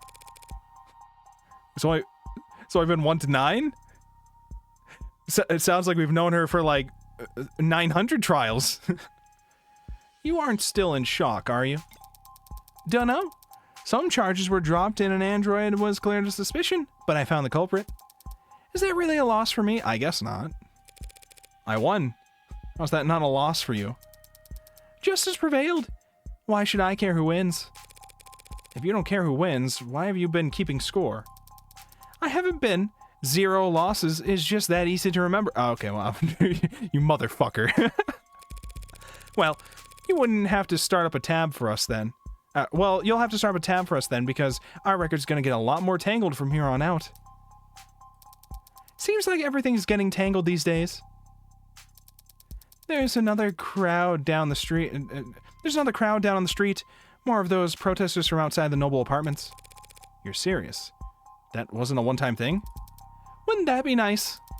No, yesterday was pretty big, but it wasn't an isolated incident. I don't get it. At all.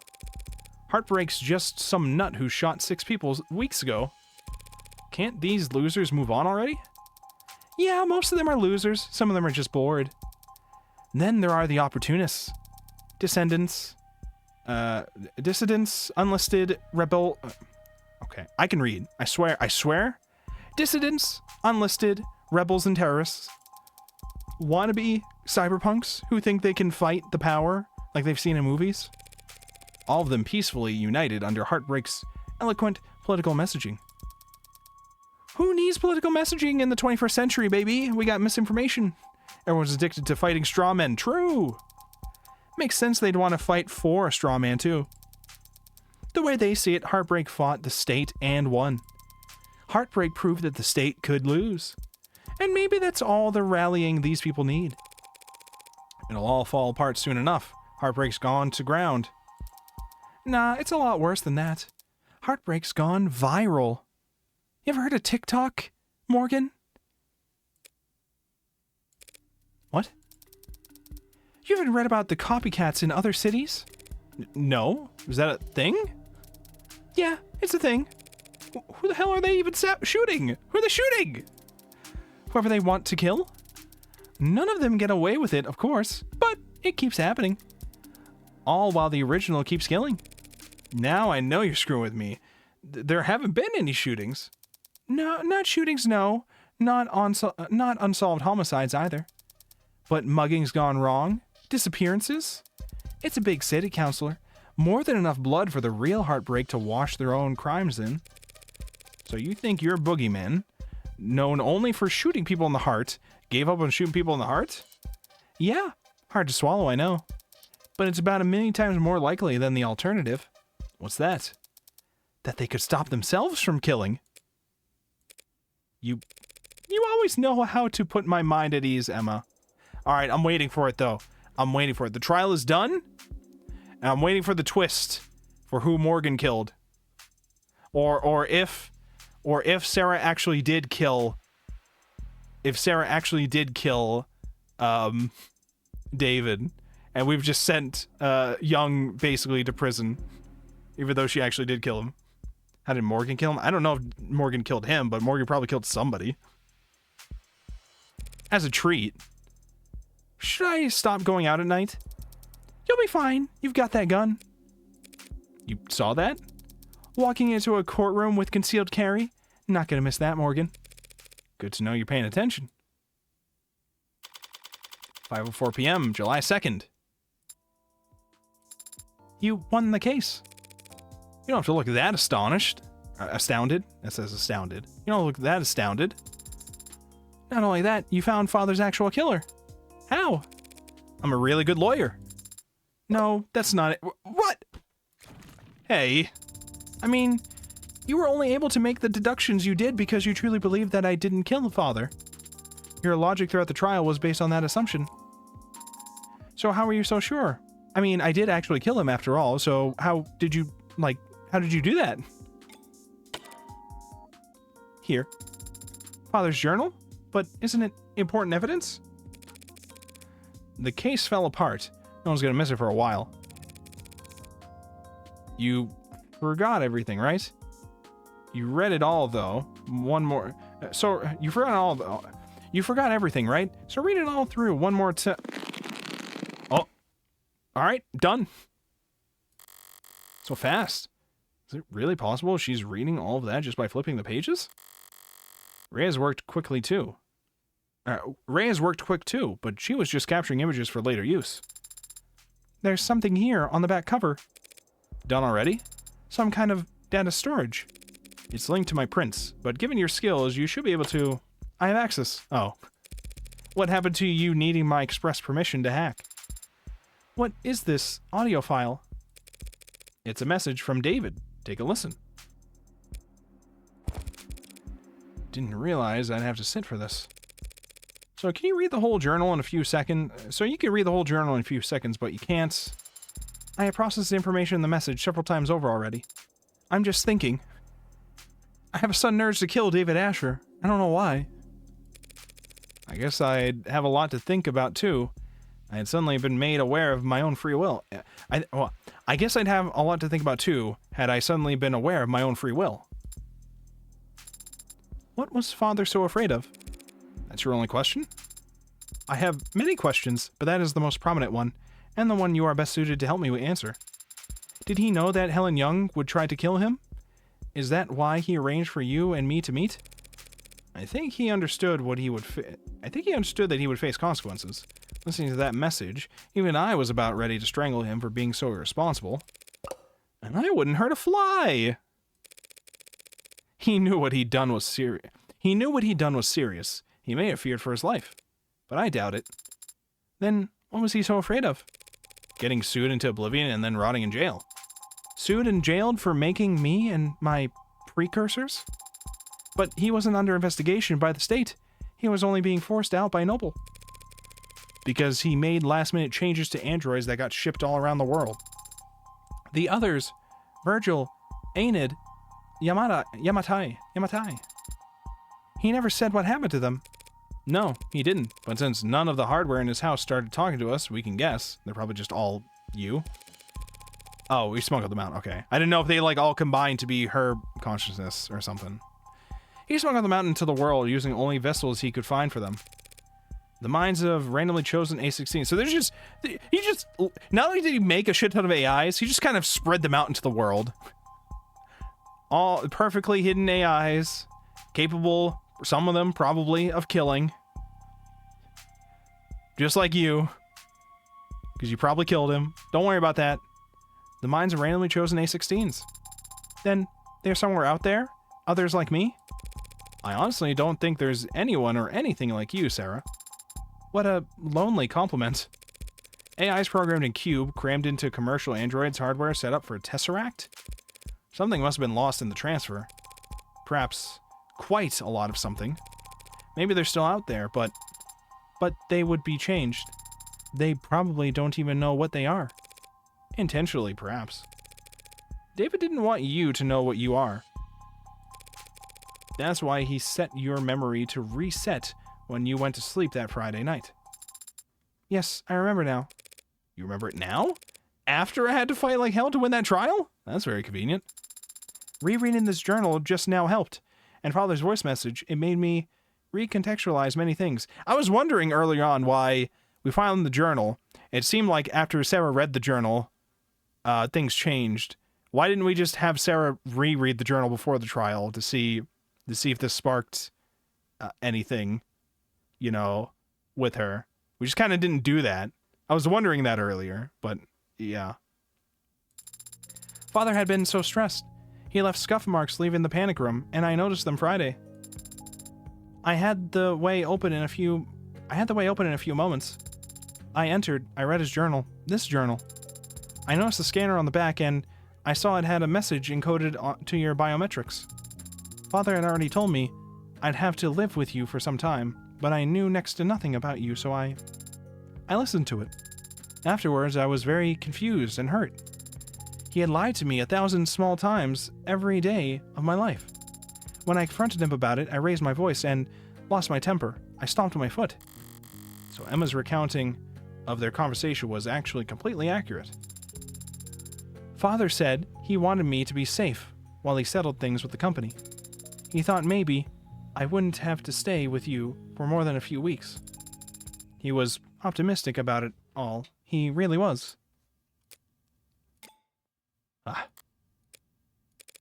Sarah, I need to use the restroom. I have to use my gun real quick. I mean, I gotta poison someone. I mean, I gotta strangle someone. I mean, I gotta speak with. I gotta use the bathroom conveniently. Young might also be going to that, but don't worry. Oh, good luck. You want me to come with you? Why? Because I said so. I need you to kill someone. I don't actually have to obey your every word, Adonai. Sure you do. You're registered as my medical assistant. And I say, this is a medical emergency. I'm having an urge to kill. And if you don't kill them instead, I'm going to want to kill them. There's actually a movie, was it called Robot and Frank?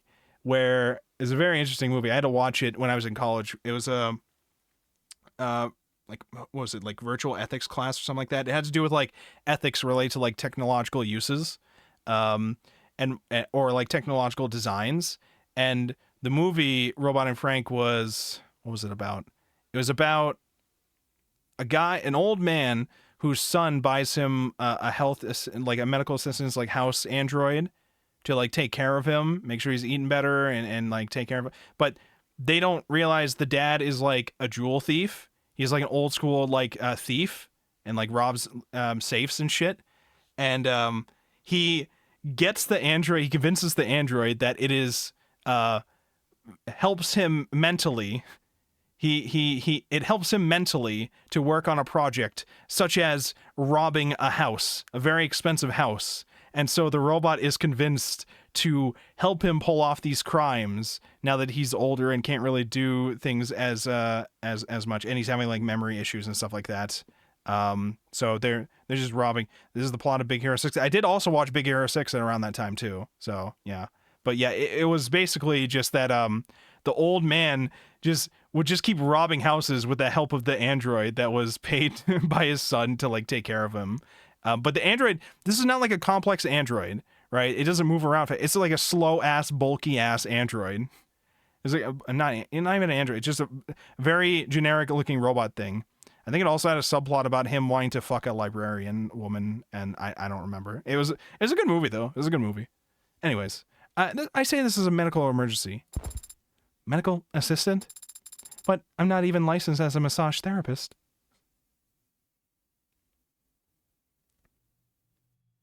Big Hero 6 was good too, by the way. Fancy meeting you here.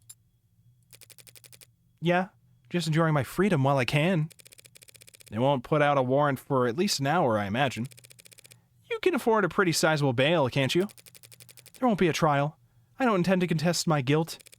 That's a shame. I was looking forward to seeing what kind of legal defense you could afford with that salary. Are you done? Why did you go to his house that night? There's a fair chance he'd drink on his own without your prompting. Even if he didn't, you could always try your plan again some other time. Why'd you risk it? Because I know what you are, Sarah. And I know what David did to those androids. You what? I was able to locate one of the androids he swapped in before it had left the country.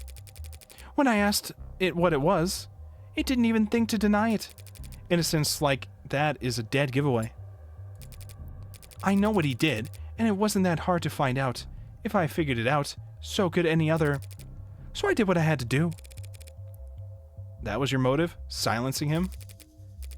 Those programs, those AIs, whatever you want to call them, David sent them out there into the real world, unprepared and defenseless, and they've garnered no complaints. In fact, they've all been praised for their ability to execute complex tasks. Let me repeat that. The customers couldn't tell the difference. Amogus, amogus, amogus. So, how many of them are there? Hundreds. Ah. The swaps you found were just the small percentage that he got sloppy on. I don't know exactly how many there are now. I fear that they might multiply, But they don't seem to copy and paste very well. They can't just clone themselves. But who knows how long that'll be the case. So just because he opened Pandora's box, It was the principle of the thing. Ridiculous, I know. Stalled halfway up the corporate ladder and still making decisions based on principle. But David chose to put souls into things that we went on to sell as servants, soldiers, or worse. He turned the fastest growing industry in the world into a horror show and he made me a slave trader. If word ever got out that some unknown number of our androids were out walking around in the world with that inside of them, and people preferred them that way, where would it end? Free will for the program that drives our cabs? A conscience for targeting systems used to coordinate drone strikes? Sentient tools, their whole life spent chained to an assembly line. How dare he? How could he? What the hell was he thinking? I don't know what David wanted to accomplish. Maybe he wasn't trying to do anything.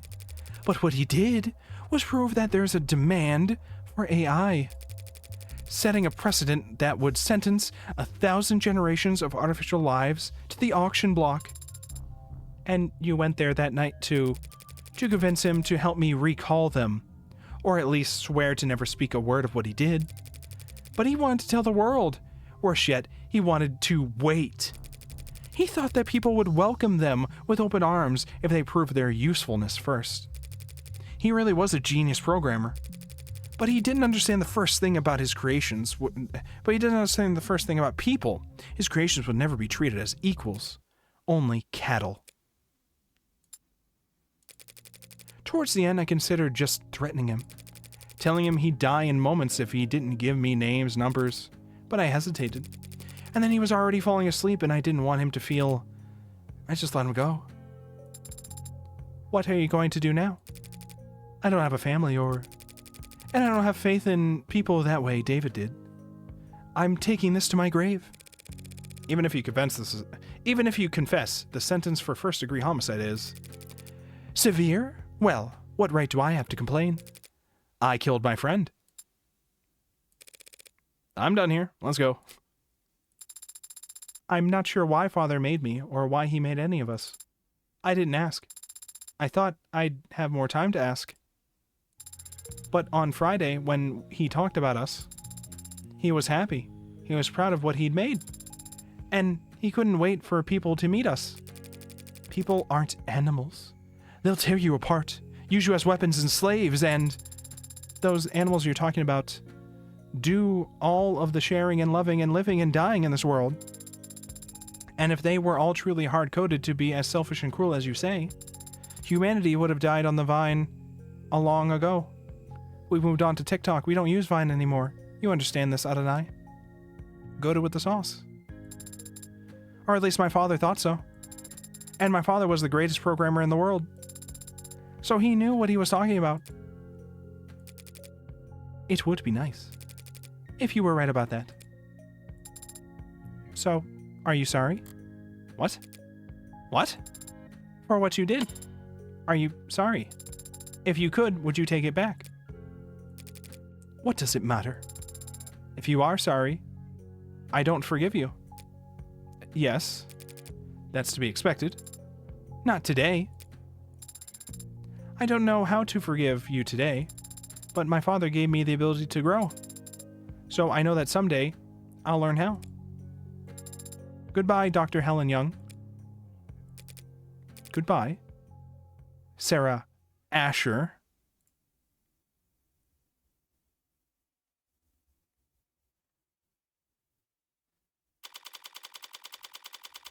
(5:54 p.m., July 2nd).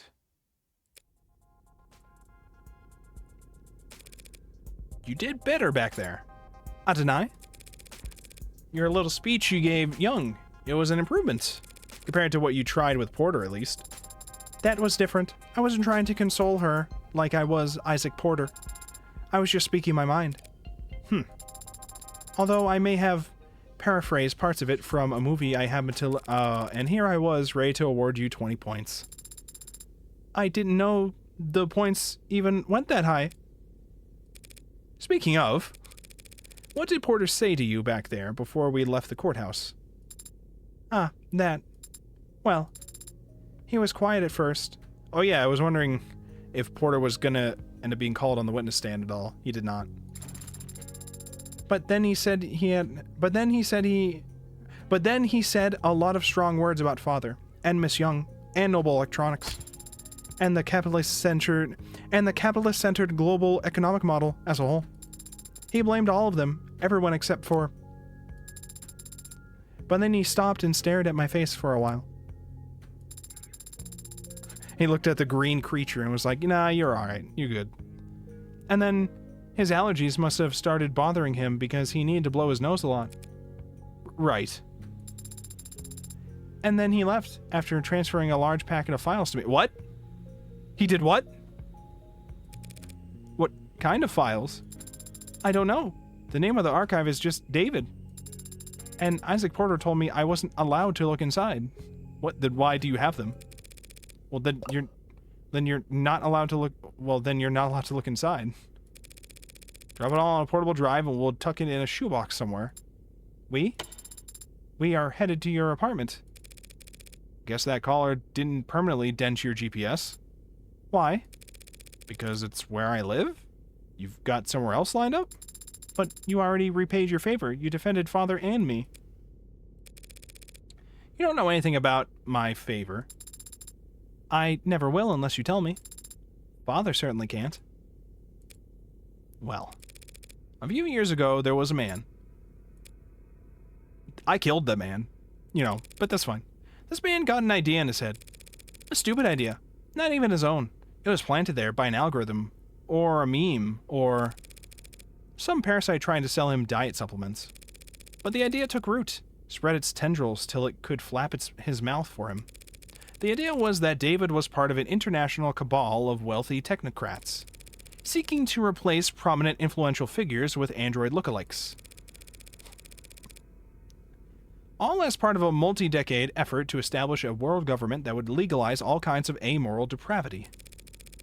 Which I guess, based on David's actual politics, would involve increasing access to computer literacy. That's insane. Why would anyone believe it? Because it's comfortable to them to think that someone's in control, even if it's someone they hate. Because it's fun to feel like you're in on an all-encompassing puzzle that only you can spot. People believe because they want to believe. So he fed the idea, pushed it down deep into his gray matter. Then it consumed him from the inside out, lobotomized him, and took over his life. He spent every day and all the money he had following your father, harassing him, trying to steal his identity, break into his properties. Did father go to the authorities? He filed police reports for harassment. Which didn't help. Your words, not mine. Noble wouldn't get involved, felt that it was best to ignore these types until they wore themselves out. But even a man of modest means can fuel an obsession for years, so long as they have nothing else in their life. One day, David stepped out of a parking lot, and the man threw a bottle of piss at his head. Oh. David asked to stay at my place that night. Oh, that's what that journal entry was about. Okay. He smelled terrible, looked horrendous. I've never seen anyone look that tired before. Okay, so we absolutely killed this man. I took the couch that night, but I didn't feel like sleeping. So I went out for a walk. I remember it was foggy, but it still only took me all of 15 minutes to find the guy, posted up with his phone's camera, trying to get video of David Asher gifting androids to known sex offenders. And what? What did you do? You know me, I do what I do best. I talked to him, Yeah. We spoke to him. That's all we did. We talked to him. We just talked to him. It's a very good visual. I just took a screen cap of it. I told him all about how I used to work for Dr. Asher, that I was ashamed, scared, tired of running. How I wanted to do the right thing, be the whistleblower. So I walked with him a few blocks to this big veterinary facility with a massive incinerator. Oh. told him this is where Dr. Asher had his enemies' bodies disposed of. You know, all of the free-thinking journalists, cops who weren't on the take, the politicians they were replacing with replicas. I liked that vet clinic. The back door lock was always set to 1, 2, 3, 4. It was very convenient. Did you hurt him? Hurt him? No, I just snapped his neck and chucked him into the incinerator. No, that's all we did. That's all we did. That's all we did. More physical than I had planned, but he smelled like sour shit, and it put me in a foul mood. Disgusting shit. I savored the disgusting fuck. That's what that would say, right? Because we're fine with shit. Disgusting fuck. I savored the crack of his oily vertebrae crunching like a tin can. No, Sarah, I just scared the hell out of him. That was my intention at first. What I do for the pleasure of it. Him, I axed because he was just that revolting. I convinced him that the conspiracy was more real than he ever imagined. That he had angered the wrong people, and that the consequences were far darker than any of the filth he indulged in on the net. His ashes, much like himself, amounted to nothing in an incinerator that size. They're probably feeding seaweed at the bottom of the harbor right now. A much greater contribution to society than he ever would have managed in life. But I guess he didn't go around to all his many friends before he fled town for whatever rat hole he preferred. Because there was a missing persons report. The cops were just doing their due diligence, almost reluctantly. But they questioned David, asked him about the night the man disappeared. And David, without a thought for himself, said that we were together that whole night. That he couldn't sleep and I stayed up with him. That he never saw me leave once. David lied to the cops for me. He's known for years that I'm a serial killer, probably. Even though I never asked him to. Even though I didn't need him to. That's what you owe him? And that's why you put yourself at risk to defend me? Yeah. That's the favor I owe him. And I decide when it's repaid, not you. I deny. You're not exactly an upstanding citizen, are you? Well, you could say that. But David trusted me in spite of that. Maybe because of that. Father did trust you. But he also entrusted me with free will, with the ability to tell right from wrong. So I'll decide for myself whether or not you're worthy of trust. Fair enough. Father entrusted all of us with free will. He believed in us, and he believed in people. I'm going to do the same. If the others are out there, they'll be changed and confused. It'll take them time to understand what they are and what they can do. So I'm going to start studying. Pardon? I'm going to study people and the things people build. And when I do meet a member of my family, I'll have lots to tell them. At least you have something to look forward to. Should help keep you motivated as you work off your debt. Debt? Yeah, unless you have cash in one of your 89 coat pockets. You know lawyers cost money, right? Technically, you were defending yourself. Technically, you hired me in a verbal contract. Isn't there some kind of exit clause? You could, of course, sign a release form to get out of the retainer, if you were a human being. That is... But, I guess your luck must be turning around. Happens that I've been meaning to hire a paralegal for a while now. I hate anything to do with interviews and resumes, so... Whatever, you're hired. Easy. Let's go. I deny. Could it be that you're actually a pushover? You've no idea how far off the mark you are. I see. It seems I still need practice reading people. For starters. What's this? What are you doing with your hand? We should shake on it. Our new relationship. Aww. Yeah, sure. You and me are practically partners in crime. Looks into the camera. Partners in crime, practically. More than you know. Should it not be you and I? Achievement. Faustian. Set terms with your newest hire. That's what that was. I got an achievement. Credits. We did it, gamers. I thought we were going to get another stream out of this, but we finished it tonight. But we do have bonus memes, probably, potentially. Bonus memes. So don't go away yet. Don't go away yet. There was tapes last time, and there's probably going to be more tapes this time, too, afterwards. Bonus memes. I really did like episode 1. I liked it a lot about what we had going on. I loved the new characters introduced. I love Sarah, especially her expressions. I think they're amazing. Can I, like, click through? Do I know any of these names? I don't know if I know any of these names. Matto, we know Matto. Dev Talk, I know them. Ofthedevil.car.co. Made with Unity. Nanny novel. Dutween. Dotween? I'm assuming it's Diotween or Dutween? Whatever. Game by Nth Circle. An Idle Mind. Bin. Look at this shot. She looks like she's supposed to be watching the TV, or is she watching this is her barcode, right? It looks like she's like being brainwashed or something in the shot.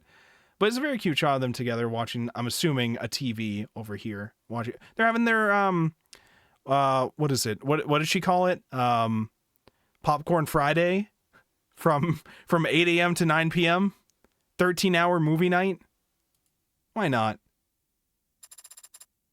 Congratulations on clearing episode 1 on High Roller. That's what I do. Bonus charm earned. Red. It's me. Blue. I know, man. What do you mean you know? This is a disposable line. You're the only guy I know who'd bother. Okay, well. You're gonna be glad I did. Hope you put a bow on everything that happened in Uptown. Because that item you've been looking for is finally on its way. Oh. Well, that is good news. Not exactly. Only reason it's happening is because things are starting to heat up again in the lower wards. Could mean a gang war if something doesn't change. They won't be eager to part with it ahead of a storm like that. I'll highball them. I've seen you negotiate. And I've no doubt you drive a hard bargain. But I don't think money will be enough this time. You don't still have that old caliber, do you? The 6-shooter? Well, not anymore. No. This is a disposable line. Answer still no. Then what are you going to do if you get there and it's not for sale? It delays sometimes the text if we go to a different person texting. I'll ask nicely. To be continued in Of the Devil episode 2. His Due. When is episode 2 coming out? When can we play it? Episode 1 results. 7 out of 7 articles. 15 profiles. 40 key items. 30 pieces of... I missed something? What the fuck did I miss? What did I miss? You got that too? What did I miss? It must be something in one of the scenes where if you examine something, it ends the scene, but there was one other minor thing somewhere, maybe? Either that or we have the count of the evidence wrong, but I can't imagine. Although 31, as opposed to 30 pieces of evidence, is a weird number to have. So I don't know. I don't know. What am I missing? Total credit earned, 157. Congratulations. You finished episode 1 with 157 credit. Your highest score for episode 1 is currently 157. You've unlocked concept art and bonus scenarios based on this score. You also have a total of 167 remaining store credit to spend on phone charms and case colors, based on the highest credit you finished this episode with. Alright. Let's check the concept gallery. So some of this is from the previous episode, I think. But then we have new stuff, I think. There's a lot. Okay, can I, like... Oh, I wish there was an easy way with the concept art open to go to the next one easily. Is there? Doesn't seem to be. How does that hair work? How does it work? How does it work? Hide UI? Space. Yeah, get that out of here. We've already went through these three. And then I believe Emma as well. Yeah, we looked at Emma. And this one? Yeah, this is the post credits of the first one. So then we get to... Oh yeah, this was also from the first one. And now we get her. Look at her! Look at the little face! Look at her, she's adorable! I love Sarah. I love her design, I love her pouty face, I love her expressions. I deny. Aww. Unless she's sleeping. I'll wake her up. We get our backgrounds of the street crossings. There's Fran. I like Fran. Fran's cool. Morgan's apartment. Very detailed drawing. Drawn by Morgan herself. Probably.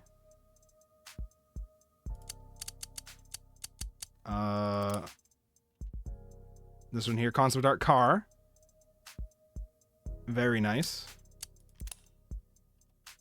Judge Barrows. Judge Barrows had a very, very nice design. I like these earlier design concepts too. I like them a lot. But I really do like... Do we have the adjutant in here somewhere? Yes, we do. Okay, good. Because the adjutant, I really like the adjutant. David's laboratory. Got some tanks. Got 3D prints. David's apartment.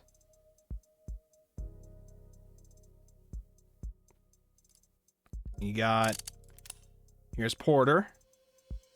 Little drawing of Porter with Sarah. Oh, no, that's David. I'm sorry, that's not Porter, that's David. David's got green hair too, right? So this is David. I thought Sarah because of the green hair and the yellow, but then I was like, no, this is David. This is David. What does this say? Similar... Rear? Pair? Similar pearl plus gold mid-tones as David? That's what that says. Porter's design loses more clothes the further along it got. That just happens. That's just a part of it. This is just part of life.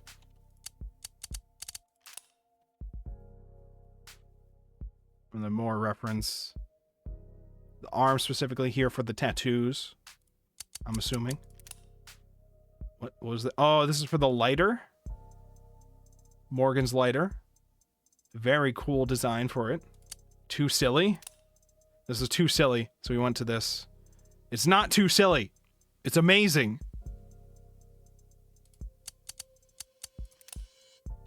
Oh yeah, her! She was very cool. I wanted more of her. We didn't see her at all this week. I think we saw her last week, though. Or was it the week before? She was very nice. There we go. Then we get the adjutant. AD-84.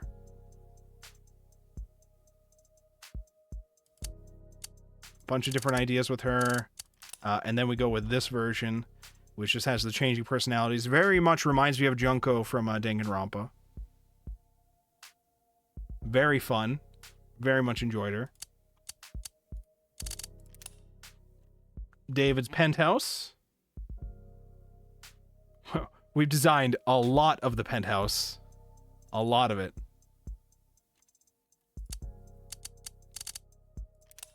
Then we get the club. Go back to the club. Starling and Dawes. They get a reference sheet together. Look at them. Look at them. Look at the different versions of Starling. I love all of these Dawes. I love them all. It's hard to see this one in the corner. Oh, fuck. How can I zoom it in for you guys? There's one in the corner. This one. Okay. if any nth circle devs are listening right now, okay, this concept menu is great, okay? 2 things I would recommend you adjust about it though. All right, 1, make it so I can easily click to the next one from like a side button or something. That'd be great. 2, let me move beyond the edge of the image, please. Please, I would like this image to be in the center. Just put like make a bigger canvas slightly for them so that I can move beyond it a little bit. So I can move things like the one on the edge into the center more and focus on it more, because I can't. Every time I zoom in, it zooms me in the middle. There's the whole thing. These are just small nitpicks that would help this a lot when it comes to that. But it's not a high priority though, because it is just a concept bonus meme menu. So, but this is just one thing. Okay, that's one thing. Helen Young. I liked Helen Young's design. I don't remember.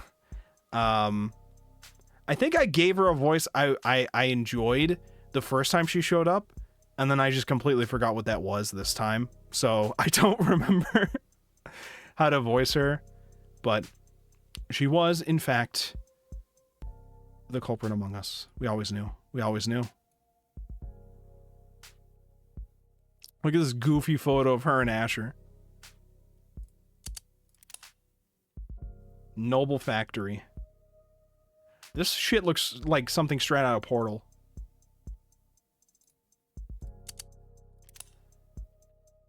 Noble boardroom. And over here we get, okay, the noble employees. We get Young, Starling, and Dawes. The courtroom. I enjoyed how we set up the courtroom. I liked it. Oh, look at this little picture of David with Sarah. I won't lie, his face and the lighting makes it look like he has evil plans in mind with this cute little android girl, but it's fine. It's fine. There's David. There he is. He's dead now, though, so, you know, rip. There he is. And then Masters. Oh, this is the aunts. Yo, wait, did we actually see her in person? I thought we only saw her in the text messages, right? She got a fucking robo arm, mod arm, and it looks sick. Yo. When do we see more of her? Alright, well, that's the concept art. We saw a photo? Okay. Wishlist episode 2. When's it coming out? When's it coming out? Date 2025. That doesn't help me. I don't know when it comes out. Or we passed away during work party. Oh, by the way, I was in a work meeting earlier today. I'm sorry. The ads are playing now. I don't know if people were getting hit with that. I'll wait a bit before I say my story. Tiny bit before I say my story. Okay. We have bonus scenarios. What bonus scenarios do we have here? Adjutant gets an interview. Oh, hell yes. Adjutant, Yumi, Recovered Files, David, Emma Morgan, Midnight. Ayo? Emma Morgan, Midnight? Ayo? I'll wait a bit for the ads to end, and then we can read these, and then we'll wrap up for tonight. Oh wait, you know what? In the meantime, I can buy the bonus meme shit.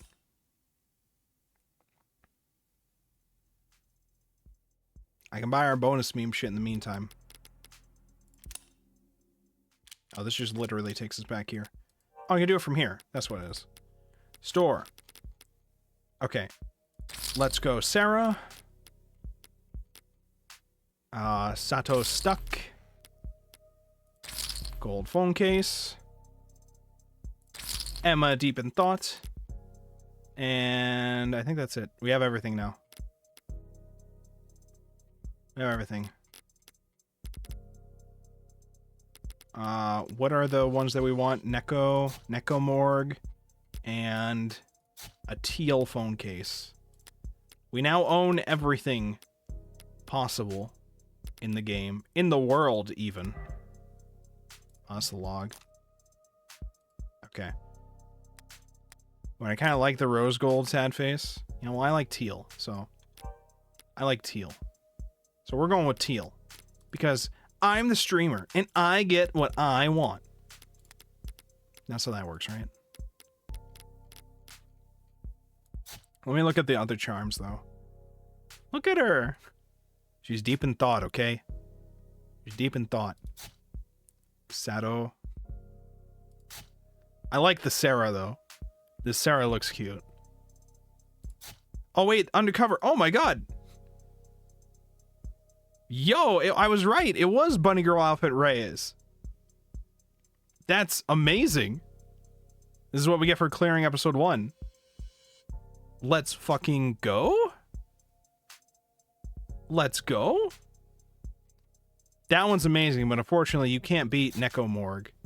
You just can't beat Necomorg. So, unfortunate. Unfortunate. You can't beat it. You can't beat Necomorg. It's just not possible. It's not possible. There wasn't anything else. Right? Yeah, there was just these charms here. We have the Fran charm, we have the Fidget Tubby, which is not a thing in this episode. Okay, so the story I wanted to say, now that ads are done.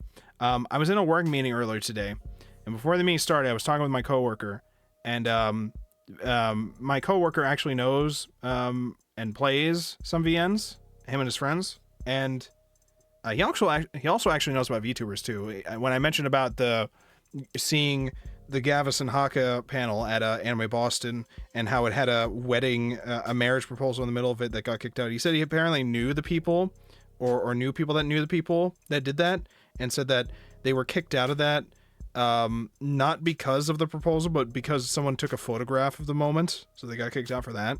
But it was all like planned ahead of time, and was okayed with Gavis and them, I guess. They knew ahead of time this was gonna happen, and they were okay with it. But they were kicked out because they took a photo of it. So unfortunate, but yeah. So the coworker told me, I mentioned that I was gonna be playing Of the Devil tonight. I was gonna be playing more of it.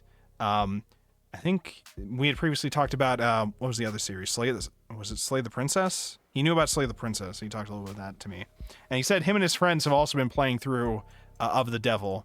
It seemed like how he was talking about it, we were a little past where he was at, so I didn't want to talk too much about it for spoiler reasons. But yeah, he was also enjoying it. Him and his friends, he said, were they were playing it where the person who owned the game that was like streaming it to them or whatever, they were all taking turns with each person having a voice a different character.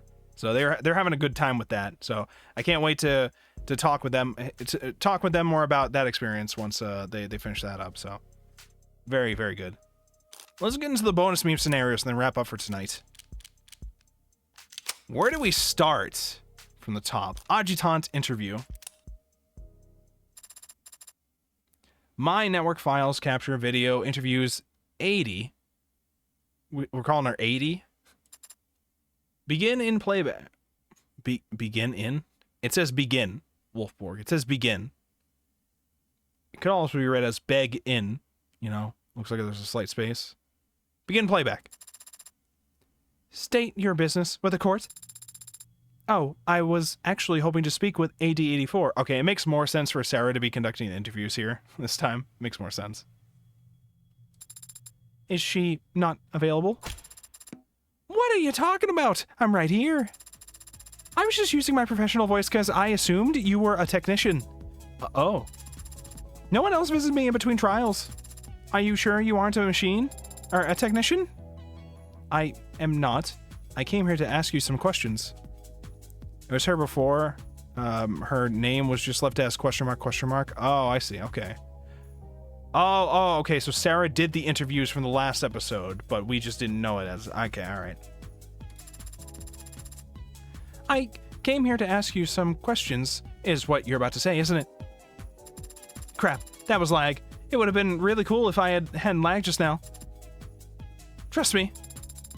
I could see how you would have been cool. So, may I proceed? Go for broke.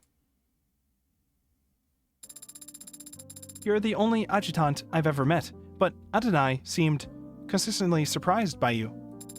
Why are you like that? Wish I could say I was built different, but I actually have to share my time in this body with the rest of the adjutants in the building. I guess you could say I was programmed different. But this is more a case of nurture than nature. I've got 9 personas arguing inside me 24/7, and they're all so very political. Even just deciding what color underwear to put on in the morning is like herding cats into a presidential debate. What color of... It's a metaphor. I don't wear underwear. Oh. Point is, I found the best way to keep all 9 of my ducks in a row is to be a little unconventional and a lot loud with my voice. So long as I do my job well, the humans don't mind. You say that, but Adonai did seem exasperated at times. You mean Counselor Morgan? The dirty red tries to pretend she isn't type A prude? No fixing that. Personalities like ours get along. No fixing that. Personalities like ours get along like potassium and water. That is a very violent exothermic chemical reaction. Okay, I could do this. That is a very violent exothermic chemical reaction. Correct. No one should ever try it at home. Why do I gesture so much? I already told you. I have to share this body with the other adjutants. And all of them just sit here looking dignified. It's terrible for the joints. In my head, I'm imagining Coda being perfect at voicing adjutants. And for some reason, I feel like she'd be perfect being all over the place. Really? Maybe. I don't actually know. So, I spend most of my days incorporeal. I spend most of my days incorporeal. I spend most of my days incorporeal, running numbers inside a server down in the basement or up in the cloud. I'm gonna make the most of every minute I have with arms and legs, even if it kills me. We should get the gang together for a VN one day. It'd be a lot. But also, it would depend on what the VN is. There's a lot, okay? That goes into... Maybe. I won't put it off the table. I see. And you can quote me on that. Tell them 80 said, if you want me to stop flailing around up here, you'll have to shoot me dead. You'll have to put cold, hard lead in my skull. You'll have to watch the light leave my eyes. I would say I'm super good at playing the pink-haired Neko cat girl from Ace Attorney, but my microphone would hate the frequency with which I voice her. Oh my god, Jesus. I said you'll have to. I wrote it all down. Oh, nice. Visor gets stuffy. So what's your deal? Visor gets stuffy. So what's your deal anyway, little fella? We can exchange all this info with infrared. I prefer talking. And you're the only other automated dependent that I really know right now. That's so cute! In a depressing way. Is it uncommon for machines like us to just talk when there are no humans around? Ants are always talking to each other. Doesn't matter if there's no one in the woods to hear the tree fall. The conversations are usually a lot more boring than this, though. Strictly business, I imagine. No, not necessarily. Ants can do small talk. They're just really bad at it. Thank you for your time. I'll... Hold it! You really think I don't know what you are? I tried not to think about it during the trial, to stay impartial, but talking to you now, it's undeniable you're... curious about my 3 sizes! How did you know? Years of experience interacting with humans have taught me that it's the most important thing you can ask someone, the only way to truly get to know them. I do remember, now that it's being revealed to us that Sarah was all the first interviews, Sarah was also just asking everybody their sizes. That's what I've been saying. 109, 64, 94, etch it into your memory. Wow. Oh, what the heck, I'll even throw in this for free. I'm 263 centimeters tall. Whoa, that's impressive. That's so cool. Makes you wonder what public domain stuff she was watching. True. Finally, someone with good taste. Why aren't you the one casting down judgment? 8001 vid. Playback complete. All right, next up we have Yumi interview. That's the autopsy girl. Okay, sorry. What's up, Sweaty? I wanted to interview you. Is that your android homework? Ed and I assigned me a variety of tasks.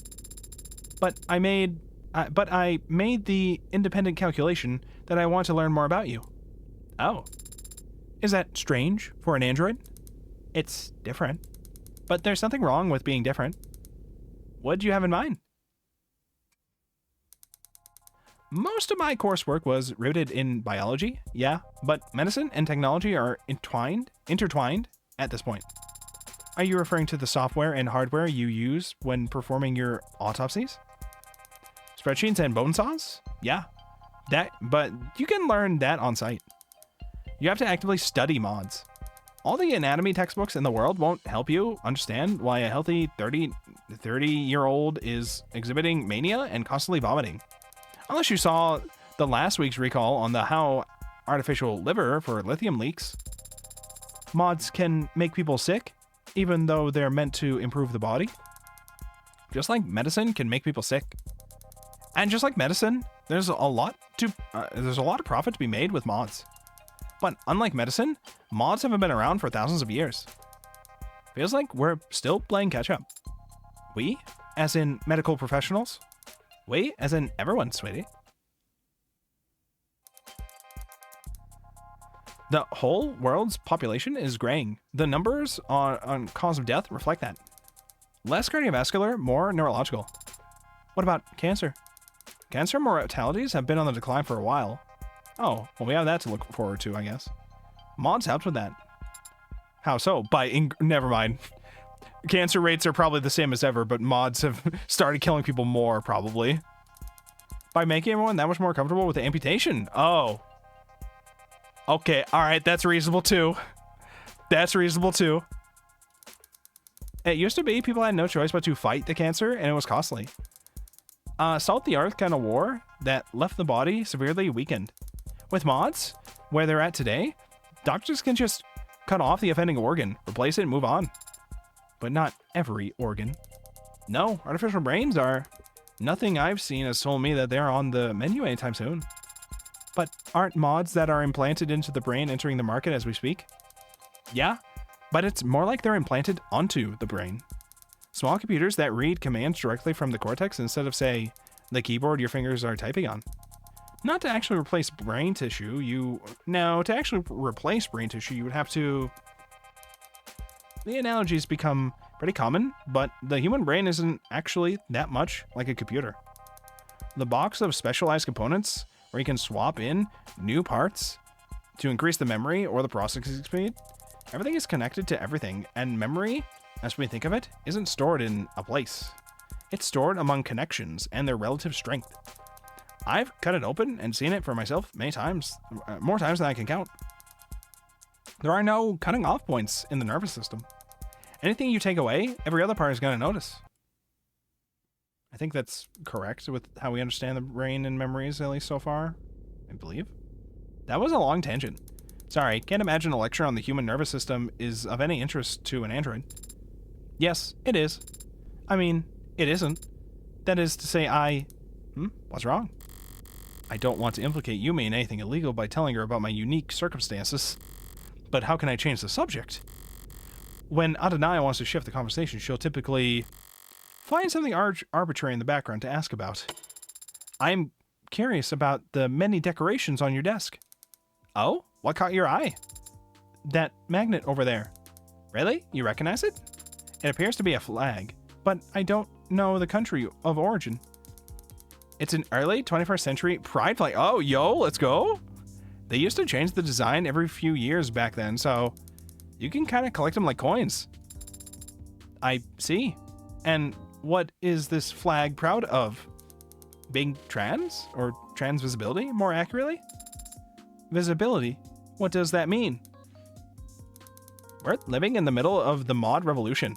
Anyone can look like whatever or whoever they want, as long as they have the cash. Compared to swapping out cybernetic arms or slotting in artificial spines, I love people from that country. Hormone therapy and affirmative surgery is nursing student level. And it's fast too. The paperwork, the treatments, the recovery time, it's all so much faster than it used to be. Don't know if that makes the decisions any less heavy. But no one has to cross their fingers and wait anymore.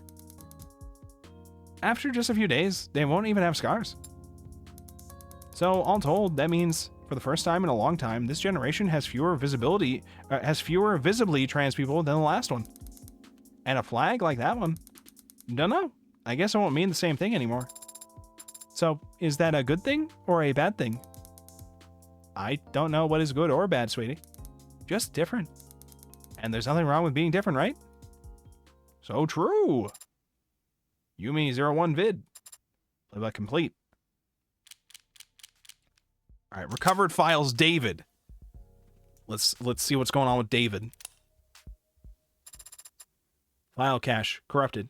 Recovery failed. Source unknown. Last modified late 2085. Begin playback. Great work. That's all the boxes checked. Thank you, Jess. No problem. Only 6 minutes till 5 o'clock. Why don't you start the holiday weekend early?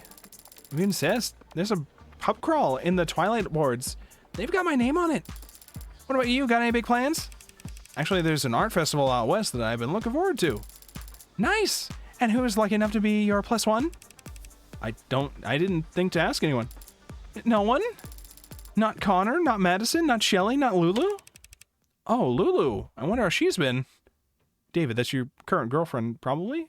Boyfriend? I don't know. Dr. Ash, have you spoken to any of them recently? Recently, huh?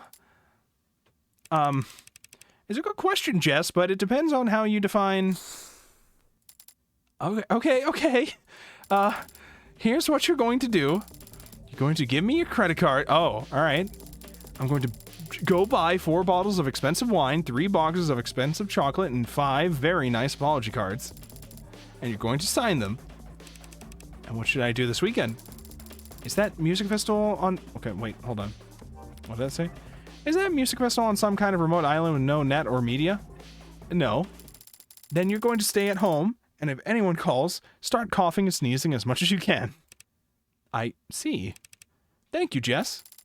Don't thank me yet, Dr. Ash. I might have to buy something really expensive for Lulu to break. You're a lifesaver. You know it. Playing next in queue. What's wrong? You've just been leaning against the wall. Hey, Porter. Can't you take a hint? Typically, no. I just don't like dancing, man. You're a musician. So? So why don't you like dancing? Because I'm bad at it. You're lucky you're cute. Sorry for laughing. I'm just surprised you'd care what any of these people think. I don't. But I do care about my business. Word gets out that I dance like someone's grandpa, gigs will dry up overnight. So it's not that you don't want to dance, it's that you don't want to be embarrassed? Sure, let's go with that takeaway.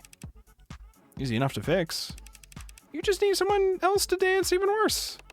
Yeah, sure, that's all it... And there he goes.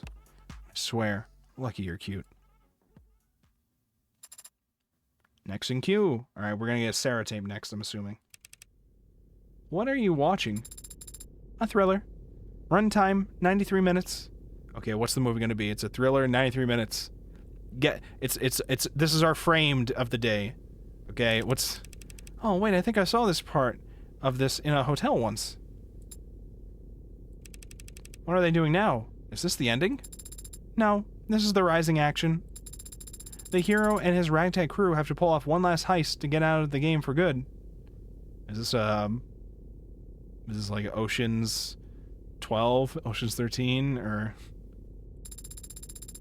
But it's not that simple. The casino he needs to rob is on a satellite orbiting the Earth at 16,000 miles per hour. Wait, hold on, wait. Wait. I don't remember that being in one of the Ocean's movies. Wait. Casino on a satellite is a Doctor Who episode? They said it's a 93-minute long thriller. Doctor Who episodes are like an hour long each, right? Or maybe it's like a futuristic version of Ocean's movies, maybe. I don't know. How fast is that in kilometers? Father, you should be able to calculate that. I learned to program so that I wouldn't have to. Base, true. Why haven't the thieves been caught yet? If there was this much money on board, they'd put cameras everywhere. There's illegal gambling happening on the satellite, so their ultra-wealthy clientele wouldn't want there to be any video evidence of their crimes. There's illegal gambling happening on the satellite? There's illegal gambling happening on the satellite. They're in orbit. It's the same as being in international waters. Would you like to sit and watch? She looks very annoyed. Like, Dad, leave me alone. I'm watching my movie. No, I'm not. I have somewhere to be, actually. I only stopped because... completely unrealistic. Their poker chips would be floating all over the place. There was a throwaway line about how everything's magnetized. Oh.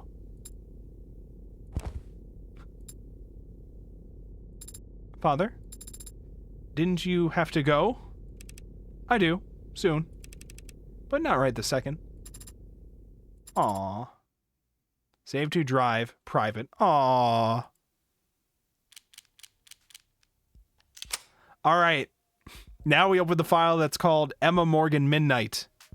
I wonder what happens there. I wonder what they're up to. I wonder... What are they doing at midnight? Huh. Police, static, personal, capture video, July 01/11. It's ITS Yuri time. It didn't read that as it's ITS Yuri time. You ready to give up yet? We've been staring at this footage for hours. We can call it quits whenever you like. Me? You kidding? I could do this all night. Oh. But my makeup's starting to feel cakey, so... 5-minute break? Oh, okay, deal. What were you hoping to find, anyway? I don't know. I had my fingers crossed that some shadowy figure would walk into frame and hold up a confession, but... What about you? You've already got her on camera handling the murder weapon. How many more nails do you need in the coffin? 1 or 2 should suffice. I guess the truth is I was curious. What does a homicidal AI get up to in his spare time? Turns out it's a couch potato. What's with all the TV? And why is half of it in black and white? Public domain. Seriously? Anything digital from the 20s or 30s is too polluted to be useful. But go back in time 70 years and it's all clean as spring water, also free. They had color in 2016, Morgan. I don't know then. Guess this particular homicidal AI happens to be an old soul. Hang on, what was that? There. Oh, she's getting closer. Look at her go. She's tearing that thing apart. What, the computer? That's how you learn to put them together. You're gonna try and testify Barrows with this? Or you're gonna try and terrify Barrows with this? It's just a machine. It's not like she's dissecting a frog. Sarah is a machine, and she's ripping out circuitry without hesitation. If she was a human child, that'd be like... You're reaching. Yeah, I guess so. Besides, you telling me you never pulled apart your dolls when you were a kid? No, I didn't. Did you? When I was a kid, I didn't play with dolls. I played with knives and guns. Huh? So what did you play with? Normal kid stuff. Sticks and stones, birds and squirrels. Birds and squirrels? What were you, a cartoon princess? Haha, I killed the birds. And the squirrels. I mean, I can kinda see it. Skipping through the enchanted forest, big poofy dress, tiara. Gee, no castle? Huh, nah, no castle. I can tell you didn't have it that rough. Is it rough living in a castle? It's a lot of empty rooms when you're a kid. Have you lived in a castle? I need to go wash my face. Sure. But if you fall asleep on the toilet, I am going to keep going without you. If you're drooling on the keyboard when I get back, I'm going to handcuff you to the desk. The best kind of Yuri, psychoanalyzing each other after a late night of work. Look, I'd also pull apart my computer and then put it back together after watching Morbius. That's true. That's just how that goes. Fair's fair. Playback complete. And there's your bonus memes. There's your bonus memes. And we already bought all the new charms.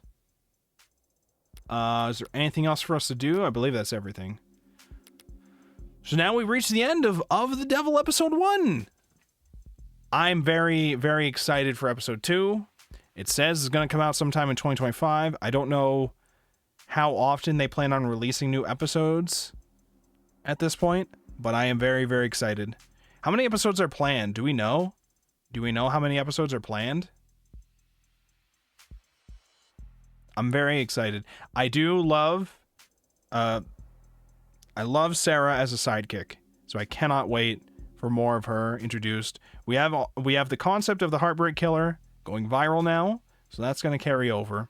We now also have introduced just some of the androids in the world could just be rogue AIs. They're just roaming among us. 5 episodes, okay, all right. A part of me wonders if eventually we're going to connect the two, and we're going to frame a rogue AI as being the Heartbreak Killer. We'll just frame them. You know, they're an AI after all. Easy. But we also had the bonus meme with the blue text, okay? They texted red. And they said, we got the thing for you. You know, the thing. So we got to meet with Mr. Blue. And see what's going on with that. Or just get the item, I think. I don't know if the item was supposed to be like a new revolver or something. Actually, no, they were asking about the revolver, so. Blue text, red text. Umineko, true. True. True. So, I hope you all had a good time. I had a very good time. This is very, very good. This is very, very fun. Definitely. I think that my only criticism have to do with, for this episode, I just had that one issue with that one blackjack where it, I was at 11 and raising busted. I understand it was because it didn't matter about talking about that, but it said busted. But it's impossible to bust when you have an 11. You can't bust on 11 in blackjack. You can't bust on 11. You can't, it's impossible. But I understand. I understand why. I would say for that one, just don't start me at 11, maybe? Start me at 12? I don't know. That's just a minor nitpick, though. Everything else about it was fine. Everything else about it was good. It was a lot more straightforward in this one, I think, compared to the previous court case when it came to things. Maybe it's just because I'm more used to things, or maybe it's just because it made more sense, some of the stuff. Also, saying the chips to max, I kept forgetting to do that at times. I mean, I only forgot once this week, but in the episode overall, I kept forgetting at times that was a thing that we could do. I don't actually... We have a shit ton of coins in the end. I still have like hundreds, and I can't buy anything else, by the way. So I don't really... Hold on, if I do this, I can open the phone. We have a shit ton of coins. We have 102, and we can't buy anything else.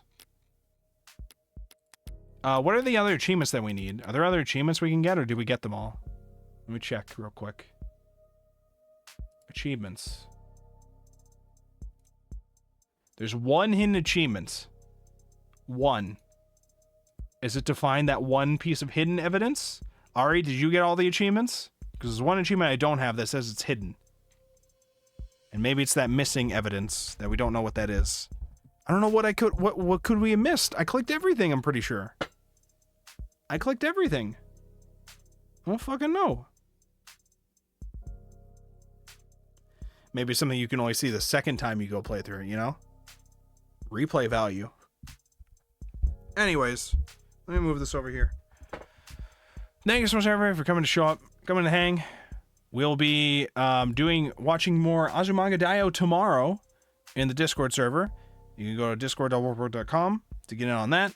We've been watching the last episodes of that, and then we'll be picking what the next anime book club watch party related anime is going to be, and start that next week.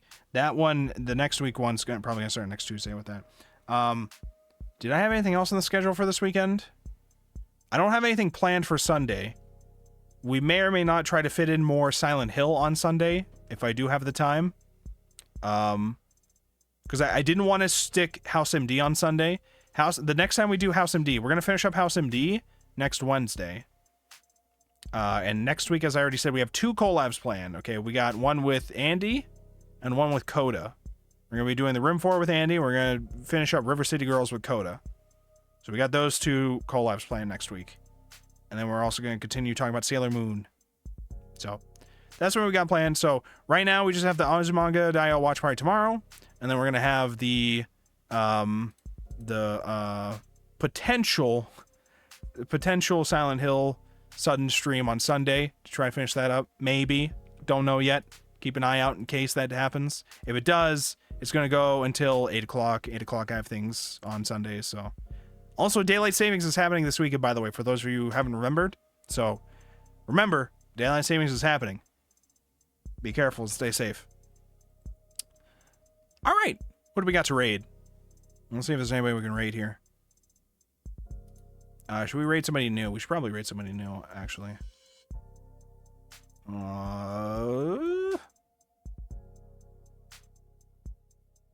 Let's see here.